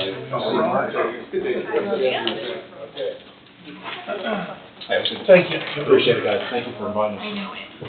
What's your responsibility working with? What do you got? Thank you. Your review, I was. Your responsibility. You want extra one?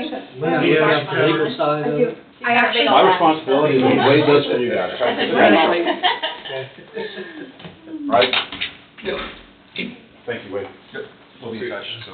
Appreciate it, thank you. Take care, guys. There's a lot of numbers there.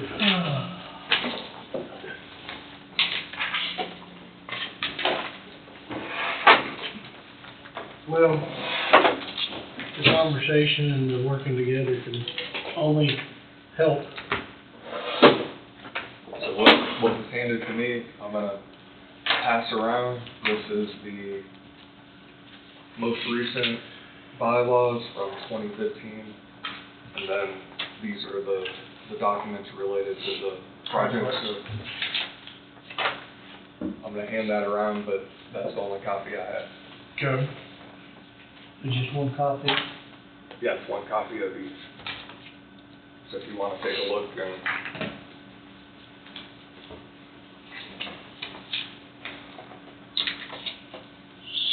So they had, so the resolution for the bylaws, whatever, has been amended prior to what you had seen, or what you was going on. the bylaws. Bylaws. I'm not sure about the resolution. I don't, if there's another resolution, it would be here because it's a county. Let me take that back. The resolution, there has been an amendment, and this is resolution 395A. Yep, 395A, and this is what I was talking about, where it removed the commission from having the board, after due consideration, deems it unnecessary for it to exercise final approval in the hiring of an executive director, technical experts, and other officers, agents, and employees. And that's what was removed. But that's only just basically employees. That's not anything else. Well, technical experts or other officers, so I don't know what a technical expert is. Employees and services. Right.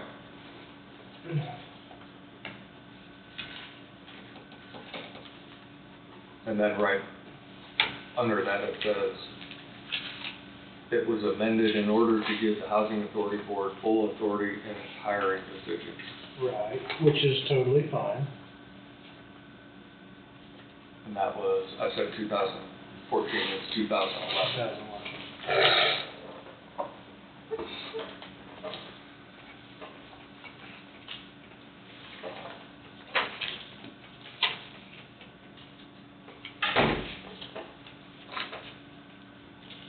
Bob did that, didn't he? Bob Trezor did that.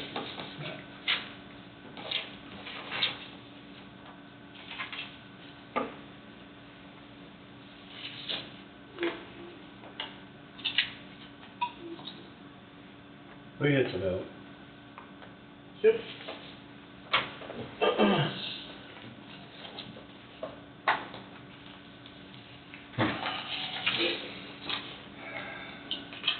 So the information that you requested, you received and reviewed.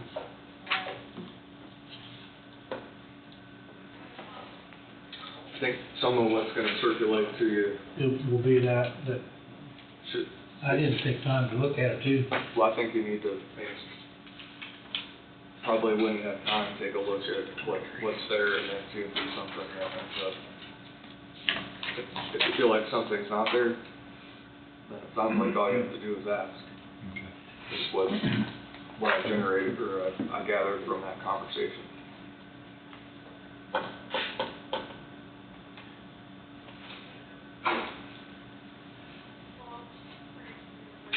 I don't quite agree that how they're taking their payoff for their investment. You know, Well, they don't add in the whole, they don't account for the whole investment. If they did, nobody would be able to afford the rent of the house. I'm gonna do some figuring on that, because, you know, they're gonna be receiving $2,400 a month when they get the server and rented. I'm gonna finish And something. Yeah. that'll move that return on investment, move down to maybe 5%. I don't know what that payoff would be. I gotta have the calculation. Well, they're figuring it, I'll bet you they're figuring it on Yeah, they're figuring it on probably $150,000. That'd pay off a lot quicker in 15 years on $0.4. Well, it would, yeah, it would. To me, they're not figuring it. I think they're only, which, I mean, I'm just speculating, I guess we shouldn't be maybe even talking about it since they're gone. Yeah, I thought about that. But, I mean, we're just speculating, but I'm gonna say it's the money that the county put in, or they had loaned towards that building, is what they're factoring the rent at. Right, because they got grant money and Yeah. they got an item built in the community that's being used, Yep. you know, for housing and,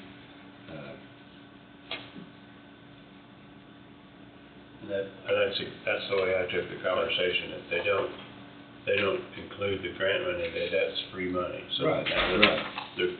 If they wouldn't have They're done that. $300,000 up on an $800,000 structure, $700,000 structure, whatever it was. Yeah, if they wouldn't have done that, we wouldn't have got that. See, they got 240,000 up front, and then they got another 80, so they've got 320, and I think the whole project cost 800. So they're actually paying probably on 400 or 450.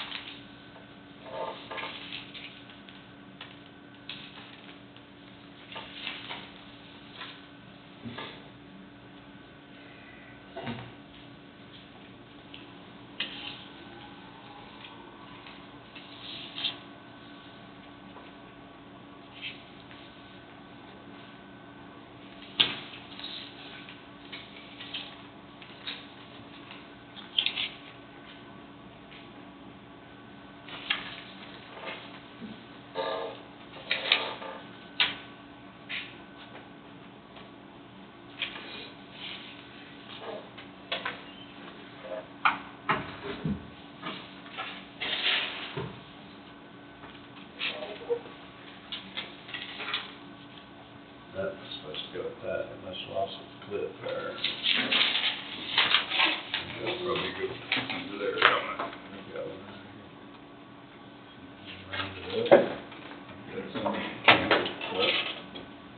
I had a fingernail. The desk eating it, was it? I don't have a finger. There it is, right there. Okay. It goes with that too, there's a paper clip. Okay. Didn't look far enough, did I? That came up. Double top.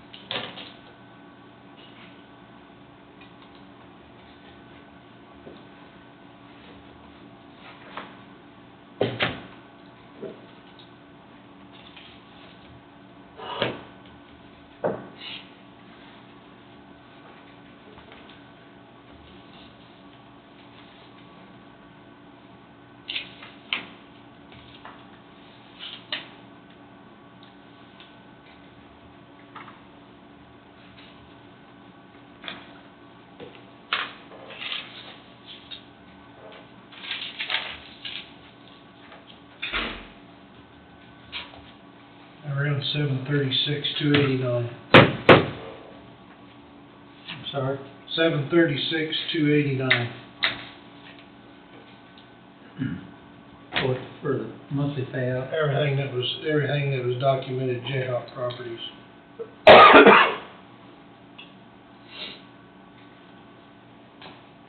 Unless I missed something.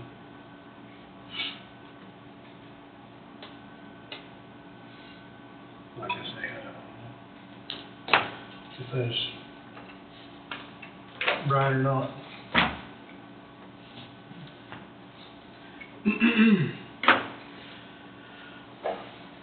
I brought this up here so you can see, you know, this one, the boundaries of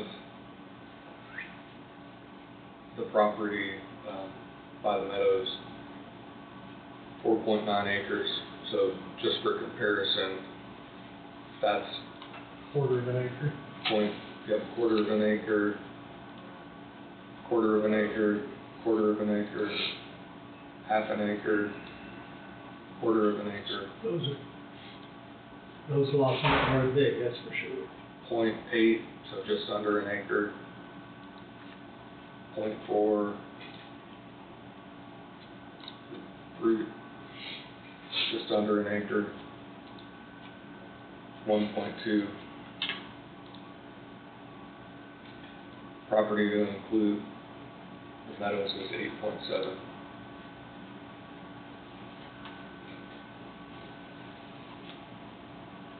Based on all those houses to the north of it, at 4.9, you could put 5 or 6 houses on it. Mm-hmm. Yeah, if you wanna throw your window from your garage to the other person's garage, I guess. Yeah. Well, I don't like to live that close to you. No, yeah, what's that? What's that? What's that? 0.9. Thought it was right at an acre. Next door is Now you know. Oh my gosh. In your own biz. So, if you have, Like I say, the floodplain is, see that tree line right down there? right here, Yeah, Yeah. it goes into That dark green, the dark green I would say is your flood area. Based on that picture I seen the other day, there's probably 3/4 of an inch north of the tree line. Yeah. Draw an arrow from that roundabout, 3/4 of an inch, all the way to the corner. It diagonally is to the southeast. Yep. right here, going Yeah. down. Yeah. It's probably, So if you just went Just straight across. straight across Yeah. right there, and you just took into consideration all the rest of it, but whoever buys that south part still needs to buy that tree line and that. Yeah, and then all of it. Want it all Yeah. sold. In my eyes, that's a bonus property there. That's where I'd want to be. Cause nobody's gonna build south of you, that's for sure. That's where I'd want to be. Put deer feeder out there, feed you the Sneak right crows. across them trees and hit that pond. Uh-huh. A bunch of chickens, feed the coyotes. Yeah. Come up everything that I got on the road on the outside of that 736, everything for us to check out properties.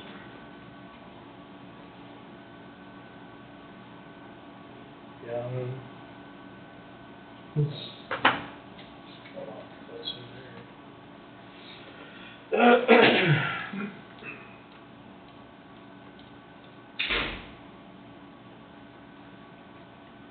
if you were thinking about it, you could You get two there. go straight across two and then have one. Yeah. I mean, you put Bigger one easily here. three. You could easily put three houses, three Well, nice that's houses. was my nephew Jimmy, down East City, said 3 would be nice, but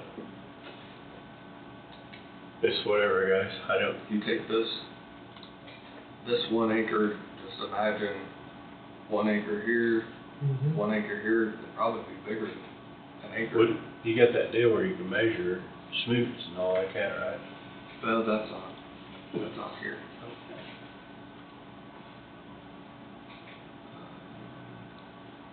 Remember that when we was talking about the airport project?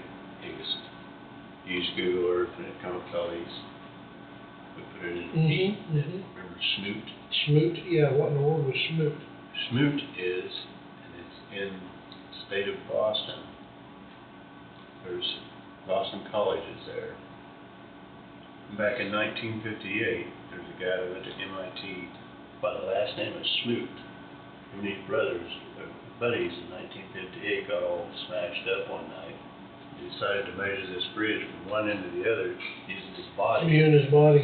as a measuring stick. So there's 150 smoots to the center of the bridge. And now you know the rest of the story. Can't believe it. Shortly after we talked about that, I watched a documentary. It's on the Smithsonian Channel. It's Aerial America.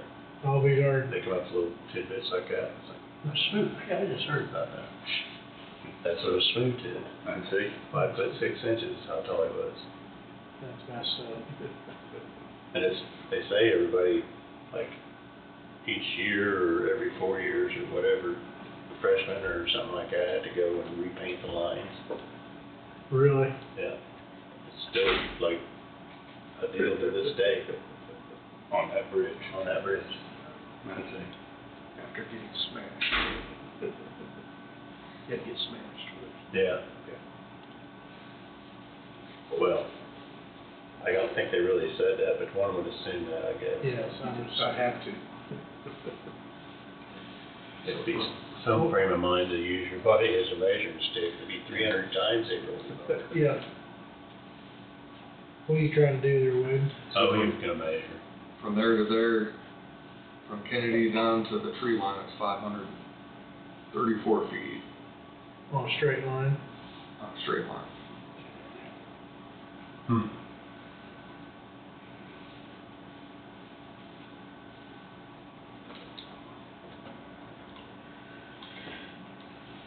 Well, that's what, quarter of a mile? Go from here. No, there's 5,280 feet in a mile. 336. So that would make one of those lots, if you did it 3 lots, 178 by whatever he's gonna come up with there. Give or take. Those would be nice sizable lots. 335. You'd have to lose some of that for offset off the street, but as I said, 150 foot deep wide lots, And then there's a lot of incline right there next to the curb, I found that the other day, which is good. I mean, 150 by 300, give or take. Yeah, 335. A normal lot in Burlington is 50 by either 100 or 120, depending on where you're at. Anywhere between 100 and 120. You can put a whole housing development in there if you wanted to stick them in there like cordwood. Then the rest of them are, that's why I say it's, I mean, you can't really tell a person what they can build, I guess, but what, in conversations I've had with other people that was involved in the original development of the meadows up there, that there was an HOA established only for a short period, and after that kind of dissolved, if you will, that's when, Do whatever you want to do. that's when whatever you wanted to start happening. That's my understanding. Yeah, I mean, it was like when it first started, everybody was in agreement, that this is what you gotta do, and then that went away. So we gotta revisit that next Monday? What we're gonna do now that we'll have hopefully Steve back? Yep, I just figured while we're sitting here and pull this up. Yeah. I think we're done with our paperwork business. Because mostly all this is articles of the meeting and stuff Wade asked for, I assume.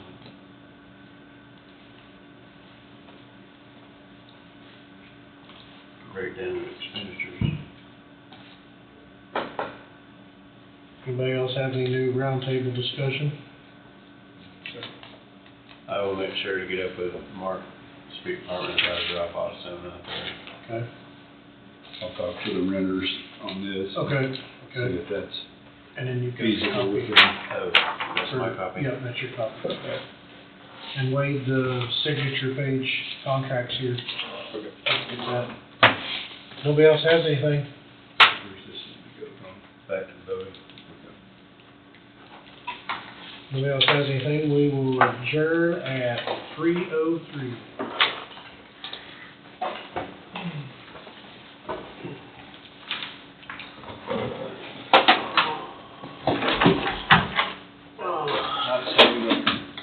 Open. Now that you're off the record, you can minutes back. No.